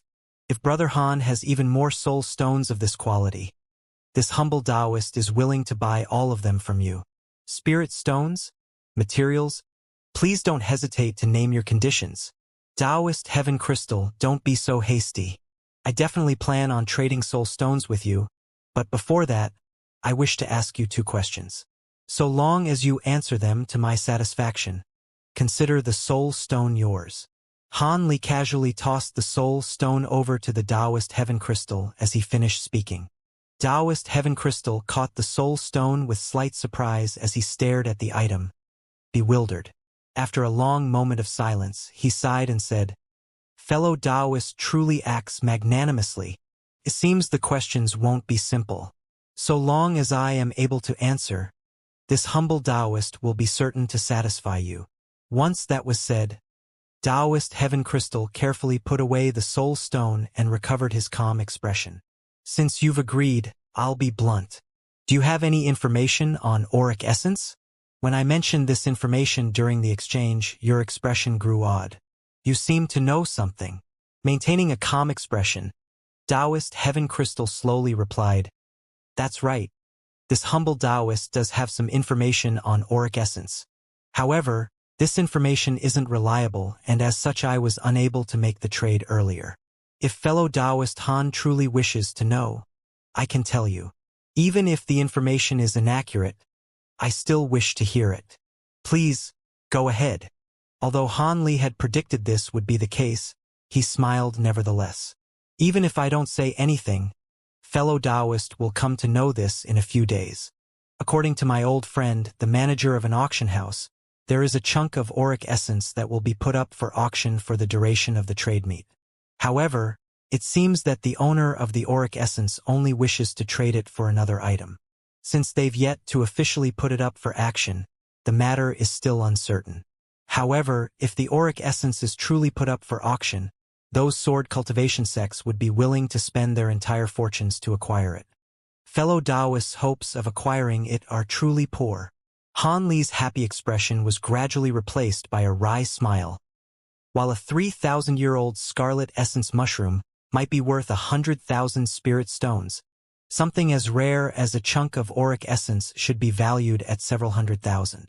If put up for auction, that cost could double. He was still aware of his limitations. Although he possessed plenty of wealth, he couldn't compare with entire sects. After that was said, there was slight change in Han Li's thoughts. He calmly said, "Regardless, I must thank fellow Taoist for the information. Knowing this, I have the chance to prepare some more spirit stones in advance." Ah yes, would fellow Taoist happen to know the identity of the owner of the auric essence? I wish to pay them a visit ahead of time. The old Taoist twirled his long beard and smiled. I am not sure of their identity. I only know that this person is a nascent soul cultivator from the Nine Nations Union. They are currently staying at a small mountain to the west of the city. If fellow Taoist makes the attempt, it shouldn't be too hard to find them. Many thanks for fellow Taoist's information. That will be enough information with regards to the auric essence. For my next question, I wish for fellow Taoist Heaven Crystal to tell me about those soul stones. The old Taoist's amiable expression instantly changed upon hearing Han Li. With bright, flickering eyes, he sullenly asked, "Fellow Taoist, what do you mean?" This humble Taoist doesn't entirely understand. Han Li unwaveringly gazed at the old Taoist and said, "I won't conceal that I also understand a bit about puppet refinement. Moreover, I found some ancient puppet remains from an ancient cultivator's cave residence, and it was within those remains that I found these soul stones. If I guess correctly, these soul stones should be crucial for how ancient cultivators refined puppets. From how you are gathering these soul stones, it seems like that you've acquired a method to refine ancient puppets, and you plan on personally refining some particularly powerful ones. Am I correct? If that is the case, could you tell me more about it?" In the same instant he said those words, Han Li had immediately grew vigilant. Although it was unlikely, Han Li put himself on guard in case the old Taoist suddenly launched an attack. When Taoist Heaven Crystal heard this, his face became expressionless and his eyes became exceptionally cold. He then stared at Han Li in silence. Han Li became particularly careful once he saw the old cultivator's reaction, but his expression still remained calm. He slapped his storage pouch and he took out a palm-sized jade box. He then opened the jade box and slid it across the table to the old Taoist, revealing two soul stones that were even larger than the ones from before. Taoist Heaven Crystal's icy expression was eventually broken with excitement. With an astonished expression, he gloomily asked, "How did you acquire such large soul stones? Do you have more?" When Han Li heard this, he smiled at Taoist Heaven Crystal but said nothing. The old Taoist responded to his silence by saying, "Humph, I can answer your question, but in exchange, you must tell me how you acquired these soul stones." "That's not a problem." Han Li had already anticipated this would happen and instantly replied. Taoist Heaven Crystal coldly said, "It is as you've said. This humble Taoist discovered a refinement method in ancient cultivator ruins with a few friends. According to what was recorded, these puppets were immensely powerful, but the materials they required were proportionately precious. Moreover, they each required an appropriate soul stone to refine. However, these soul stones are immensely difficult to find. Up until now, I haven't been able to find many. Why else would I directly trade for them so impatiently? Now, it is fellow Taoist Han's turn to tell me how he found so many soul stones." Han Li calmly replied, "It is quite simple. I previously had no idea that ancient cultivators called these items soul stones. I had merely known them as something produced within umber beasts and had to spend an enormous amount of effort just to acquire a few of them." Excitement flickered within the old Taoist's eyes and he hastily said, "Umbra beasts? I haven't heard of them before. Where would you find such demon beasts?" Instead of answering his question, Han Li unhurriedly asked, "Would fellow Taoist be willing to let me take a look at which type of puppets you plan on refining? Or perhaps even the puppet designs that you acquired?" Once the old Taoist heard what Han Li wanted, his uncontrollable excitement promptly faded away. With his newly restored calm, he said, "It seems fellow Taoist Han plans on using this to extort me." Han Li calmly said, "Extort? Those words are mistaken. Until now, I've never made any demands of you. Rather, I gifted you with several rare soul stones. If fellow Taoist doesn't feel this arrangement to be profitable, just pretend I never asked the second question, and you can keep those soul stones. Taoist Heaven Crystal's expression relaxed and then began to waver while Han Li simply stood at the side without urging him in the slightest. After a long while, the old Taoist coldly said, "If I give you the puppet designs, you will more or less be able to tell whether they are legitimate. But how can I possibly know if you were telling the truth about the Umber beasts?" Han Li unhurriedly responded with a tranquil tone.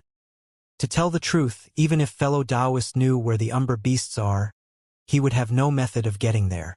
Not only is that place deadly beyond belief, but even if one is fortunate enough to enter, there is no way to return. Even I was only barely able to escape alive. Even if you don't believe me, my soul stones are genuine all the same. I'll give a portion of them to you for the puppet refinement designs.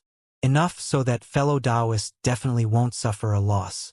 Besides, what use are puppet refinement methods without the soul stones required to use them? Taoist Heaven Crystal frowned and revealed a trace of hesitation.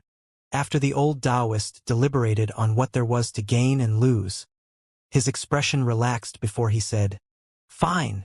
I have no interest in mulling over whether the supposed source of your soul stones is real. I will only ask how many soul stones you plan on using to exchange for the puppet refinement designs. If it's too few, I would rather just monopolize them." While Han Li was happy about this outcome, he betrayed none of it in his voice. "I will have to see the value of the ancient puppet designs first. If they are only on the level of the puppets that were traded during the day, then I have no interest in looking at them." The old Taoist wore an odd expression. "Those puppets were only defective goods I found. From what you've said, it seems the more powerful these puppets are, the more soul stones you are willing to pay." Han Li pursed his lips. "That's right. If there are designs to refine a puppet that can match the strike of a nascent soul cultivator, I would be willing to exchange 30 soul stones for it." Taoist Heaven Crystal seriously asked, "Would these soul stones be of the same quality as the ones you've given from the start? Could there truly be designs for ancient puppets on the level of nascent soul cultivators?" Han Li was amazed at the prospect and immediately grew overjoyed. Without any restraint, he said, "Since when have my words been false? Fine. This jade slip contains the designs for the ancient puppets. I will be directly giving it to you, not lending it." The old Taoist quickly took out a white jade slip from his storage pouch and tossed it to Han Li, while a cunning expression appeared on his face. Han Li was stunned by his actions and faintly felt like something was amiss. After some thought, he bluntly took the jade slip and swept his spiritual sense through it. After a long while, Han Li's complexion fluctuated between red and white before he started glaring at Taoist Heaven Crystal in silence. The old man beamed back at him and said, "What's wrong? The greatest of these puppet designs are able to match the strike of a mid-nascent soul stage cultivator. Is there something not in accordance with your request?" Han Li angrily said, "Humph! What part isn't? The main ingredients for these puppets are heaven-defying materials on the level of 10,000-year-old ironwood. And the supplementary materials aren't just rare. I've never even heard of them. Where am I supposed to find them? Hee hee. You have this humble Taoist sympathies, but there is little I can do. Look on the bright side. There's an illustration accompanying each of the materials. Perhaps fellow Taoist may come across them with enough luck and will even manage to acquire enough to make a puppet." As the old Taoist anticipated, Han Li's expression quickly grew furious and he asked, "Could it be fellow Taoist Heaven Crystal has already found the materials? Why else would he be gathering soul stones?" With a calm expression, Taoist Heaven Crystal said, "When did this humble Taoist say that he would be personally refining the puppets? I merely found 2 half-finished high-grade puppets from the ruins. With these soul stones, I'll be able to use them. There is no need for me to create them from scratch." "You?" After hearing this, Han Li grew silent for a long while. "All right, this humble Taoist already gave you the puppet refinement designs. Now about they're yours." Before the old Taoist could even finish speaking with his insincere smile, Han Li unhappily swept his sleeve across the table. With a flicker of green light, a small pile of soul stones appeared. Taoist Heaven Crystal was overjoyed, but he thought he should say something further out of embarrassment.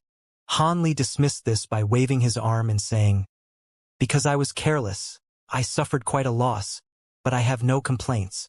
Now that the debt has been settled, I will be taking my leave." Han Li gave a salute before gloomily leaving the building. The old Taoist glanced at Han Li's departing figure and shook his head with closed eyes. He then nodded his head and excitedly placed the pile of gems into his storage pouch. He had managed to trade some unusable puppet designs for so many soul stones. It was only natural for him to feel satisfied. With these soul stones, he will be able to complete those half-finished puppets. However, the old Taoist was truly shocked to see Han Li take out so many soul stones and couldn't help but think higher of him. Unbeknownst to the old Taoist, Han Li's gloomy expression had completely disappeared when he walked several streets away.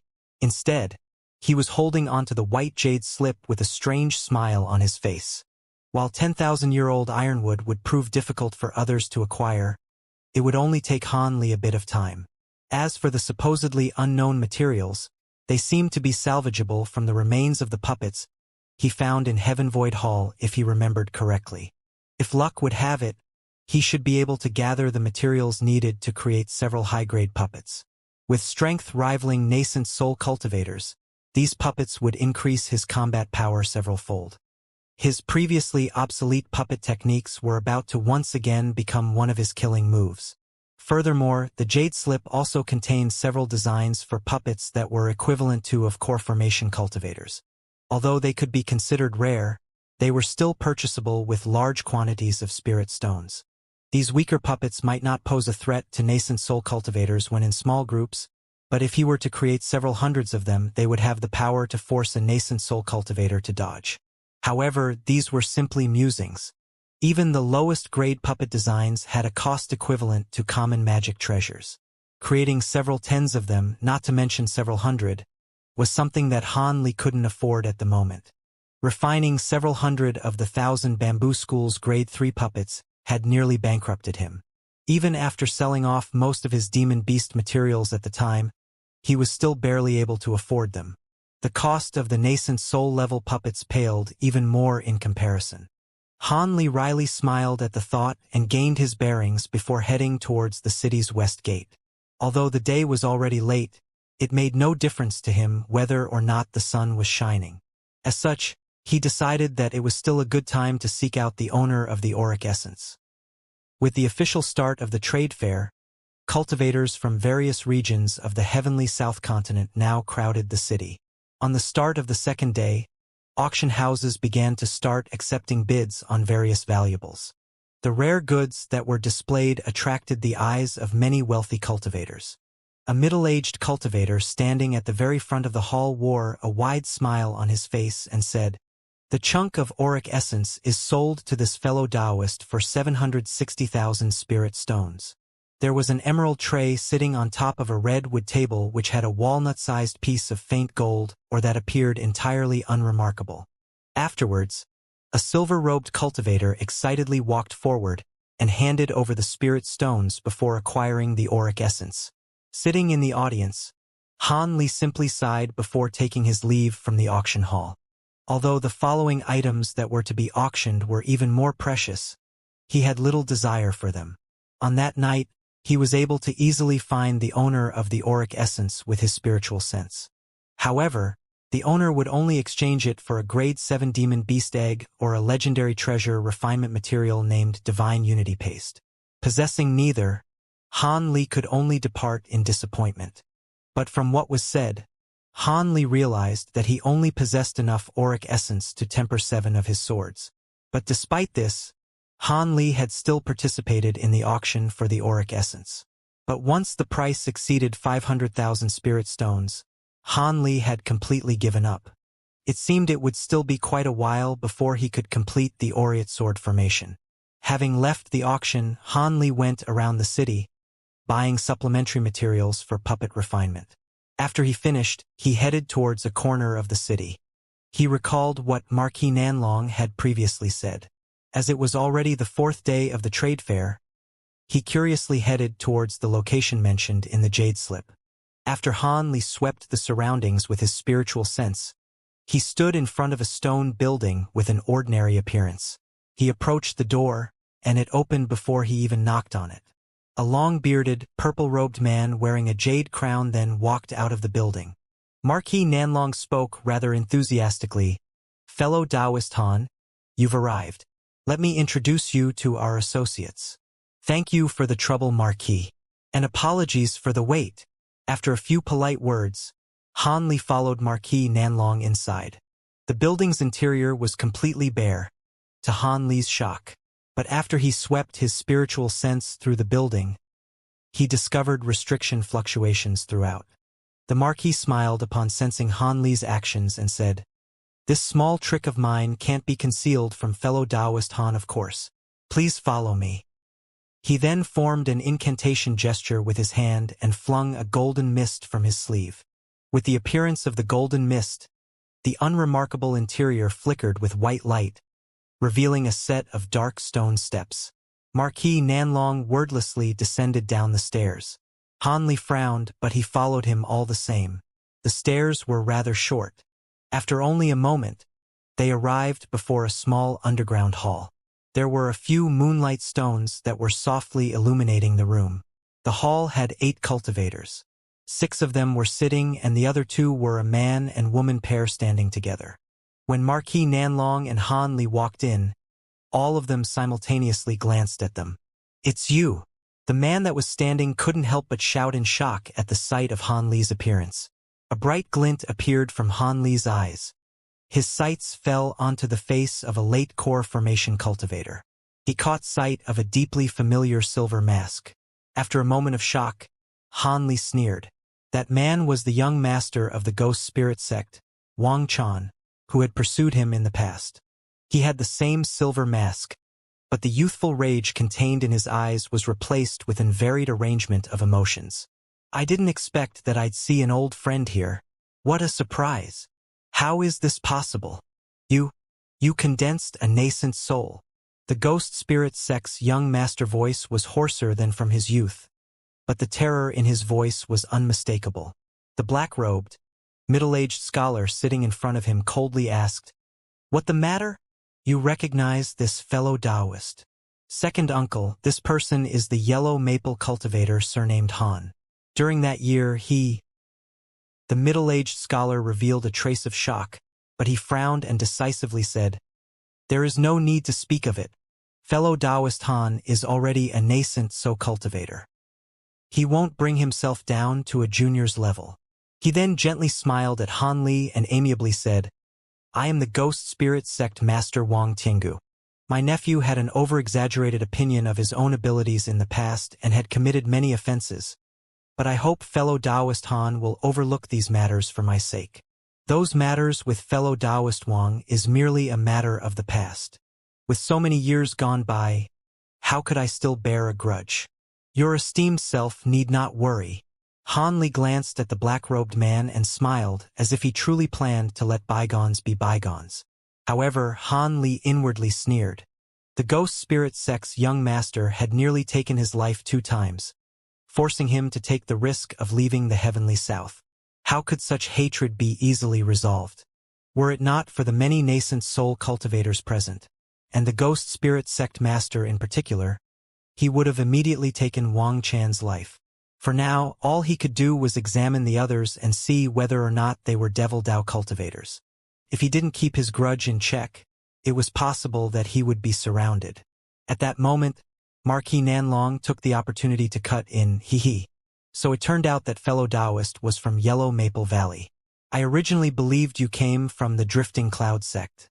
However, it is great that fellow Taoist was able to let go of this old enmity.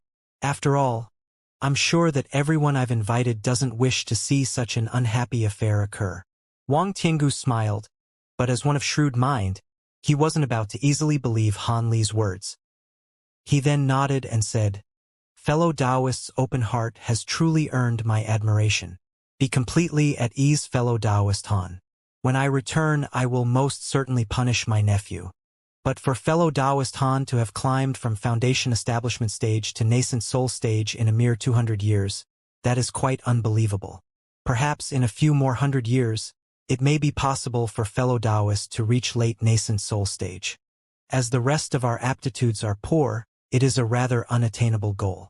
Once that was said, all of the other cultivators present has vastly changed expressions. Han Li inwardly cursed and felt bone-aching hatred towards the ghost spirit sect master. This clear word of praise intended to mark a target on him.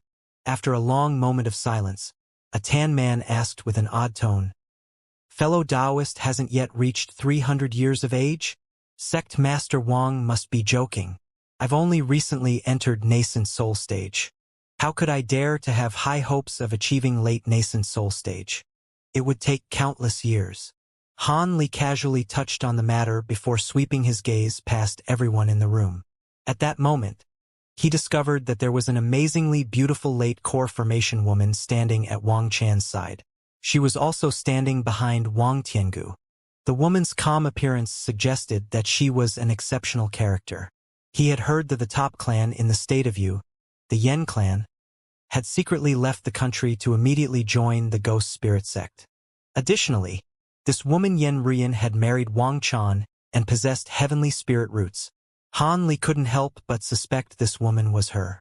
As for the 6 that were seated, they were all nascent soul cultivators. The only one that was a mid-nascent soul stage cultivator apart from the Marquis was a white-clothed, beardless old man. After taking several more glances at those present, Han Li's gaze met the old man's and he immediately shivered. His gaze contained a penetrating and chilling cold. However, Han Li had casually turned his head and avoided his gaze. When the old man saw this, he faintly smiled. At that moment, Marquis Nanlong called out for Han Li to sit down. Without any hesitation, Han Li found an empty seat and sat down with undue deliberation. Afterwards, he glanced at Wang Chan with a mysterious gaze. Although the young master of the ghost spirit sect was full of terror, he managed to keep a calm exterior in the presence of Wang Tiangu. Regardless, he still felt immense trepidation at what Han Li's eyes seemed to suggest. In the past, their cultivation were a match, but his current jump to nascent soul stage was much cause of resentment and alarm. As of Yen Ruyan, she glanced at Han Li with bright eyes. It was unknown what she was thinking. Once Han Li saw this, he sneered before paying them no further heed. As the group's leader, Marquis Nanlong stood at their center and spoke with a deep tone. "There are fellow Taoists that are from the righteous Tao, devilish Tao, and there are even a few vagrant cultivators among you. However, you are all similar in which your spiritual senses are exceptionally vast. It is for that reason that I've asked all you fellow Taoists to come here today. A portion of you should already have a general idea of the matter, but a majority should be ignorant of the matter.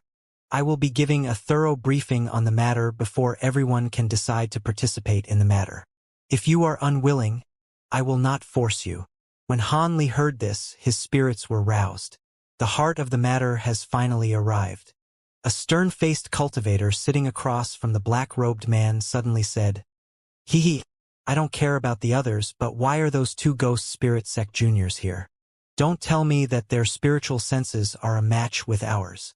At that same moment, he gave a hostile glance at Wang Tiangu as if they were enemies.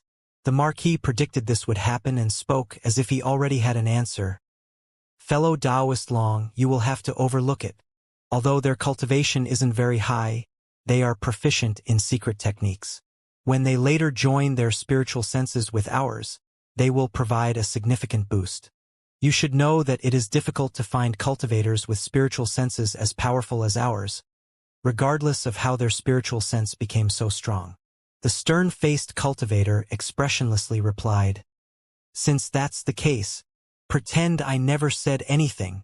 The other cultivators had no complaints and glanced at Marquis Nanlong, waiting for him to start. Marquis slowly swept his eyes past everyone present and slowly said, "The reason I've gathered everyone here is for the purpose of traveling to the Mulan Plains." "The Mulan Plains?" Marquis Nanlong's words came as a large surprise to most of those present, Han Li included.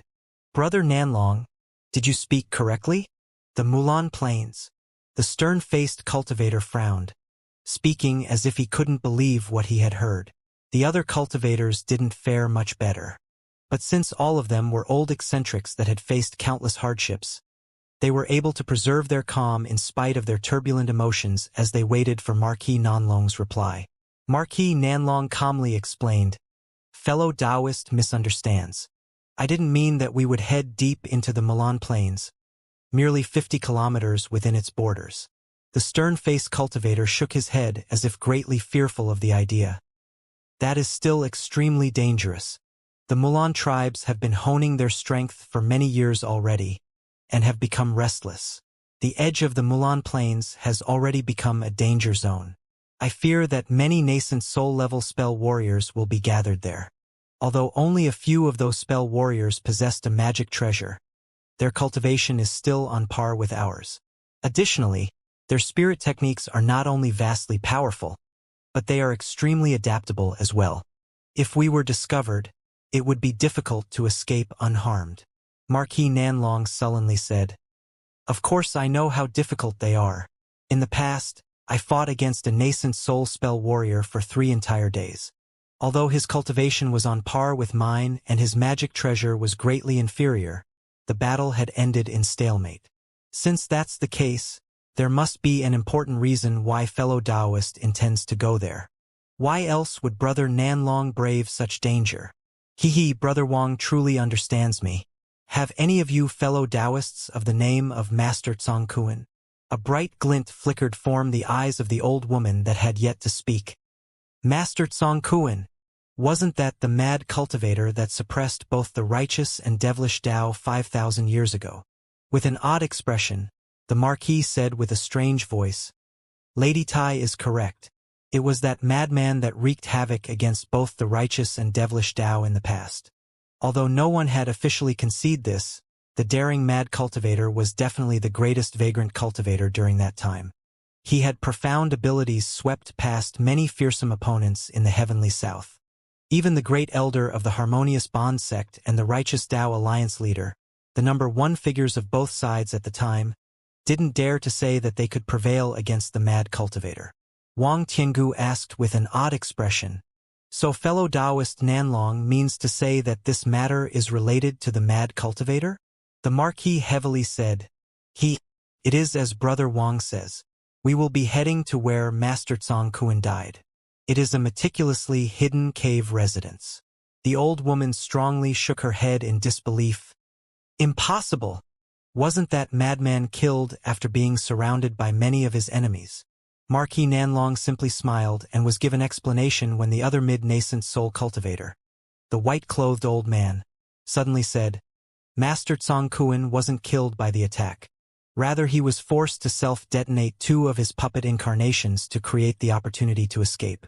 The cultivators who surrounded him were none the wiser and had believed that one of the incarnations was his true body. However, the battle had greatly injured Master Tsongkuan's vitality, and it was extremely difficult for him to restore his abilities. As a result, he spent several years there in recover, and his original cave residence disappeared alongside any messages.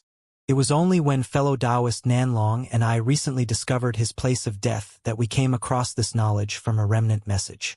Once Master Tsongkuan disappeared, he braved Devilfall Valley and was the very first person to make it out alive." The old woman sharply yelled with an expression of excitement. "He returned from Devilfall Valley alive? How is that possible?"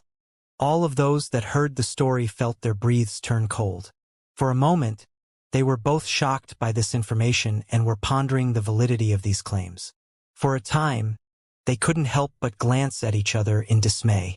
The tanned cultivator pondered for a moment before asking with a sneer, "Even if this matter was true, what does it have to do with the Mulan Plains?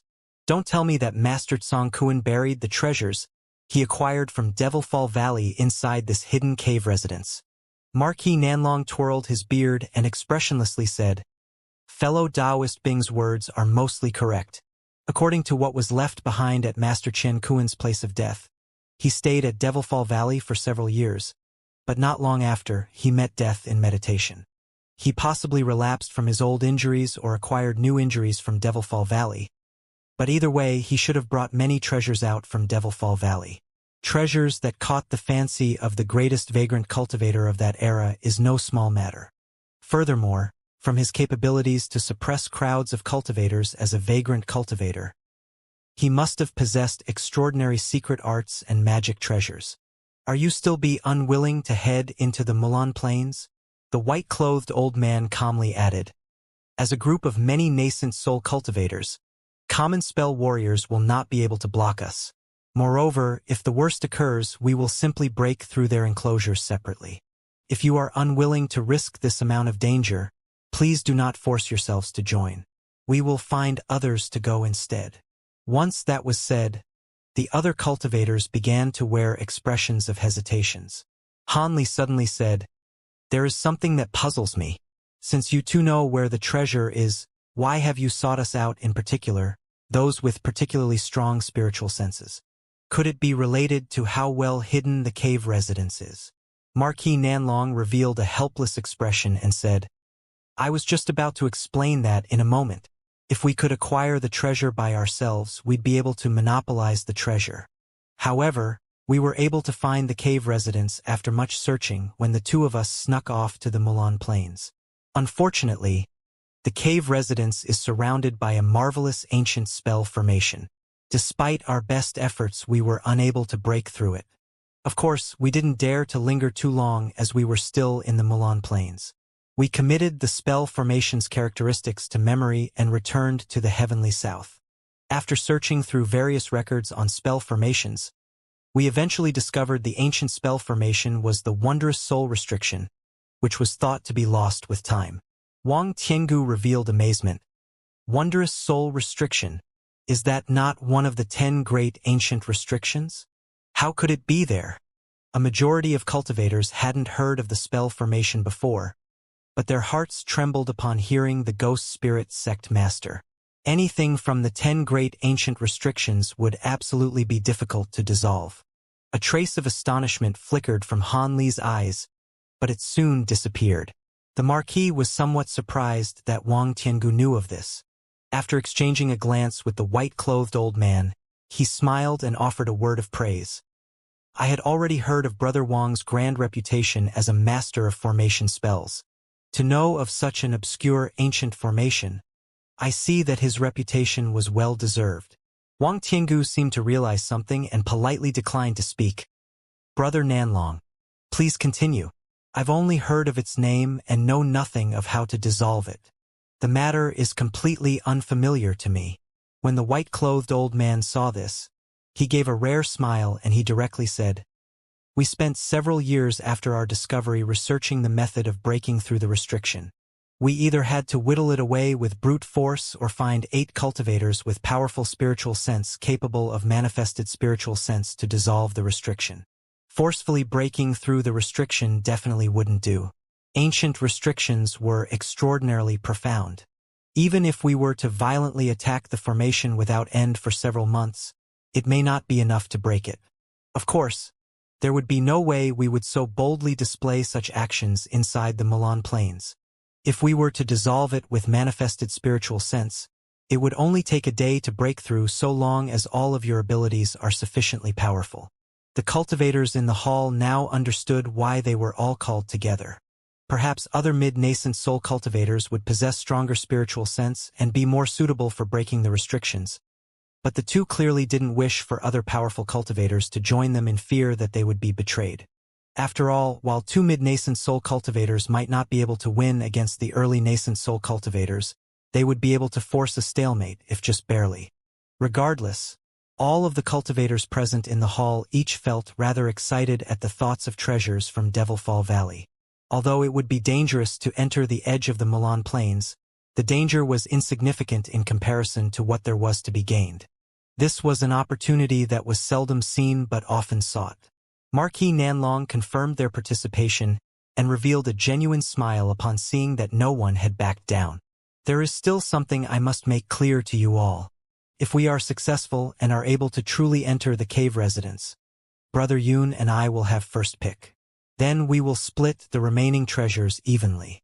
Any objections?" The others didn't find it strange for Marquis Nanlong and the white-clothed old man surnamed Yun to have first pick. Since they were both the founders of this expedition and had the deepest cultivation, it was natural for them to have a larger share of the treasure. In order to prevent any unexpected matters from occurring, the group immediately agreed to the plan. The group would set off in 2 days, before the end of the trade fair.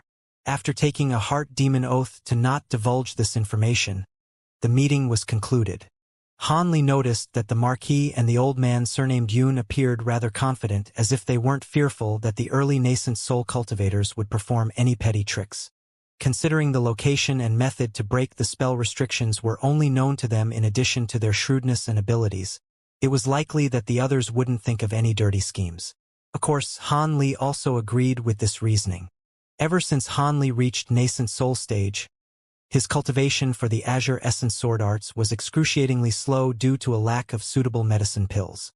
Han Li reckoned that if he were to bitterly cultivate for 300 years, he still wouldn't reach the peak of early nascent soul stage. As for whether or not he would be able to reach mid-nascent soul stage, that would simply be a matter of luck, not aptitude. Nascent soul cultivators that managed to reach this far were all people with exceptional aptitude. According to Han Li's original plans, he would have diligently cultivated for over 100 years once the trade fair concluded. Once he made some progress with his cultivation art, he would immediately leave his cave residence and find a few ancient cultivator ruins or some land rich with natural treasures. It was only like this he would find an opportunity to progress to the next stage of cultivation. But now that Han Li had heard of the treasures of the renowned Devilfall Valley, Han Li couldn't possibly let them go. This was perhaps the opportunity he needed. The others likely shared the same thoughts. These old nascent soul eccentrics were stuck at early nascent soul stage for countless years. There was no possibility they would renounce such an opportune breakthrough. The techniques and medicine pills were certain to be significant. Of course, since the ghost spirit sect's young master was traveling with them, if there was an opportunity to kill him on the way, Han Li wouldn't hold himself back. Even if Wang Tiangu witnessed it, what would change? The Devil Dao and the Heavenly Dao Alliance were already enemies. As killing intent filled Han Li's mind, he walked down the Azure Stone road back to his own residence. But unbeknownst to him, Wang Tiangu was calmly walking down an alley several streets away with Wang Chan and Yen Ruyan silently following after him. Once we return, clearly explain any grudges that are held between the two of you. It seems this person has yet to release his hatred towards you. In the future, you both must not stray too far from my side in order to prevent any ambushes. Wang Chan respectfully replied, "Yes, second uncle. I didn't think that from an ill-considered action from the past, this nephew would create such a large enemy for you. In such a short amount of time, he was able to break through the bottlenecks of both core formation and nascent soul stage. It was far beyond what I could have predicted." He seemed to grow depressed at the thought of Han Li having already condensed a nascent soul. Wang Tiangu coldly smiled. "Humph! These is no need for you to be so discouraged.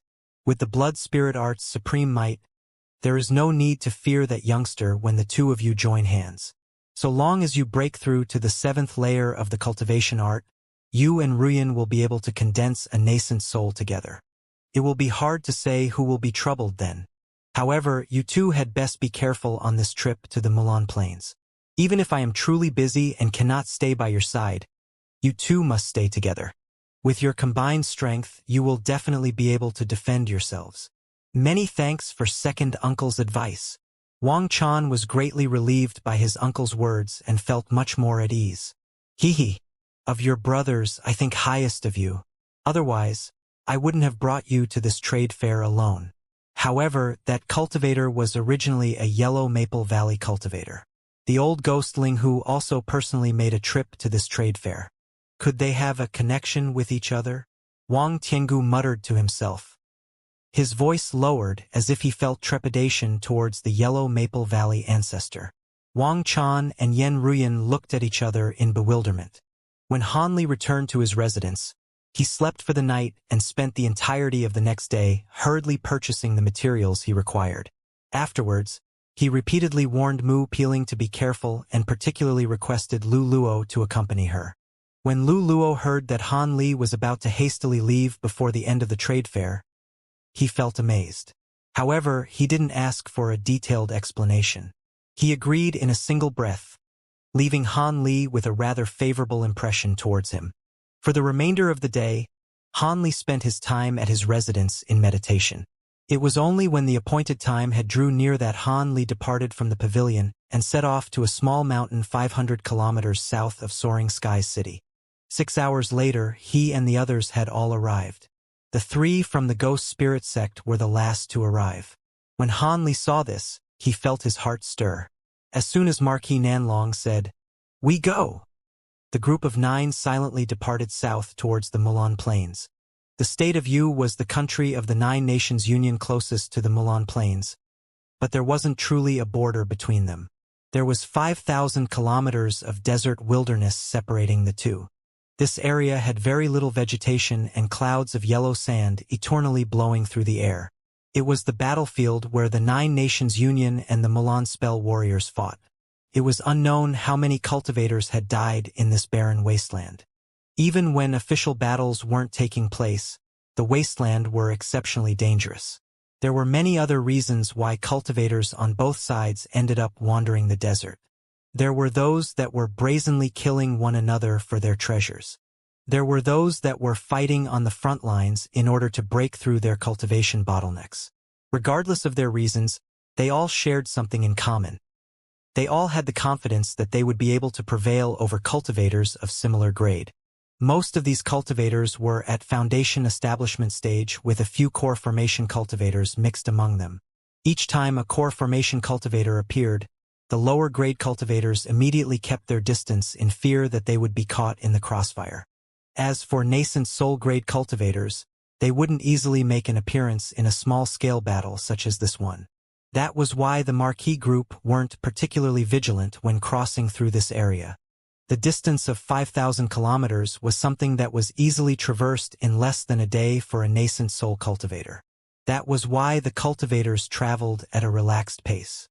With Marquis Nanlong and the white-clothed old man leading the way, the rest of the party followed after them in a scattered manner. They had passed by many low-grade cultivators along the way, completely unnoticed. However, just as the party flew out for an hour, the white-clothed old man suddenly stopped. Marquis Nanlong asked with surprise, "Brother Yun, what happened?" He had been taking turns with the white-clothed old man to keep a lookout with their spiritual sense. The old man surnamed Yun narrowed his eyes and solemnly said, "There is a huge gale ahead of us. It is suspicious." "A huge gale? What do you mean? Isn't a bit of wind normal?" Marquis Nanlong bafflingly asked. He then released his spiritual sense and probed the distance ahead of them. Han Li and the others had clearly heard their words.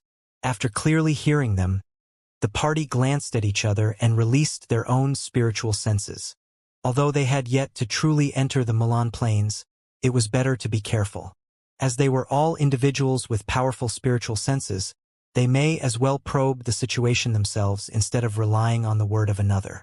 As a result, each of them wore a bewildered expression. The old woman sullenly said, "That wind isn't merely suspicious. There is certainly something wrong with it. Such a gale cannot naturally occur." Han Li's spiritual sense discovered that there was a yellow gale surging across the horizon. It was over 300 meters tall and carried both stone and sand. It was truly malevolent, as if an evil dragon had sprung from the earth. But since his spiritual sense was nearly on par with late nascent soul cultivators, he was able to extend his spiritual sense part the 50-kilometer range of the other cultivators. With the great development technique circulating through his body, his spiritual sense condensed and entered the sandstorm. However, his spiritual sense grew dim after entering the sandstorm. He was only able to immerse his spiritual sense 300 meters into the storm, but he was unable to see anything. Marquis Nanlong grimaced and said, "Impressive. This should be the Mulan's wind spirit technique. When I had fought against a spell warrior in the past, they had used this world-enveloping spirit technique. Once it is deployed, it is capable of block any probing, and its violent sandstorm is capable of self-protection and trapping enemies. It is truly troublesome. However, I've never seen it at such an astonishing scale. It seems thousands of times greater in scope. Strange. A Mulan spirit technique? The other's expressions changed upon hearing him. Wang Chan and Yen Ruyan both paled on hearing this.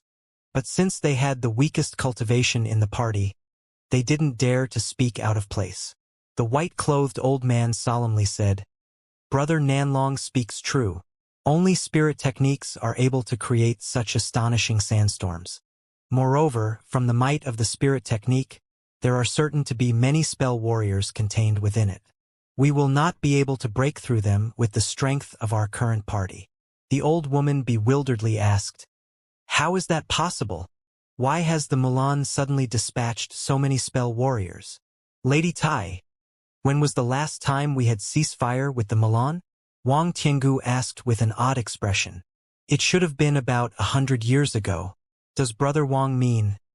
The old woman seemed to suddenly realize something. Wang Tiangu wryly smiled and insipidly said, "About 100 years ago.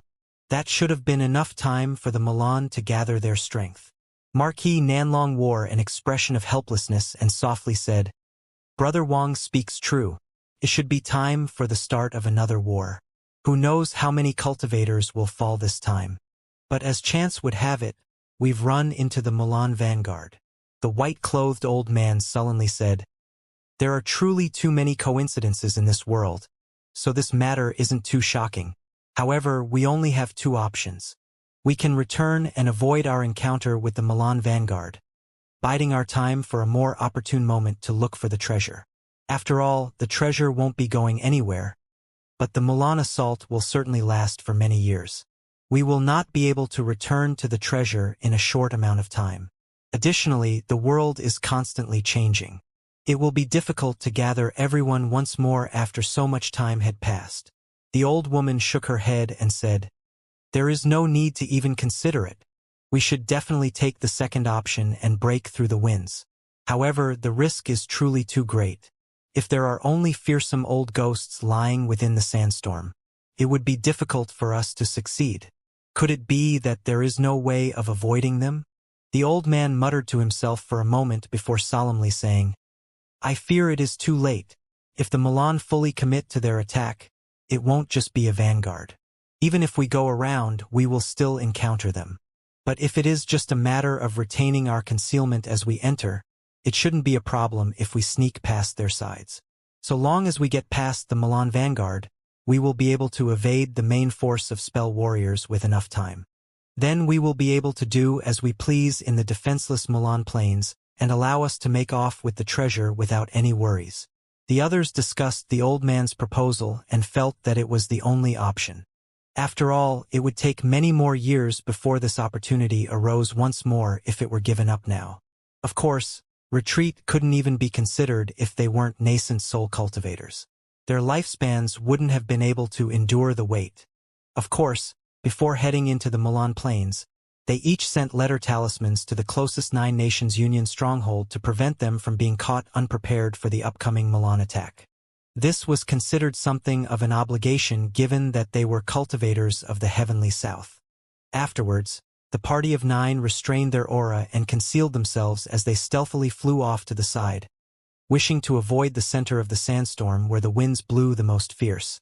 Because Wang Chong and Yen Ruyan possessed weaker cultivation, Wang Tiangu had paid them particular consideration and covered them in a huge light barrier. A moment later, they disappeared from Han Li's sight, but when Han Li saw this, he sneered. With his spiritual sense, Wang Tiangu and his juniors couldn't possibly escape his notice. The dense sandstorm closed the 50-kilometer gap in an instant. It carried a faint pressure similar to that of demons. Before the sandstorm had arrived, tornadoes began to cut through the earth as they led the way. Fortunately, they had kept their distance from the center and were able to avoid the tornadoes as they swept past them. The larger tornadoes were over 30 meters wide, and while the smaller ones were only about 10 meters wide. They each seemed to contain several spell warriors. Han Li remained hidden in close proximity to them and was able to clearly sense them with his spiritual sense.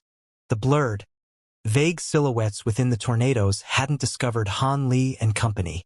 They simply continued on their way. Under the cold gaze of Han Li and company, they watched the spell warriors quietly go on their way. Closely following after the tornadoes was the tremendous sandstorm.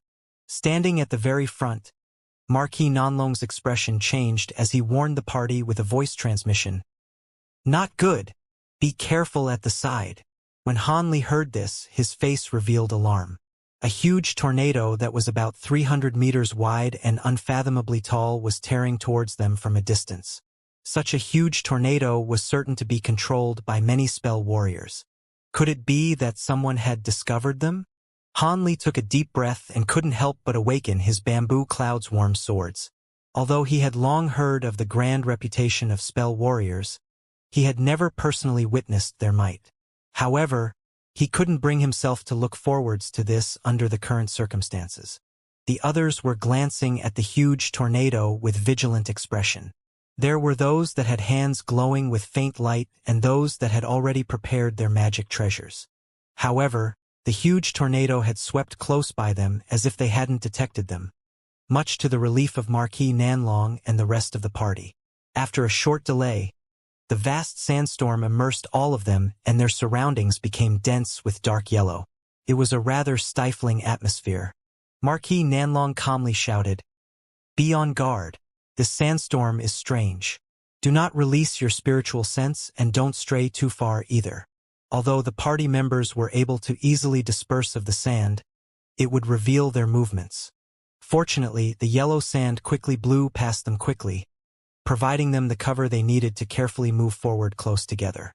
However, after the time it took to finish a meal, Han Li felt that there was something amiss as he monotonously swept his gaze around. Suddenly, Han Li blurred and he reappeared floating in the air. Han Li's sudden actions came as a shock to the rest of the party. The old woman frowned and annoyedly asked, "Fellow Taoist Han, why did you stop?" Han Li expressionlessly said, "Don't you feel that something is amiss?" "What do you mean?" The tan man blurred and he reappeared at Han Li's side. When Wang Tiangu and the white-clothed old man heard this, they glanced at each other for a moment before revealing an expression of bewilderment. With an unsightly expression, Han Li said, "You fellow Taoists should have been able to sense it without having me to say it. How is it that we've been in this sandstorm for so long and we've yet to encounter even a single spell warrior? Don't tell me that the spell warriors have all gathered at the center of the sandstorm. Our surroundings have yet to change as well. You should all know what this means." The tan man wore an unsightly expression and muttered, "There is someone that secretly used a restriction against us." His eyes brightly glinted as he swept past his surroundings. After a moment of silence, Marquis Nanlong nodded his head and sullenly said, "Fellow Taoist Han should be telling the truth. I also feel that something is strange. It seems we've been truly detected and they've used a technique to deal with it. A fight is unavoidable." The other cultivators remained calm after hearing this. Each of them realized that spell restrictions were used to trap them because the enemy lacked the forces to engage them. However, they couldn't remain trapped for too long, else the Mulan's reinforcements would arrive. The nascent soul cultivators each began to flicker with light, making full use of their abilities as they began to strike the restrictions surrounding them. As Han Li remained in the air, he waved his arm in passing, releasing 3 streaks of azure light from his hand. An instant later, the 3 streaks of azure light flew off into the distant winds of sand. Rippling fluctuations began to appear under their strikes. In a flicker of yellow light, the restrictions began to tear as if they were made of thin paper. The others were shocked at how easy this was. When Han Li saw this, his expression greatly changed and he hurriedly flew forward through the gap that opened. It was quite ordinary for a hastily placed restriction to be easily struck down. There was no need for hesitation. Han Li's blunt and sudden actions had shocked the others, but they immediately understood and closely followed after him. Once they escaped, they still found themselves in winds filled with sand, but the stifling sensation of the restriction could no longer be felt. Han Li felt some relief from this and swept his spiritual sense around, wishing to regain his bearings before taking further action. But at that moment, Han Li's expression stirred and his eyes narrowed. As he motionlessly floated in the air, He stared off into a certain direction of the sand. His eyes pulsed with faint blue light in a demonic display. A moment later, his expression returned to normal. As Marquis Nanlong caught up to Han Li, he noticed that Han Li was motionless. He bewilderedly swept his spiritual sense in the direction that Han Li was looking, and he discovered nothing strange. He bafflingly asked, "Fellow Taoist Han, what are you doing?" Han Li turned his head towards the Marquis and calmly said, "Nothing. I was only pondering. Which direction should we go? It is hard to make use of our spiritual sense in this cursed sandstorm, and the naked eye is hardly any better for making a decision. But just as it so happens, I have a star alignment treasure that is suitable for the situation." Initially scoffing at being asked, Marquis Nanlong reached to his waist and took out a faint red jade disc. With the one hand holding at the jade disc, he formed an incantation gesture with the other. After muttering a cryptic incantation, he opened the hand with the incantation gesture, and a golden light shot out from his palm, striking on of the talisman characters on the disc. The disc then began to shine with a weird red-gold light. Han Li's heart stirred, and he took another glance at the magic treasure. There was marvelous designs made of golden starlight that shined from the plate that seemed to signify stars, the sun and moon, as well as other astrological symbols. Han Li was entranced by the sight of it. The others also crowded around with curious expressions. Marquis Nanlong wasn't bothered by this and merely concentrated on the patterns shining on the jade disc. A short moment later, he put away the treasure with a flip of his hand and briefly said, "Follow me." He then enveloped himself in a ball of golden light and shot off. The rest of the party wordlessly followed after him. They were clearly confident in the Marquis' judgment. In a flash of black light, Wang Tiangu enveloped Wang Chan and Yen Ruyan and brought them along. However, when he passed by Han Li, the ghost spirit sect elder seemed to faintly glance at him before calmly brushing past him. Han Li returned the glance with a mysterious smile. He faintly saw that Wang Chan had lowered his head and didn't dare to look in his direction in a rather meek fashion. On the contrary, the beautiful Yen Ruyan calmly turned her gaze towards Han Li for a short while with bright eyes before turning away. Han Li soon found himself at the rear of the group, but with a careless smile. His body flashed with azure light as if about to set flight. But before that, he unconsciously turned his gaze to where he glanced previously and wore an odd expression. He then coldly chuckled and flew off. In that instant, Han Li's figure disappeared into the sandstorm. A short moment after Han Li disappeared, a flash of blinding yellow light shined from where he had been looking at. A huge dark hole that suddenly appeared from the ground where a huge shiny black insect had crawled out of. This demon insect was astonishingly large and was about 20 meters long and 12 meters wide. Its body was in the shape of a disc. But what was most frightening about it was the dozens of dark yellow compound eyes spread on its head. There were also several slender horns on its head along with a pair of massive, incisive fangs that coldly glinted. There were also 4 transparent wings on its back that were gently fluttering. Standing on top of this dreadful demon insect were 3 silhouettes of varying heights. One of them shined with blinding white light and another was enveloped in a strange dark green mist, obscuring his true form.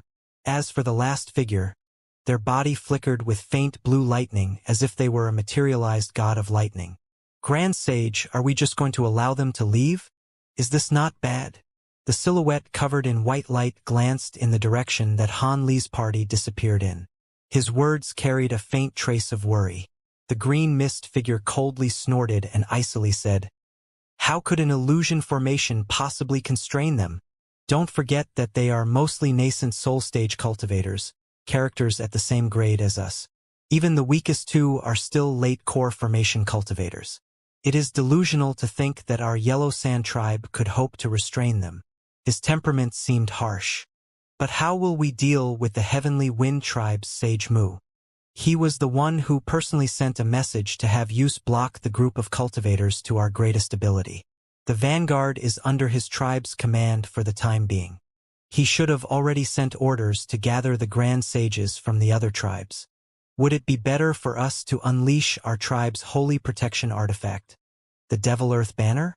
Even if we can't cause the nascent soul cultivators much harm, it should be possible to trap them for the time being. The white light silhouette raised the proposal with an anxious tone. The green mist figure grew furious and bluntly rebuked. Nonsense! How can we so casually use the 36 Devil Earth banners? The ancestors of our Yellow Sand tribe have always instructed us to never use the sacred banner unless our tribe is on the verge of extermination. And even if these cultivators were trapped for a time, given their abilities, they would certainly destroy a few of the banners. How would we respond then? Without the sacred tribe protecting artifacts, how could we steadily maintain our position in the 10 great tribes? There may be even a few smaller tribes that may pry into the matter and exterminate us. I was careless. Many thanks for Grand Sage's reminder. The spell warrior within the white light hastily apologized for his offense. Since you've only recently become a sage, this fault will be forgiven just this once. In any case, it's not as if we did nothing. They were simply too powerful and we were incapable of restraining them. Grand Sage Mushur had a good idea to send our Yellow Sand tribe to tie the intruders down. Once both sides suffered, he'd conveniently arrive to finish them off and take the lion's share of the credit and loot. On the other hand, if we don't take out our tribe protecting artifacts to block them, we will be seen as harboring malicious intentions, leaving an opportunity for them to enact reprisals. The Grand Sage in the green mist coldly spoke, as if he had an extremely poor opinion of the Sage Mu. The Milan spell warrior shrouded in lightning calmly said, I fear this is how Sage Mu intends to act. After all, our two tribes never did have a good relationship.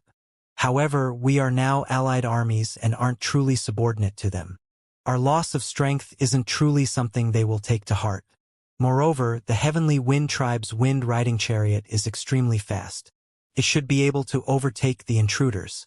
It will be hard to say who will end up victorious. But so long as they manage to buy enough time for the main force to arrive, the Heavenly Wind tribe will be the victors. The Grand Sage in the green mist disagreed. Although the wind-riding chariot is extremely fast, by the time enough people are gathered together to use it, it will perhaps be too late. After a moment of thought, the Grand Sage muttered, Whether or not those cultivators are caught is no concern of ours. But I am puzzled about the youth that managed to first break through the formation. It seemed he discovered where our concealed hole was. How baffling.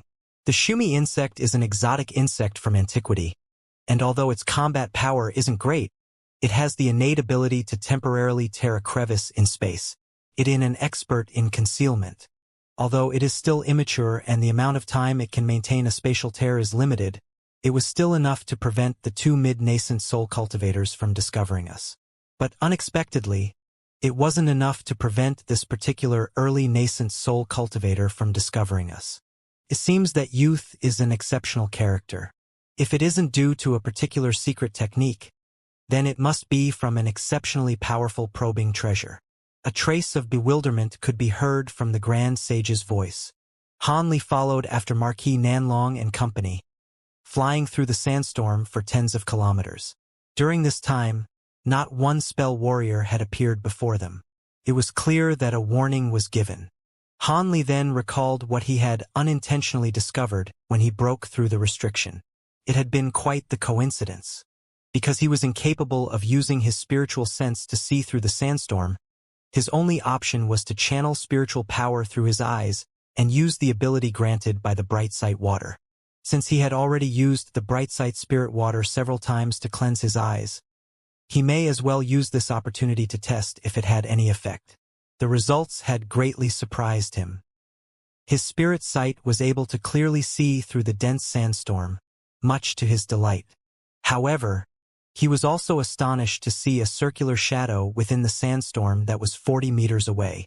In his shock, the spiritual power faded away from his eyes and the shadow could no longer be seen. His naked eyes could now only see the sandstorm. He channeled his spirit sight once more and the shadow appeared once more in its original position. But this time, Han Li channeled even more spiritual power into his eyes. He was able to see the shadow slightly more distinctly, and he could see silhouettes faintly swaying inside.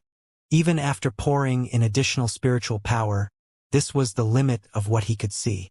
but still it was enough for him to clearly see through their nearby concealment. Although he didn't know what amazing ability was being used, only spell warriors would be capable of concealing themselves from nascent soul warriors in these parts. It seemed the enemy also knew that their party was quite powerful and didn't wish to fight to the bitter end, instead opting to keep watch on them. As such, Han Li didn't reveal their location and left in feigned ignorance. Since these people weren't brave to begin with, they wouldn't obstruct him later on. Once Han Li's party left the yellow sandstorm, they immediately flew off in bursts of light and tore through the skies at their top speed. Although they had managed to shake off the spell warrior vanguard, their main force would soon be arriving. If they didn't make it out of the sandy wasteland, their lives would be put at risk. Not only would there be high-grade cultivators from the main army to match them, but there would also be countless spell warriors wearing them down. Therefore, Marquis Nanlong and the others were all wordlessly flying as quickly as possible. With their deep cultivation and fantastical speed, they were able to spot a faint trace of green off the horizon in less than half a day of flight. They had finally reached the edge of the Mulan Plains. Marquis Nanlong let out a long sigh and smiled. Good, we can finally relax. We've managed to make it through without any mishap. He slowed his speed. After such a long period of prolonged high-speed flight, they had consumed large quantities of magic power. Even if he could manage to bear through it, the others certainly wouldn't fare any better. The Tan cultivator sighed with relief. Yes, since we've managed to reach so far without any mishap, they shouldn't be able to catch us no matter how desperate they may be. Don't lower your guard. There are formidable characters amongst the spell warriors, who possess unfathomable abilities. The white-haired old man cut off his own words with a yelp, and he suspiciously glanced behind him. Han Li felt his heart thump. Just as he was about to ask the old man a question, he faintly heard a piercing crack from behind them. In an instant, the odd sound grew louder, attracting the attention of everyone in the party. They saw white light flickering on the horizon behind them. There was a small sphere of light that was speeding towards them with unconceivable speed. The white-clothed old man recognized what it was at a glance and wore an expression of furious alarm. Not good. That's the spell warrior's wind-riding chariot. They wouldn't dare to chase us unless that had a similar number of nascent soul-grade spell warriors. After sweeping his spiritual sense past them, Wang Tiangu gloomily said, There are 5 nascent soul-stage spell warriors sitting inside it. It seems they don't wish to defeat us, but to tangle us down and stall for reinforcements. We cannot allow them to tie us down. We won't be able to defeat 5 spell warriors in a short amount of time. Additionally, they will act together to prevent us from escaping. Scatter and use your own abilities to escape them. Here are some jade slips. Each person will take one and remember the area. In 3 days' time, we will gather there once again. Once Marquis Nanlong finished speaking, he immediately took out a few identical jade talisman and tossed them to each person. In that moment of delay, the crackling from the distant wind chariot became clearer. Fellow Taoists, take care of yourselves. I will see you once more in 3 days' time. Marquis Nanlong then enveloped his body in golden light and shot off without delay. The white-clothed old man sullenly transformed into a streak of white light and flew off in a different direction from the Marquis. As for the others, they received the jade slip and each began to scatter without delaying, making use of their own secret techniques to flee. The Tan cultivator emitted meter-tall, yellow flames from his body and directly disappeared into the earth. It seemed he was making use of an earth movement technique. The old woman's hand flashed with silver light and she summoned a silver crane hairpin. After breathing out a mist of spiritual chi onto the treasure, a cloud of white crane feathers began to surround her. In a blur, the old woman unsteadily stood on top of a crane. Then, with a long shriek, the white crane took off into the skies with the old woman still on its back. As for the stern-faced cultivator, his entire body glowed with silver light. He formed an incantation gesture with his hands and merged with an unknown treasure, transforming into a silver flood dragon before disappearing into the clouds. Wang Tiangu, Wang Chan, and Yen Ruyan used some unknown secret ghost spirit sect technique and flew off together into a broad streak of black light. They traveled at an incredibly fast speed. In only a moment, they already became a black speck in the sky. Han Li was also quick to act. At nearly the same time he caught the Marquis Jade slip, his body began to glow with red light. A crimson cloak suddenly appeared on his body. After identifying his direction, he began to pour great amounts of spiritual power into the cloak. Then with a hum, it burst with crimson light, enveloping Han Li in a ball of light and launching him through the air. Traveling at the speed that rivaled the others, he still had the leisure to turn his head and glanced at the wind-riding chariot behind them. Although there was still quite some distance between them, Han Li was able to clearly see it with his immense spiritual sense. The chariot appeared truly strange. It was a completely white chariot, but there was nothing that was pulling it. In place of its wheels, it had a pair of 20-meter-long dark red wooden wings. There were talisman characters floating on it, and it glowed with a rainbow light. After examining it for a moment, he shockingly discovered that the exquisite white body of the chariot was made from the bones of an unknown beast. It carried a faintly vicious aura. Due to the obstruction of the white light, Han Li could only vaguely make out the people sitting inside. And since he had never fought with a spell warrior before, Han Li wasn't about to rashly probe the wind-riding chariot. Instead, he turned his head forward and focused on controlling the Crimson Cape, flying directly towards the south of the Milan Plains. A short moment later, Han Li and the rest of the party were over 5 kilometers separated from one another. When the wind-riding chariot arrived where the party had slipped up, Han Li couldn't help but take another look at it. The wind-riding chariot had stopped for the moment. In a flicker of white light, for different silhouettes left the chariot, 3 men and 1 woman. These 4 spell warriors gathered together and had a quick discussion before chasing 4 different nascent soul cultivators. Fortunately, none traveled in Han Li's direction. Han Li grew relieved at the sight, but he then inwardly shouted, "Not good!"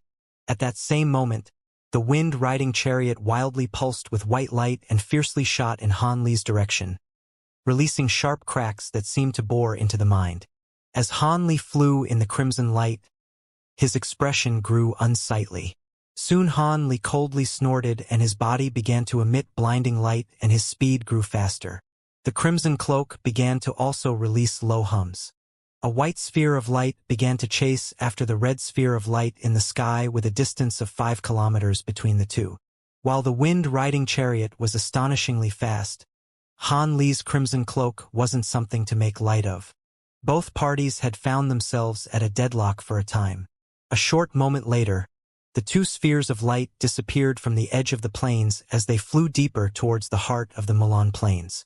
With the astonishing speed of both Han Li's crimson cloak and the wind-riding chariot, they deeply headed over 50 kilometers deep into the Milan Plains. As Han Li pushed the crimson cloak to even greater speeds, he used his spiritual sense to sweep behind him. Surprise appeared on his face.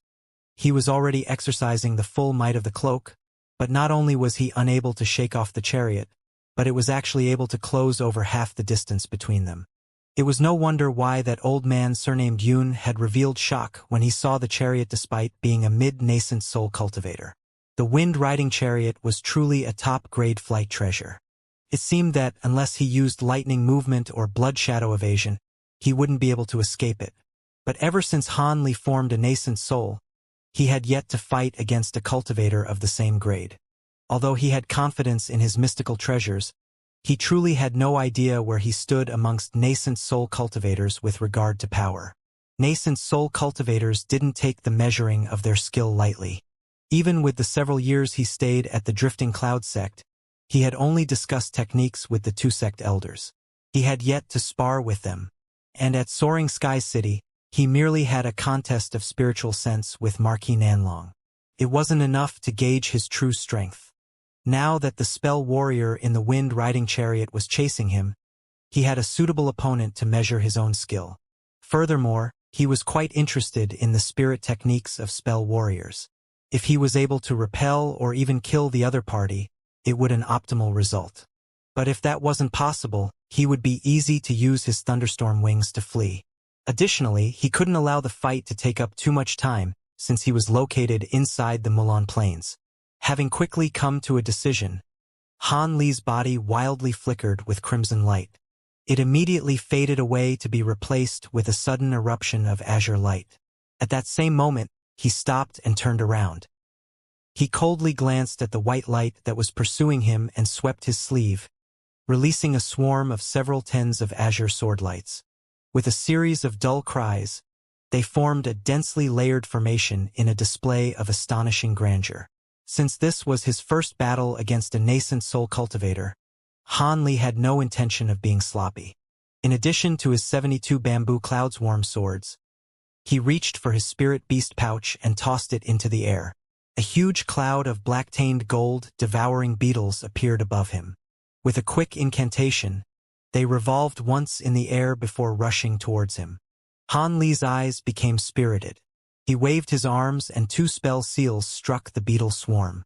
The swarm suddenly enveloped him and covered Han Li, soon to form a tricolored armor on his body. It possessed a shining simplicity and glowed with faint azure light. Just as it so happened, the wind-riding chariot had arrived just as Han Li finished. The spell warrior inside the chariot witnessed the shocking scene of the insects turning into armor. The flying chariot slowed down, coming to a stop 300 meters away from Han Li. Han Li expressionlessly glanced at him and didn't pay him any heed. Instead, he took the opportunity to spread his hands and summon a flower basket in one hand and a small bell in the other. Soon after, he wordlessly tossed the small bell in front of him. In a flash of silver light, the small bell instantly expanded to 10 meters in width and shot towards the enemy in an overwhelming charge. At that same moment, Han Li inwardly commanded the 72 flying sword to turn into 3, forming 216 azure swordlights. As soon as Han Li uttered the command, they loudly rang and converged with sparkles of light before surging towards the opponent in a 300-meter-long wave of azure light. It closely followed after the silver bell, as if wishing to shatter the wind-riding chariot in a single strike. The silver bell that was first released had already begun to display its might. It flew above the chariot and began to spin. With a series of continuous hums, faintly visible silver sound waves began to ripple from the center of huge bell, enveloping the wind-riding chariot beneath it. If the spell warrior didn't defend, Han Li was confident that the strike would cause great damage. While the silver bell hadn't undergone any changes, Han Li's vast increase in cultivation had increased its might several times greater than when he had used it during core formation stage. Of course, the wind-riding chariot wasn't about to receive this strike. Its wooden wings slightly flapped and shot over 30 meters forward, dodging the sound wave that was about to envelope it. The chariot glowed with vast white light, and a silhouette flew out and floated above it. At that moment, a huge azure wave of light was about to strike the chariot. When the silhouette saw this, they calmly raised their hand. A barrier of deep blue light abruptly appeared from the top of the chariot. In the instant that the azure wave struck the barrier, an explosion sounded out. Although the strike had caused the light barrier to shake, it was ultimately unharmed. Han Li's complexion changed as he gazed at the sight with narrow eyes. At that moment, the spell warrior began to mutter and spat a thin blue thread out from his mouth. In an instant, the thread transformed into a huge python as it threw itself out of the light barrier towards Han Li's wave of azure swordlight. In a clash of azure and blue light, the air began to rumble. In that moment, the spell warrior raised their hand and struck the wind-riding chariot with a spell seal. The chariot quickly shrank and flew into the spell warrior's hand once it was the size of a palm. Once it was safely placed away in their storage pouch, they raised their head to glance at Han Li, revealing a gloomy, shriveled expression. Han Li's eyes narrowed. This figure was an old man that was beyond the age of 60. Odd azure tattoos laid on his cheeks and he wore oddly styled blue embroidered robes. But what most shocked Han Li was the old man's immensely powerful spiritual chi fluctuations. This old man was actually a spell warrior at the peak of early nascent soul stage, just on the verge of entering the next level. It was no wonder he was able to easily block both of his attacks. Han Li had already discovered that the blue light barrier wasn't a technique. It was something that was released from a fist-sized pearl that was being held in the old man's hand. As for the strange blue python, he saw that it wasn't a treasure, but something that was entirely composed of spiritual power. Han Li's heart grew more vigilant and his expression grew icy. The ancient flower basket treasure in his hand began to flicker with white light and was about to release.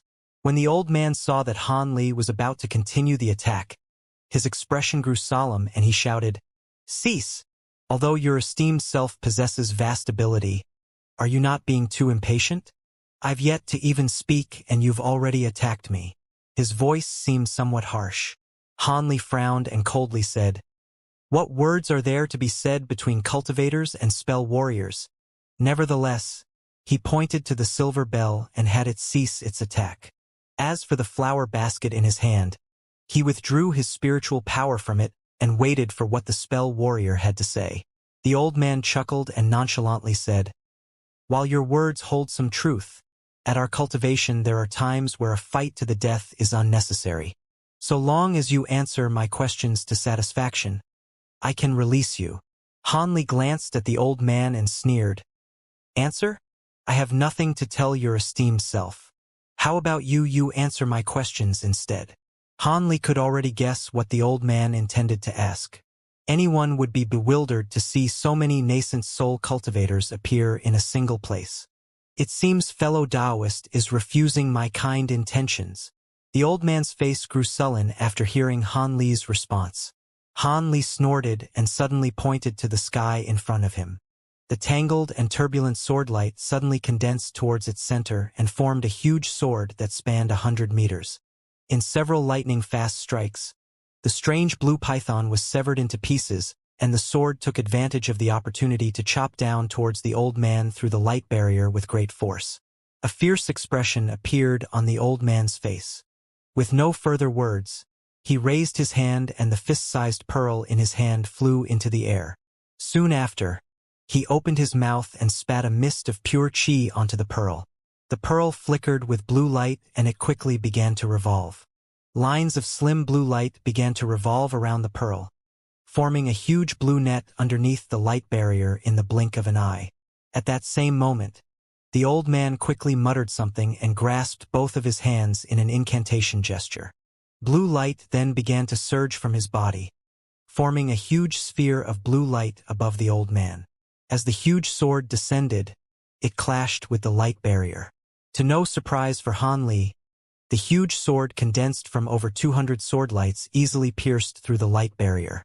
With a huge burst of wind, the light barrier was cleaved into two and the sword moved on to strike the huge net underneath it. The following scene was somewhat against Han Li's expectations. The huge blue net sparkled with light and held firm against the huge sword's descent. The translucent, sparkling lines of the net appeared incredibly durable. The huge sword fiercely chopped the net several times, but the net held firm. Under control of the old man, the net wrapped layers and layers of thread around the sword, trapping the sword in just a short moment. Although it was only loosely restrained, it would still be difficult to escape from in a short amount of time. Han Li frowned. Just as he thought about what to do next, the old man seized the initiative. With an icy expression, the old man held his hands in a strange wheel-shaped incantation gesture. Immediately after, streaks of various colored spell seals began to shoot out from his hand towards the sphere of light above him. The blue light sphere began to shrink and ruptured after the old man uttered a cryptic incantation. Countless slivers of palm-wide ice crystals began to appear around the old man. Twinkling with blue light, they occupied an area of 30 meters around him. With a fierce glare, the old man boldly spread out his hands to Han Li and uttered a harsh command, "Go!" In that instant, the ice crystals launched themselves in a barrage and filled the skies with their wails. The dense wave converging onto Han Li's position made for a breathtaking sight. "This is a spirit technique?" Han Li wore an astonished expression, but his hands didn't stay still. He activated the flower basket and slapped the spirit beast pouch at his waist. A cloud of black-tainted gold, devouring beetles wildly rushed forth and began to surround Han Li's body. This time, the beetles didn't transform into an object. They merely revolved in place, creating an impenetrable barrier around Han Li and hiding him from view.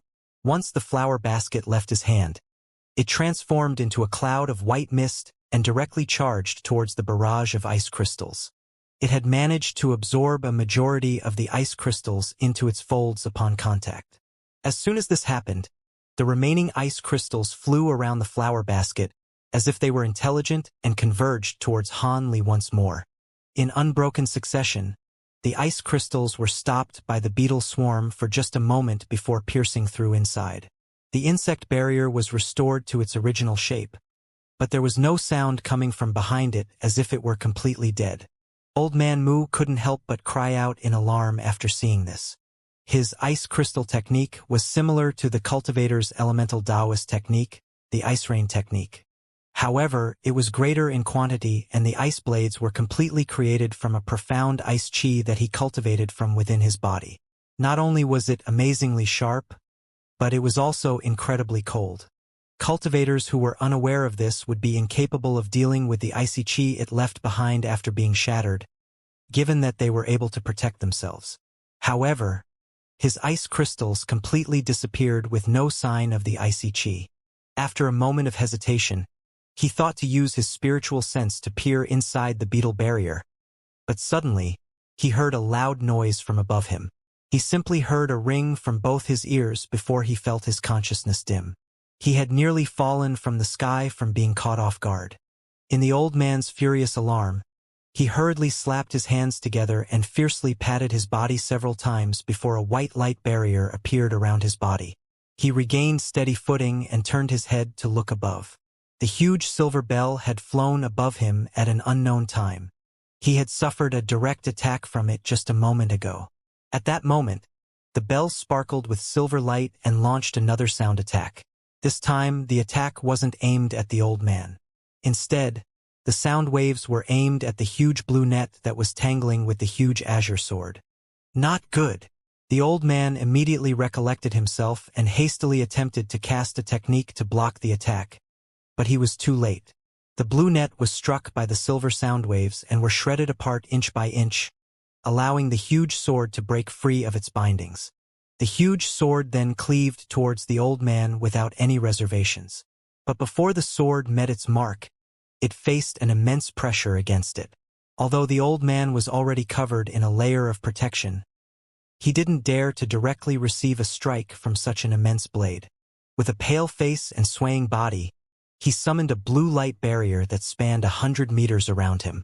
Soon after, he beckoned to the blue orb in the air, and the magic treasure immediately flew above him. After spitting a mist of pure chi on it, another layer of light protected him. He then turned his glance to Han Li with a grave expression. His complexion paled even further. Han Li's beetle barrier had already scattered, and it became a cloud that floated above him. He extended his hand and several inch-large azure ice flowers appeared in his hand. He was indifferently looking at the old man. When their gazes met, Han Li's icy gaze made the old man inwardly tremble. However, his sights were soon focused on the small exquisite ice flowers in Han Li's grasp, and he revealed great bewilderment. Under the sunlight, the ice flowers brilliantly sparkled in a display of vast beauty. But that was far from the old man's mind. Having cultivated ice attribute spirit techniques for hundreds of years, he was able to feel an astonishingly cold spiritual power from the flowers despite their distance. Although it felt somewhat unfamiliar, the old man was filled with an unspeakable dread nonetheless. In that instant, the old man curled his lips and wore an unsightly expression. "Did you use that to break through my spirit technique? Could you tell me about that treasure of yours?" When Han Li heard this, he smiled and calmly said, "The treasure, let's leave it for now. If you agree to tell me about that spirit technique of yours, I might say something about it." "What?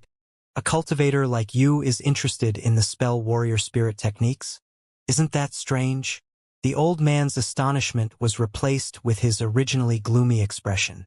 But from the old man's wandering gaze, Han Li could faintly make out a trace of dread that he held towards the ice flowers. Han Li couldn't help but sneer. When the old man saw Han Li's expression, he grew furious. With a cold snort, He slapped his storage pouch and he summoned an item in a flash of black light. It was pitch black and seemed to resemble a small mountain. Han Li glanced with surprise. Before he could examine the object, the old man had already begun chanting an incantation. He shortly tossed the small mountain in the air and it shined with black light. In a mere instant, its size grew to 100 meters in width and it only continued to expand. When Han Li saw this, he felt his breath turn cold. Han Li instinctively pointed to the huge azure sword. With a clear ring, it transformed into a streak and fiercely chopped down at the top of the small mountain. With a huge rumble, the azure streak and the black light collided, releasing tumbling stones and magnificent light. Han Li narrowed his eyes as he glanced at the scene. His sword had dug a 30-meter deep hole into the top of the black mountain. However, it was clear that it was still far from cleaving the mountain into two. Additionally, he was able to see the mountain closing the hole at a speed visible to the naked eye. Before he could muster a second strike, it had already restored most of the damage that was done. The mountain had risen over 300 meters tall within its black radiance. It appeared no different from a true mountain. Even as unwavering and composed as Han Li was, his expression grew unsightly at the sight of the black mountain that stood before him. There was without a doubt that if the mountain were to strike him, any beetle barrier or armor would not be able to save him. He would be flattened. At that moment, Han Li's huge sword had already struck the huge mountain several times, but to no effect. The old man sinisterly chuckled and pointed at the mountain. With a rustle of wind, it appeared above Han Li and began to ruthlessly fall down. In Han Li's alarm, he was unable to think any further. Rolls of thunder had already appeared from his back. In a flash of silver light, he disappeared without a trace. He appeared 100 meters away with a pair of silver-white wings on his back. In the instance Han Li disappeared, the old man felt his heart drop. The old man saw Han Li reappear at a different location. He gazed at Han Li with great caution, his expression filled with astonishment. Having realized that Han Li was capable of instant movement, the old man knew that he would be unable to restrain Han Li and that his efforts were wasted. After all, at his current cultivation he was only capable of moving the huge black mountain several times. Each use would greatly drain his magic power. He didn't dare to use it recklessly. With great alarm lingering within, the old man thought to retreat. Han Li, on the other hand, glanced at the black mountain with a trace of awe. Such a peculiar and astonishing treasure wasn't something that this old man was able to refine. It was most likely some ancient treasure that had remained from antiquity. Han Li was certain that this treasure's might wasn't something that even a late nascent soul cultivator could endure. So long as the strike landed, it would decide any battle in a single blow. With this item in hand, he would be able to resolve his lacking attack power. Not to mention that he was also interested in the old man's wind-riding chariot.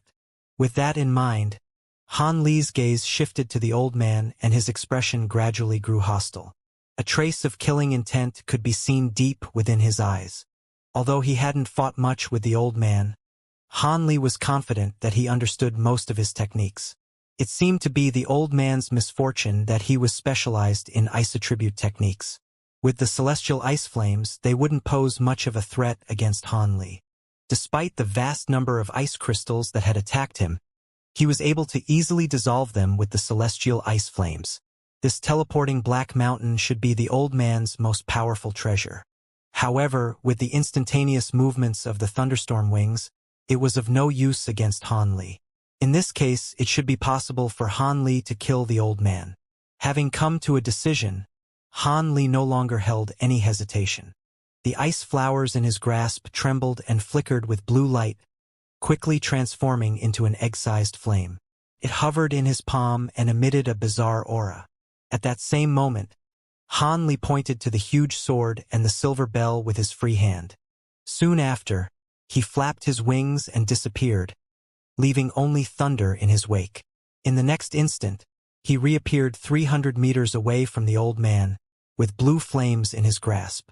The huge sword and the silver bell flourished with radiance as they shot towards the old man in brilliant streaks of light. Along the way, The huge sword suddenly dissolved into several 100-foot-long swordlights which filled the sky, surrounding the old man within a swarm of swords.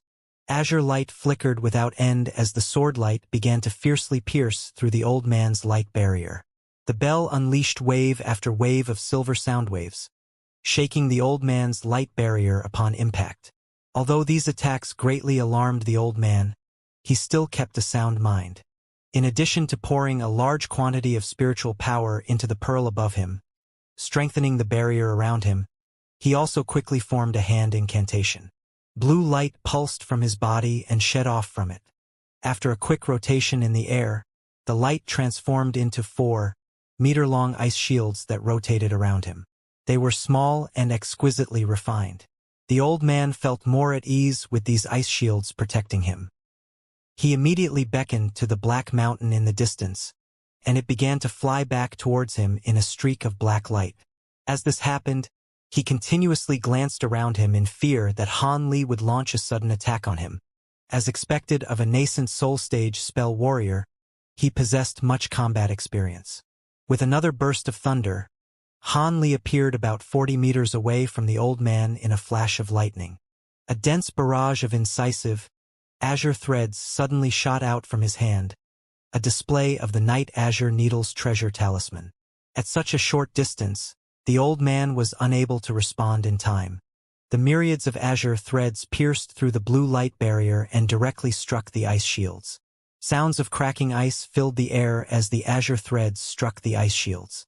In a brilliant flash of white light, the needles became covered in dense, glistening ice and began to fall to the ground. When the old man saw this, his alarm turned to joy. With a chuckle, he opened his mouth and shot a beam of blue light directly towards the nearby Han Li. In response, Han Li disappeared from sight in a flash of silver light. In that moment of delay, the black mountain flew above the old man. Its towering figure made for an astonishing sight. Without any hesitation, the old man struck the mountain with a spell seal. The mountain then began to tremble and released a large glow of black light from its bottom. With the old man at its center, the mountain enveloped the several hundred azure swordlights and the huge silver bell in its radiance.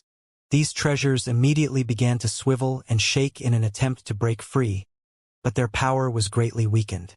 The swaying light barrier had returned to normal once more. When the old man saw this, he felt greatly relieved. Soon after, he flipped his hand. The wind-riding chariot reappeared in his palm with a flash of white light.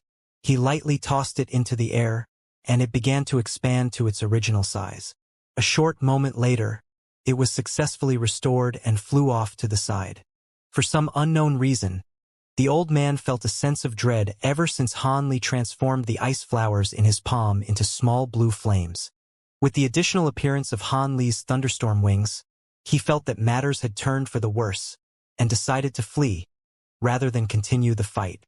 Seeing that the wind-riding chariot had been successfully prepared, the old man immediately transformed into a streak of light. Several flashes later, he charged past the obstructed flying swords and towards the wind-riding chariot in nearly the blink of an eye. When the light faded away, the old man was already safely located inside the wind-riding chariot. With relief in his heart, he thought to retrieve his pearl and the black mountain, when he suddenly heard thunder at his side. In flash of light, Han Li suddenly appeared before him. "Ah!" The old man roared and raised his hand, but it was too late. Han Li's arm was already shooting towards the old man like a bolt of lightning. The celestial ice flames completely enveloped his hand. The old man felt his heart sink, but the shields of ice floating around him automatically moved to protect him. In a flash of white light, they appeared in front of the old man just in time. The old man felt a trace of joy after seeing this. Han Li had attacked his crystal ice shields without any defenses. He was simply courting death. Surely in just a moment, his arm will be frozen through by the frigid qi. With a muffled pong, white and blue light brightly shone. The old man felt his heart drop at the sudden turn of events. The flame-clad hand was already pressing against his chest. Felt extremely soft to the touch. Before the old man could even scream, the strange icy flames had quickly spread from Han Li's grasp engulfing the old man in a single breath. In a short instant, Han Li saw a majority of the man's body turn into a statue of ice. With a fearful expression, the old man hurriedly summoned the core yang flames that he spent several hundreds of years diligently cultivating. It wound around his neck and released a blinding white light, preventing the ice from spreading to his head. For a moment, the core flames were in a deadlock with the blue ice. When Han Li saw this, he scoffed. He waved his free hand. A streak of azure sword chi then appeared in the air and ruthlessly chopped towards the old man's head. A short moment later, the white light trembled, and the blue frost quickly covered whatever remained of his head. The severed half of the old man's face revealed despair, but soon, hostility filled his eyes. A clear sound rang from the top of his head. A nascent soul with the old man's face had manifested. Han Li's expression grew sullen, and he spat a bolt of lightning towards the nascent soul without any reservations. However, the nascent soul immediately disappeared from sight in a pulse of blinding blue light. The bolt of lightning had missed. When Han Li hurriedly glanced around, he saw that the nascent soul was already 300 meters away. Without any hesitation, it disappeared once more in a flash of blue light. At that moment, the blue pearl trembled for a moment before disappearing as well. The pearl then reappeared inside the nascent soul's grasp. The nascent soul gazed at Han Li with a resentful expression before silently blurring out of sight. Not long after, it turned into a speck of light that flew towards the horizon. At that distance, it no longer used instant movement and simply tore through the skies, blue pearl in hand. A few seconds later, it could no longer be seen. Han Li coldly glanced at the departing nascent soul and simply grabbed onto the old man's corpse without moving. Although his thunderstorm wings were also capable of instant movement, the delay between each movement made it so that he was still too slow to catch up to him.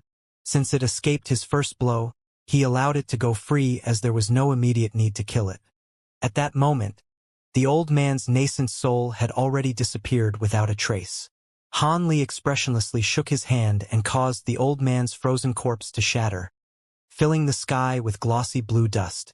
Although he hadn't dealt with the opponent's nascent soul, the old man's body was destroyed.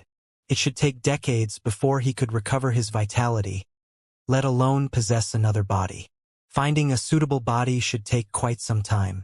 Even if he begrudgingly possessed an unsuitable corpse, his cultivation would greatly decrease. As for the two ancient treasures and the storage pouch that were left behind, they were a great profit. Even if he didn't find Master Tsong Kuen's cave residence, this dangerous journey into the Mulan Plains would still turn a profit.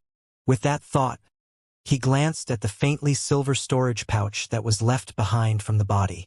Han Li calmly reached for the storage pouch and summoned it into his hand.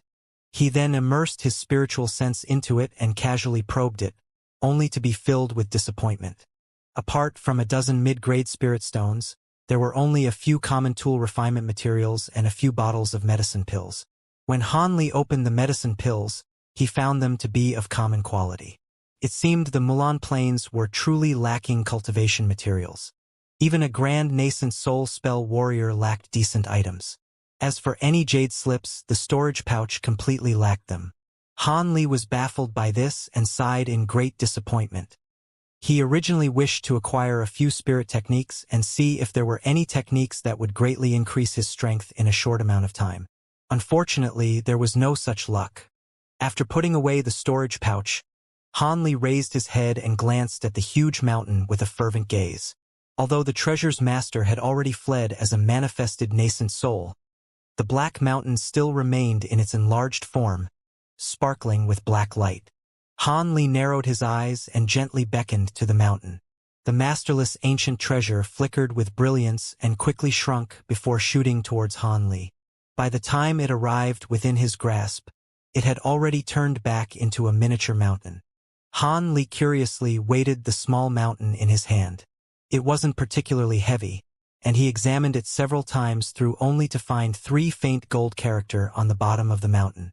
Thousand-layer mountain. Han Li couldn't help but utter its name. Satisfaction appeared from his eyes. After putting away the mountain, Han Li glanced at the wind-riding chariot and put it away as well. After glancing in the direction that the old man's nascent soul had fled, Han Li lowered his head in thought before deciding to fly off in a different direction. Not long after, no trace of Han Li could be seen nearby. Among a group of hills, there was no one to be found, only fields filled with straws as tall as men. But not long after, azure light flashed from the horizon. A short moment later, the azure streak arrived above the hill. It flew around and faded away to reveal Han Li. After taking another glance beneath him, he frowned and suddenly flung his sleeve. Several streaks of azure light directly struck the hill like shooting stars. As a result, the azure light bursted about 100 meters in the air. A layer of extremely faint white light suddenly appeared in the air. There were 4 people underneath it that were looking at him, all wearing a faint smile. They were Marquis Nanlong, the white-haired old man, and the tan-skinned man. Marquis Nanlong twirled his beard and chuckled. It is truly fortunate for Han Li to have arrived safely. He then waved his hand, causing the light barrier to disappear. Oh, the others still haven't arrived. Han Li replied with a smile and floated down before them. The tan man shook his head and calmly said, "We fear the other fellow Taoist may have had trouble fleeing. When we separately fled, fellow Taoist Long and fellow Taoist Wang were pursued by spell warriors. It is quite a difficult matter to break away from them."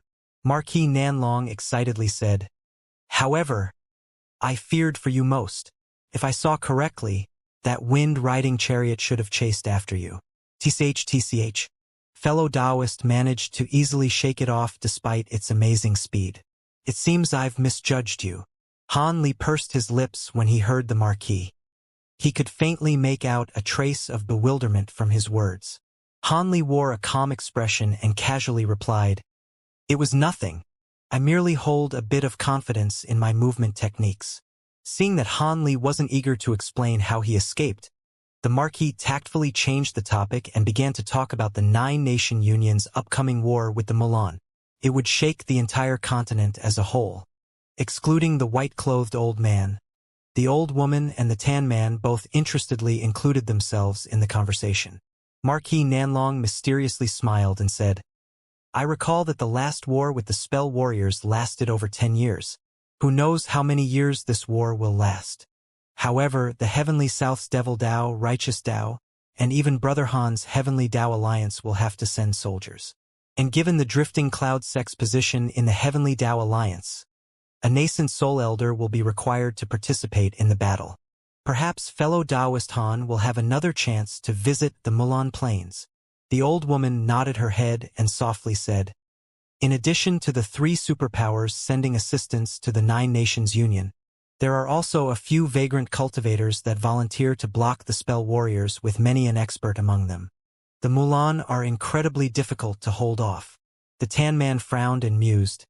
"However, I am quite baffled as to why Mulan would launch an attack despite knowing that the powers of our Heavenly South have united against them. From their current forces, they don't have a chance of winning, considering what had happened in the last war. It isn't wise for them to take the initiative to attack with just this. In the last war, they redoubled their attack because of an abrupt wave of reinforcements. Could it be that most of their tribes will be participating in this war? That certainly is possible, but..." As the conversation continued, much time had unknowingly passed by. Suddenly, Marquis Nanlong suddenly paused in the middle of comment and he turned his head to the sky. The others unconsciously followed his gaze and their faces grew serious. It was possible that a spell warrior would arrive instead of one of their scattered cultivators. They were in the Mulan Plains after all. They saw a flash of light from the horizon, revealing 1 black streak and 2 crimson spheres of light flying towards them. Marquis Nanlong attentively glanced at them for a moment before calming down. Marquis Nanlong smiled and said, "It's nothing.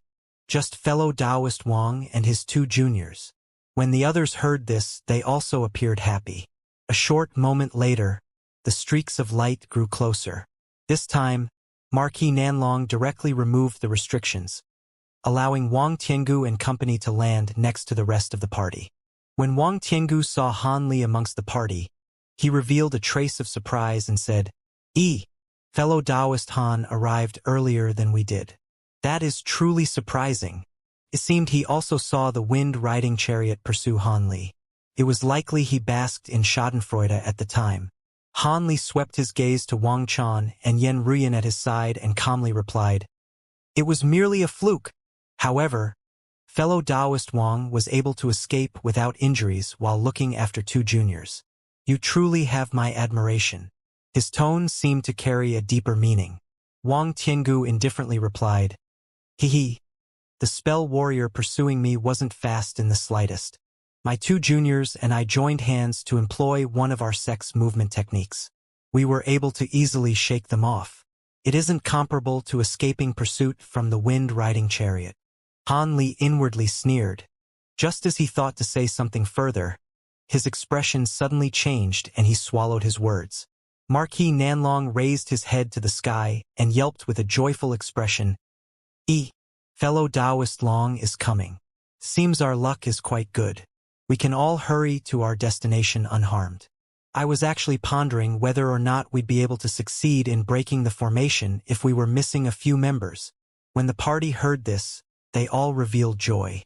If they were incapable of acquiring the treasure because of a missing member, it would be a rather depressing matter.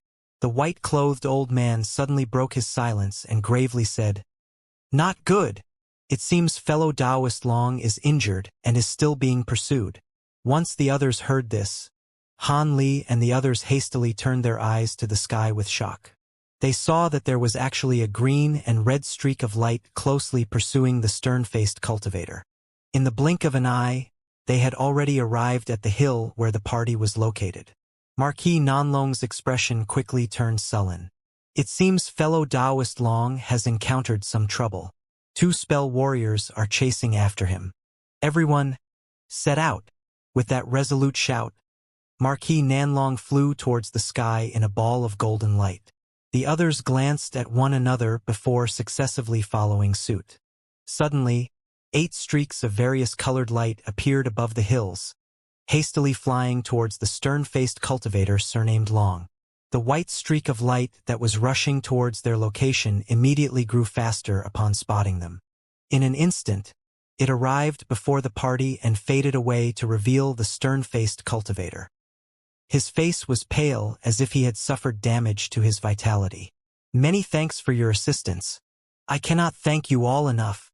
The stern-faced cultivator saluted the party and his anxious expression was replaced with gratitude. Marquis Nanlong floated in the air and asked with a voice of concern, "It is no problem. Are you all right? How did you get 2 spell warriors to pursue you? I recall that only one went to chase you." The stern-faced cultivator bitterly smiled and helplessly said, "I'm fine, but after being pursued for the greater half of a day, another spell warrior tagged along the pursuit. I spent 2 days trying to outrun them, and my vitality is quite worn down."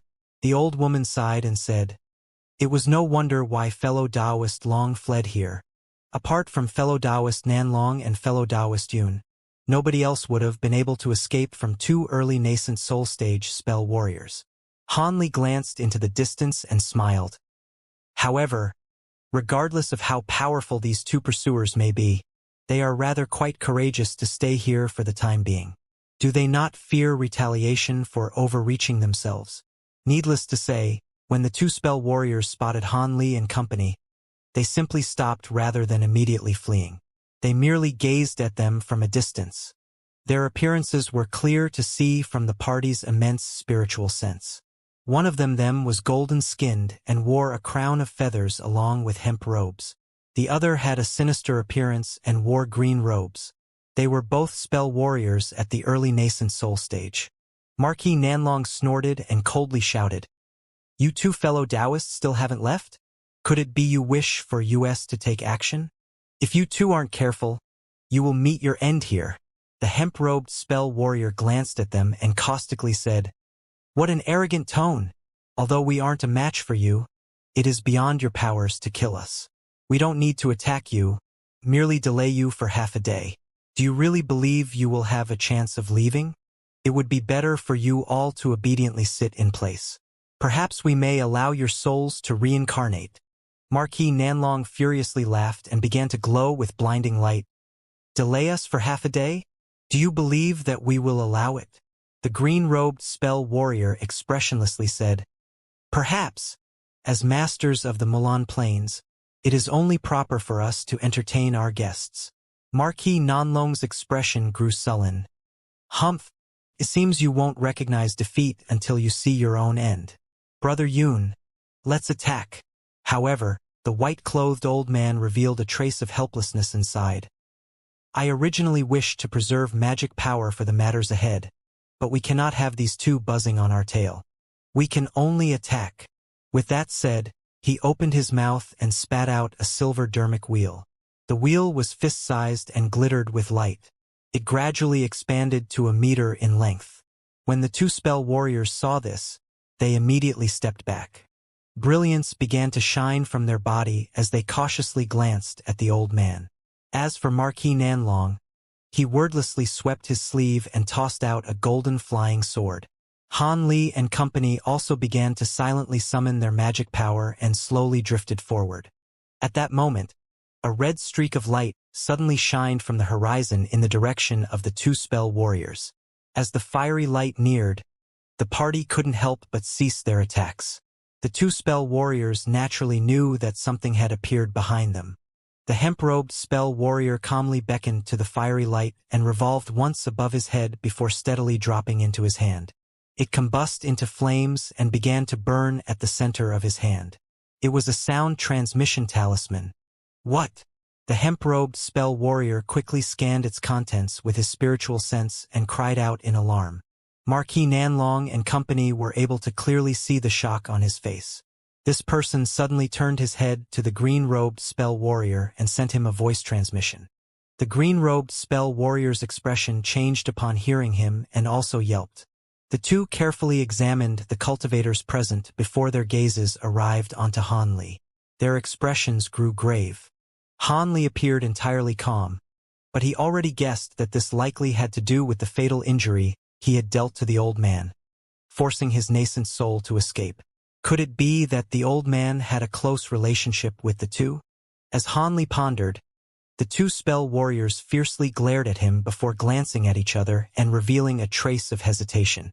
They softly sent a few voice transmissions to one another before wordlessly retreating in two flashes of bright light. The others were surprised by this.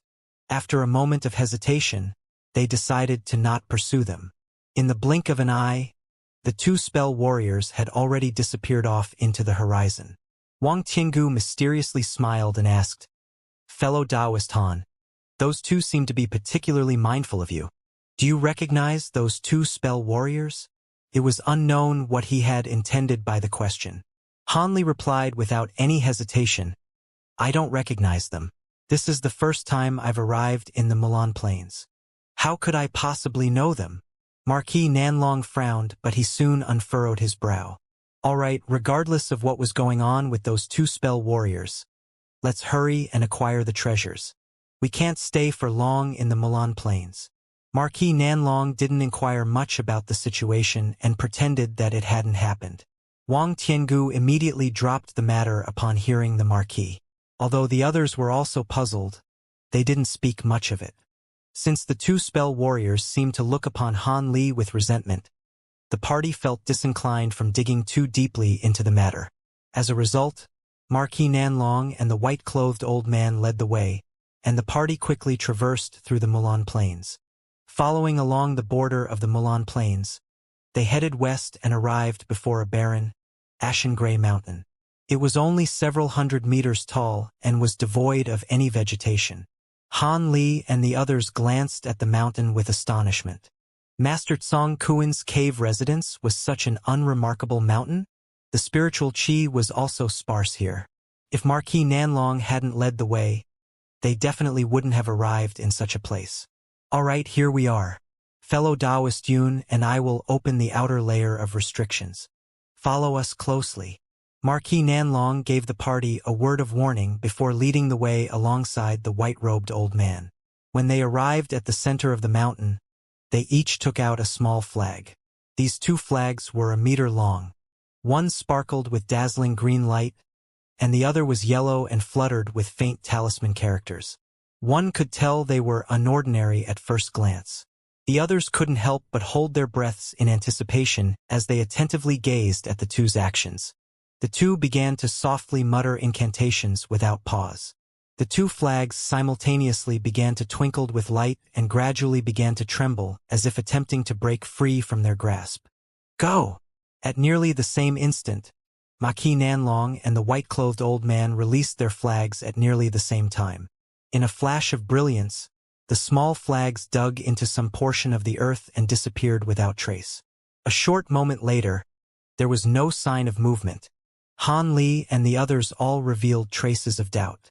The old woman signed and was about to ask a question when the earth began to tremble. Most of the party was unable to keep their balance amongst the trembling ground.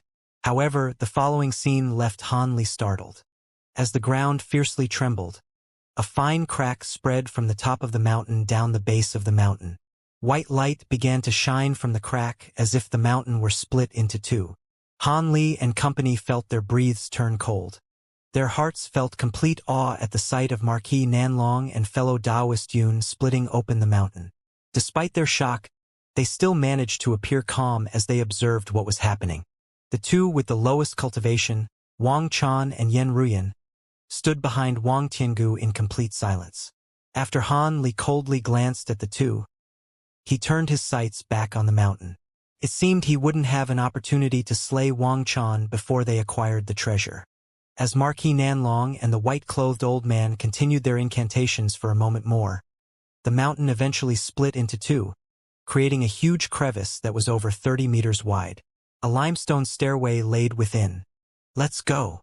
With a trace of excitement on the old man's face, he led the way. As for the other founder of the party, Marquis Nanlong remained behind with a smile. Han Li felt his heart stir. It seems that this white-clothed old man was quite the character to have Marquis Nanlong actually guard the rear. The others saw this and glanced at each other, but they all tactfully kept silent on the matter. Instead, they calmly walked inside. The stairs lasted for quite a while. White moonstones were embedded in each side, but the further they descended, the colder it became. Not long after, they were already 300 meters deep into the mountain, and the moonlight stone's faint white light had soon turned into a faint green for some unknown reason. This caused the descending passage to appear ominous. When Han Li saw this, he frowned and unconsciously pulled away from the tan cultivator ahead of it. If anything happened, the distance would give him enough time to react. Han Li wasn't the only one to do this. Apart from Marquis Nanlong and the white-clothed old man, the other cultivators began to keep a distance of about 30 meters from each other.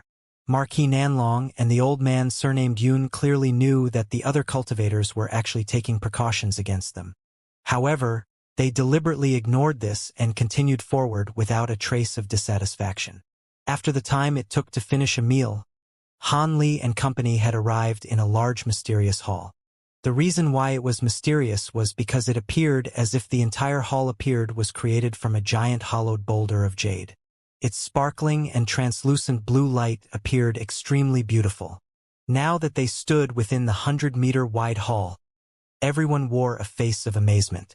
This material obviously couldn't have been true jade.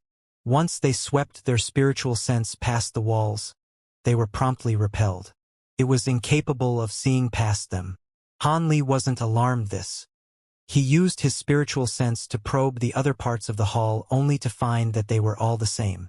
Han Li inwardly pondered with a sense of apprehension and turned his gaze to the other cultivators in the room. Wang Tiangu and the others also frowned. It was clear that they also found this to be troublesome. Could this be where the wondrous soul restriction was located? It seemed Marquis Nanlong wasn't exaggerating. Just as Han Li's mind began to wonder, the entire hall began to violently shake, and they heard a series of huge tremors from behind them. The old woman and the others hastily turned their heads in alarm. They discovered that the stairway had unknowingly disappeared and was replaced with walls of sparkling blue light. A moment later, the entire hall became deathly quiet. Fellow Taoist Nanlong, what is the meaning of this? The tan cultivator asked with a sullen expression. The other cultivators also became vigilant as they glanced at Marquis Nanlong and the white-clothed old man. their eyes flickering around the room. Marquis Nanlong didn't display the slightest surprise and calmly said, "Be at ease, fellow Taoists." The outside restrictions were merely reactivated, causing the mountain to close once more. The last time we came here, this also happened. We merely had to wait 3 days until the restriction strength was at its weakest before leaving the mountain. We won't be trapped here. Moreover, with the outer restrictions shut, we have no fear of spell warriors discovering us. While the others were somewhat skeptical of that explanation, they appeared visibly relieved. So long as Marquis Nanlong and the white-clothed old man were in the hall with them, they had no fear of any trap being set or any malicious planning. The tan cultivator saluted and said, "So it was like that. It seems I was being rash."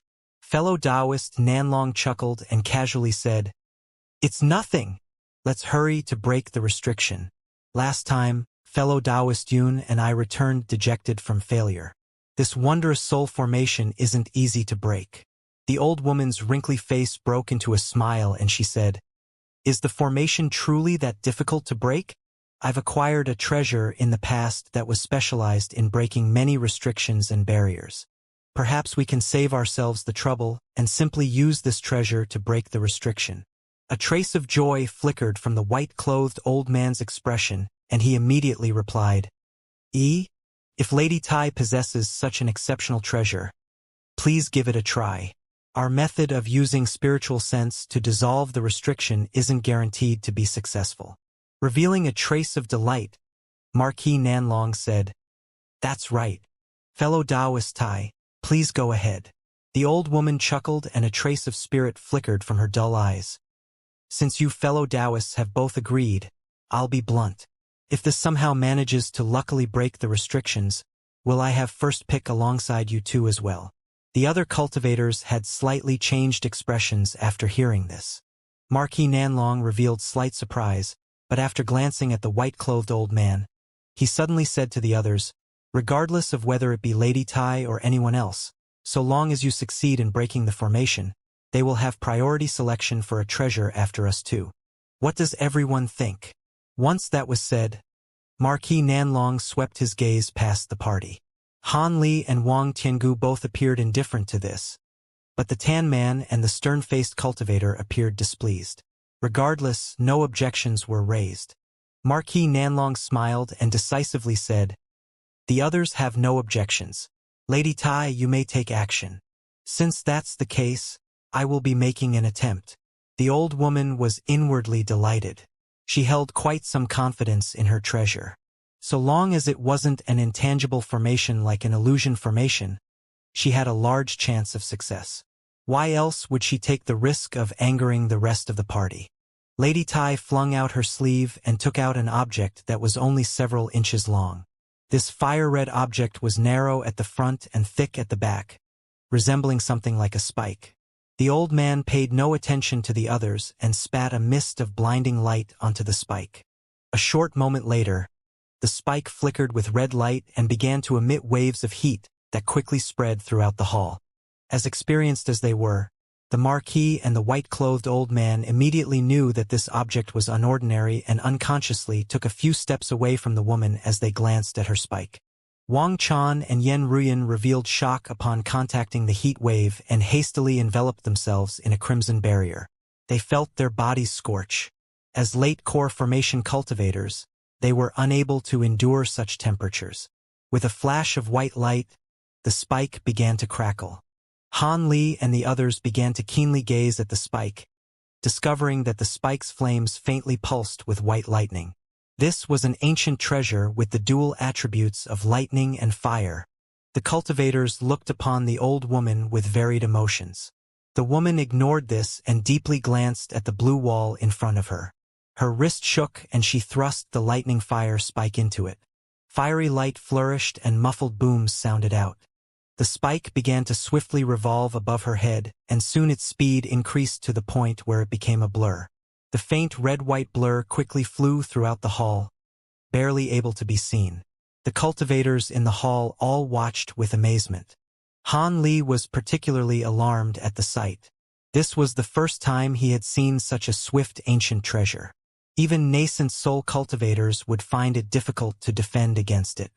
If he were to fight against such a treasure, he would have no way of dealing with it apart from the thunderstorm wings. The old woman pointed at the faint blur of light in the air and solemnly shouted, "Go!" Suddenly, red and white light flickered and the lightning fire spike fiercely struck the blue crystal wall in front of the old woman.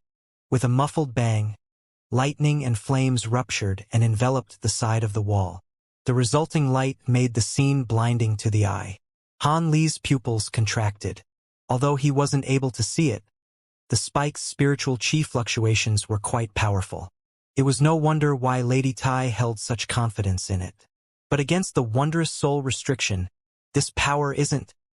Before Han Li finished his thoughts, the lightning fire had already faded away. The spike was gently floating several inches away from the wall, but the wall appeared completely unscathed. Marquis Nanlong revealed a trace of disappointment, but then he chuckled and said, "While the might of this magic treasure is quite powerful, it still lacks the strength to break through the wondrous soul restriction. Thank you for your trouble, fellow Taoist Tai. Are there any other fellow Taoists that wish to make an attempt to break the restriction?" Unresigned, the woman snorted and said, "When did I say that this was my treasure's true power? It was merely a probing strike. It seems anything less than its complete stress won't do." Marquis Nanlong's eyes brightened and he happily said, "Oh, if fellow Taoist Tai still wishes to continue her attempt, please don't hesitate to do so." The old woman didn't reply and promptly held her hands in an incantation gesture. The floating lightning fire spike returned above the old woman's head. Then, under the influence of the old woman's incantation gestures, it began to revolve in place. Its speed began to quickly increase, slowly merging lightning and blazing fire as it emitted a strange hum. The other spirits were shaken as they stared at the scene. A short moment later, the lightning fire spike appeared to have truly fused together its lightning and flames. Bizarre scarlet lightning continuously arced from its surface. This scene caused Han Li's heart to stir. He made a faint connection in his mind and he sunk into thought. The others were also amazed by this scene. They began to think higher of the lightning fire spike. "Break!" the old woman muttered. With the sound of tearing wind, the lightning fire spike brimming with scarlet lightning disappeared from sight and struck the crystal wall once more. This time, there was no eruption of lightning or fire. There was only a light pop. With assistance from its high-speed rotations and scarlet lightning, it was able to drill into the crystal wall with only a moment of resistance. Once the drill bore into the wall, its speed greatly decreased, but under the influence of the old woman's incantation gestures, it slowly pulled forward and drilled with all its might.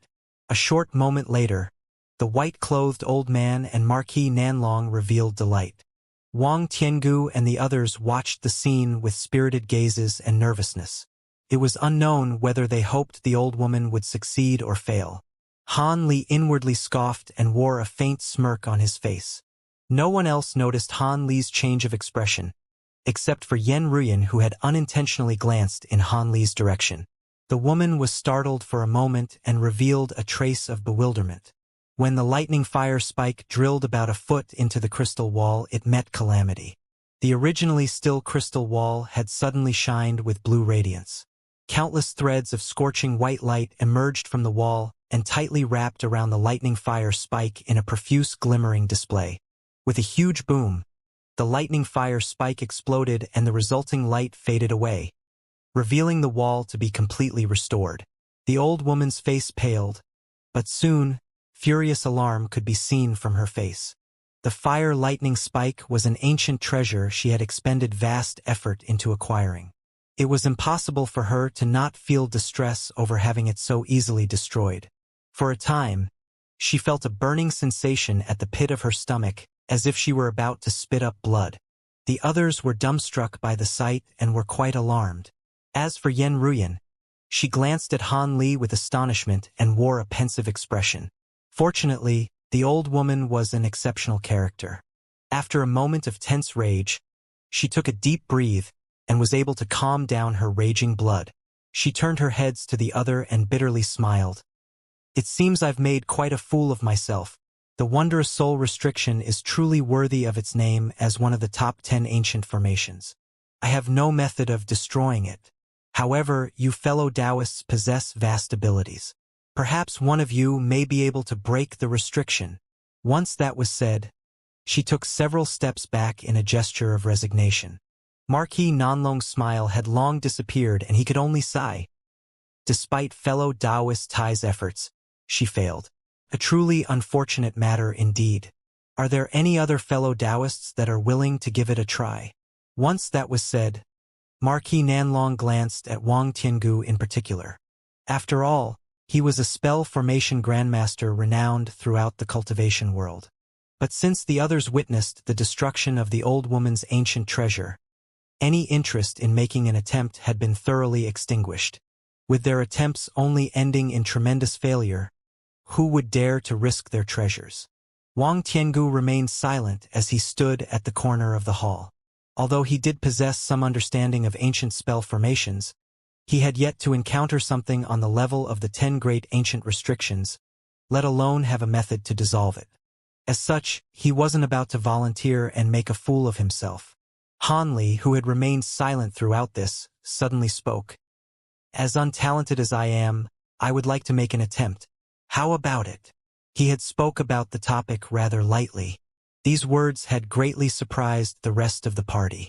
Marquis Nanlong was particularly surprised, but he said, "Of course. Please go ahead, fellow Taoist Han."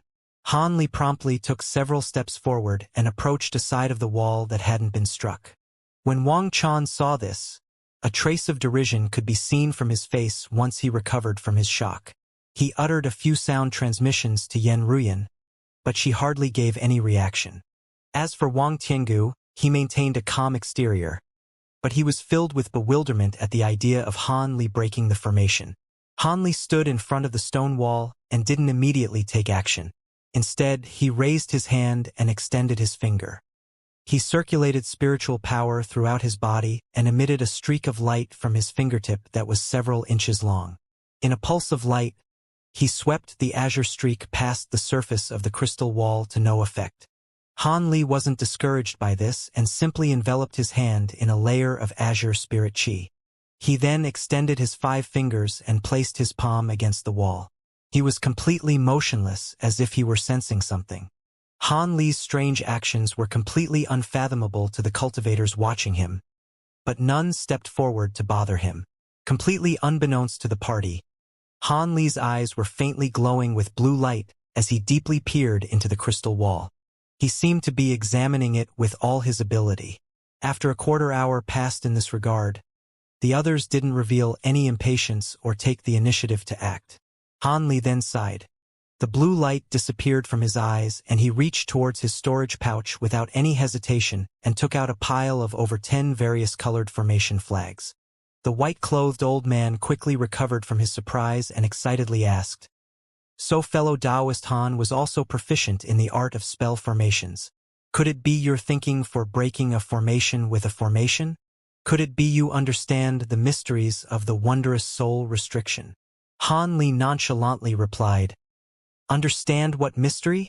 I'm merely studied in a few ancient formations of a similar type and want to give it a try." He soon spat a breath of azure chi onto the flags, causing them to brightly shine. Under Han Li's command, they flew out from his hand and pointed their flags in the direction of the crystal wall, then floated motionlessly in the air. Han Li formed an incantation gesture with his hands and the dozen formation flags began to hover and arrange themselves in a strange formation as they faced the wall. It appeared incomprehensible. At that moment, Han Li began to softly utter an incantation and a dozen incantation seals flew from his hands, accurately striking each of the flags in the formation. The flags trembled for a moment before shining with various colored lights and shooting out threads of light that wrapped around each other. Wang Tiangu and the other cultivators familiar with spell formations frowned. They felt this spell formation seemed somewhat familiar while knowing that they hadn't actually seen such a formation before. They all couldn't help but secretly analyze it as if wishing to discover its secret. As if unwilling to allow the other cultivators to study the profound aspects of the spell formation. He softly shouted and had the spell formation emit blinding white light. Those that were staring at the spell formation were caught off guard and were forced to turn their gazes away. While these old eccentrics were startled, they secretly channeled spiritual power through their eyes and immediately opened them once more. As a result, they couldn't help but reveal shock. They saw the flag formation was already embedded into the crystal wall without any mishap. It appeared almost as if the flags had grown out of the wall. At that moment, Marquis Nanlong and the white-clothed old man revealed delight. Their confidence in Han Li grew. Wang Tiangu's expression changed for just a moment, but Wang Chan, who stood behind him, revealed a complex amazement and was entirely amazed.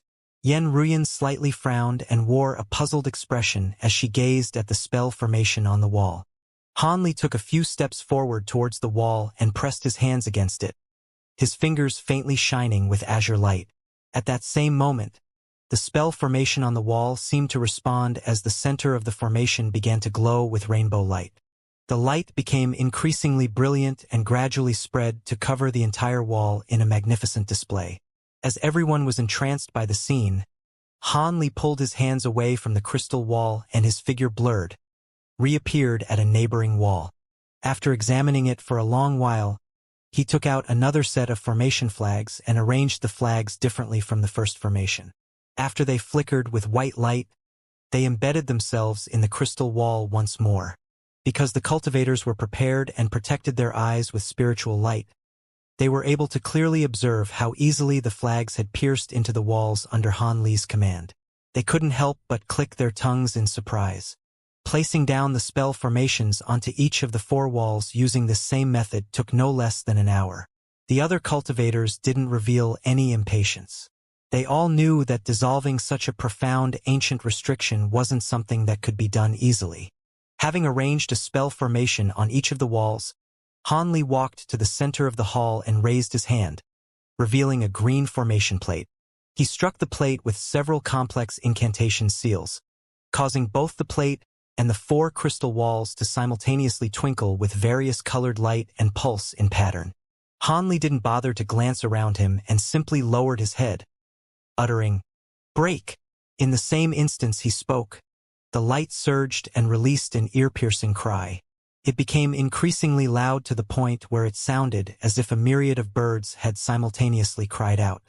A huge rumble shook the room and the entire hall grew dim as the lights vanished.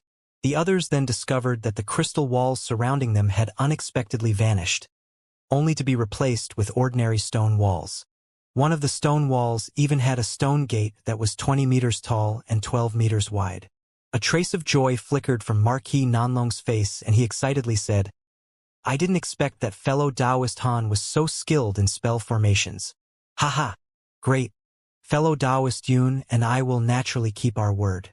After we both get our pick, fellow Taoist will have priority in choosing a treasure." The white-clothed old man wore a smile when he saw the stone gate before him. His eyes were filled with a fervor. In his excitement, the tan cultivator restlessly said, "Brother Nanlong, let's see what lays inside. Surely there can't be more restrictions inside." Marquis Nanlong confidently said, "Be at ease. There can't be." According to what Master Tsongkuan left behind, the cave residents should only have 2 layers of restrictions. He then stepped forward without another word and swept his sleeve past the stone gate, easily opening it. The many cultivators felt the last of their worries disappear when they saw them and began to follow Marquis Nanlong outside. Once the old woman arrived outside the stone gate, she yelled in astonishment, "What is this?" Han Li and the rest of the party appeared astounded by what laid beyond the gate. There was a hall that was several times larger than the previous one, but there was also an exquisitely styled pavilion at the center of the large hall. This pavilion was created from translucent white jade. It was over 30 meters tall and had only 2 stories. On top of its 10-meter gate were the words Jade Pier Pavilion written in silver characters. Regardless of how it could be said, a pavilion at the center of the hall was an odd sight. There was a jet-black altar table that stood in front of the pavilion with a sparkling meter-long scroll that laid on top of it. As for the rest of the hall, it was completely vacant and lacked any other gates. Everyone instantly assumed that the treasure was to be hidden inside the pavilion. After Marquis Nanlong and the white-clothed old man glanced at each other, the old man walked towards the altar table with caution. The rest of the party felt their hearts stir, but they raised no objections. They simply calmly observed the old man's actions. The white-clothed old man hesitated for a moment before spitting out a mist of white light. The mist wrapped around the scroll and raised it up. With a series of turns, the scroll opened to reveal the portrait of a sword-bearing scholar that was gazing to the sky. "That is Master Tsang Kuan?" the stern-faced cultivator asked with astonishment.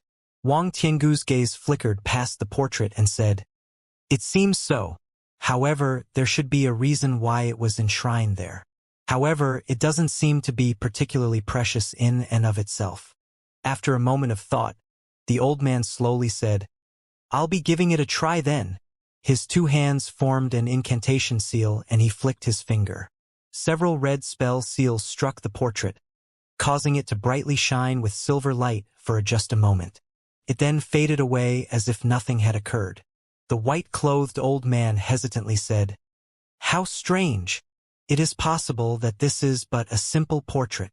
After a moment of silence, Marquis Nanlong suggested, "Since that's the case, let's put away the portrait for now. First, let's search for the other treasures first and distribute them.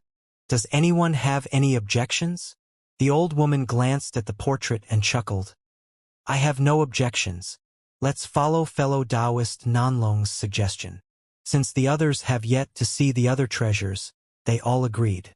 As a result, the white-clothed old man rolled the scroll back up and carefully placed it in his storage pouch.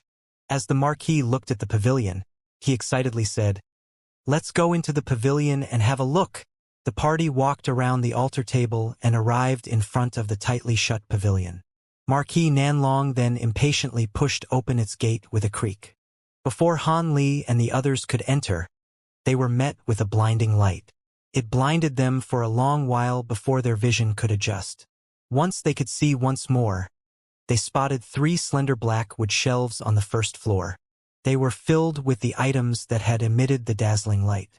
The party was instantly filled with joy at the sight, but as each of them were experienced and cunning, they didn't dare to commit any mistaken actions out of greed. With the party restraining their fervent desires, they slowly walked into the pavilion and examined each of the treasures on the shelves. The 3 shelves of treasures were placed in rows at the center of the first floor. They were clearly seen by everyone. The first row had 16 brilliant ancient and magic treasures. The second row had rare materials or all shapes and sizes, from a fist-sized chunk of iron to a blood-red crystal. The third row had the fewest materials. It only consisted of several inch-large bottles. They seemed to contain medicine pills. Han Li expressionlessly swept his gaze past the treasures and maintained a calm appearance. Although the others had maintained a calm appearance as well, none dared to fiddle with the treasures as they pleased. They only appraised the value and uses of each of the magic treasures with their eyes.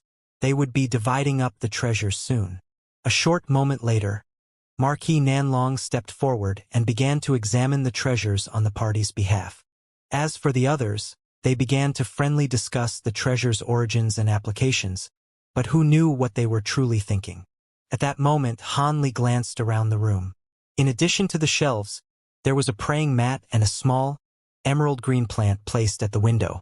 Han Li's heart stirred. Just as he thought to walk over to them, the white-clothed old man had appeared before the praying mat in a blur. The praying mat flew into his grasp with a wave of his hand and he began to look over it. Han Li frowned and instead walked over to the small plant by the window, closely examining it. After he began looking over it, he suddenly heard a sweet voice from behind him. "Is Senior Han interested in this in-focus herb? Although it is rarely seen, it is an optimal ingredient for refining in-type medicine pills. It is able to increase medicine power without any drawbacks."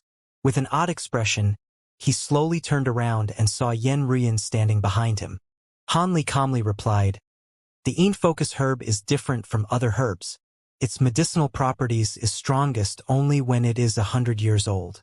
Now that it has reached such a vast age, it no longer has a use. Han Li's gaze swept over the room and found that Wang Chan was closely following after Wang Tiangu.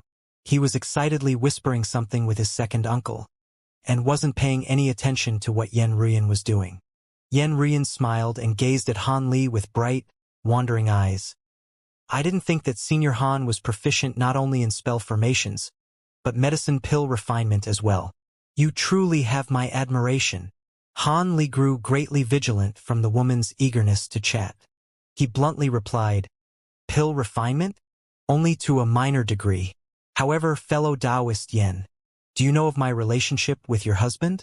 Do you not fear arousing your husband's resentment from speaking with me? Yan Ruyan's smile faded away and she said with a helpless tone, of course I am aware, but I still vainly hope to dissolve the hatred between Senior and my lord husband. Han Li raised his brow and a sneer flickered on his face. Dissolve? Your devil Dao sex and my heavenly Dao alliance always had a hostile relationship. What is there to dissolve? Yan Ruyan bitterly smiled in response and began to speak when Marquis Nanlong suddenly called out, come over, fellow Taoists. We will first be distributing the treasures of this floor before heading up. Once this was said, Han Li paid no more heed to Yan Ruyan and walked over. Yan Ruyan's beautiful face flickered with several emotions in response before gracefully following after him. When Wang Chan saw that Yan Ruyan was following after Han Li, he appeared slightly bewildered. But after giving Yan Ruyan a deep glance, he shrewdly decided to keep silent on the matter.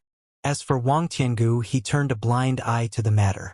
Marquis Nanlong had already gathered all the items onto one shelf and calmly said, all right, let us make clear of the contents.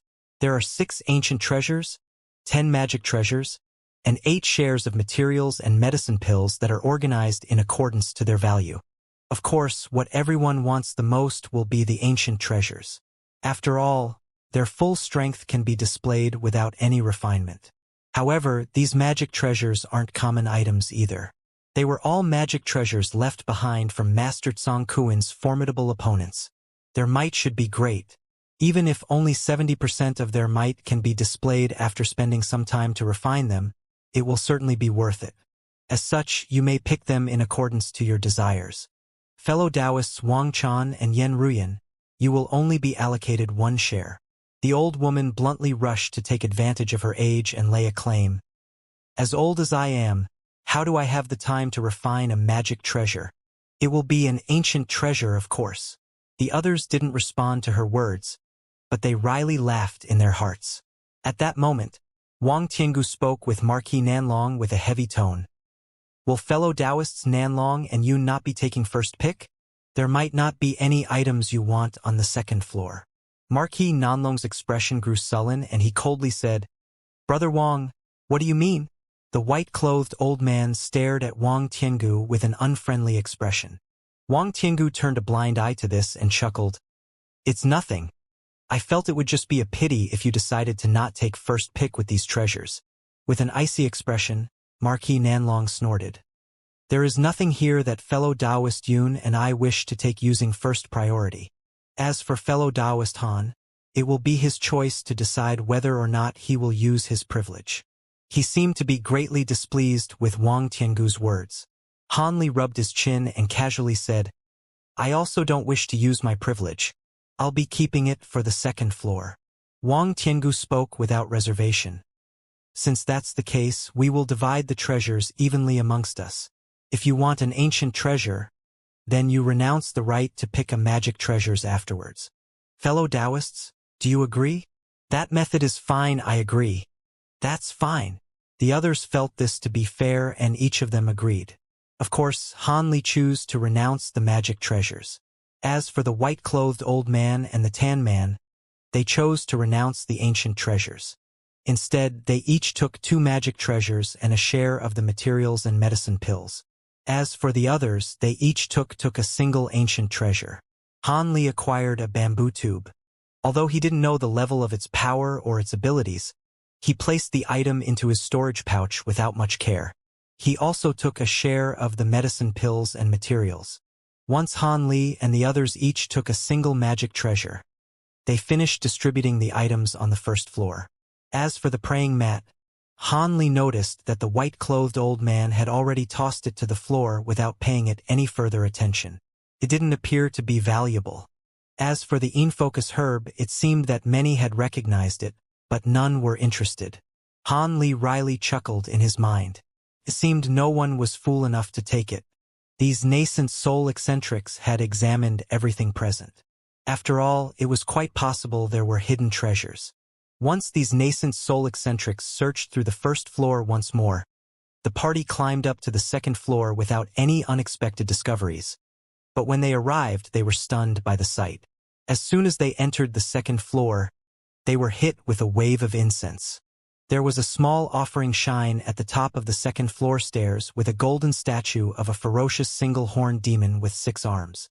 It appeared aggressive and lifelike. There was a fire-red cauldron in front of the shrine that was emitting spirals of white smoke. It was the origin of the incense in the air.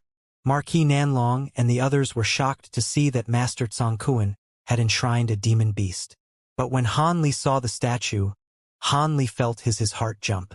The statue seemed to exactly the same as the demon beast in the sacred provenance plate. It even had the same fierce glare and 6 arms that were all raised to the heavens. Hanli then turned his gaze toward everything else on the second floor. About 10 meters away, he saw a common desk and chair. There was an ink slab, a brush, bamboo slips, and many other items. On the side opposite to the shrine, there was a blue jade bed. Although it was far away, he could faintly sense it emit a frigid aura as if it were carved from glacial jade. On top of the bed, there were 3 jade boxes that appeared rather eye-catching. It seemed the second floor was Master Tsongkuan's bedroom. In a blur, the white-clothed old man appeared at the side of the cold jade bed and took one of the jade boxes into his hand. "Wait a moment." Soon after this was said, another silhouette appeared at the side of the bed. Their hand began to shine with black light, and they pointed it at the old man's back. The white-clothed old man withdrew his wrist and avoided the sneak attack. In his alarmed fury, he glared at his attacker with hostility. "What are you doing? You wish to exchange blows with me?"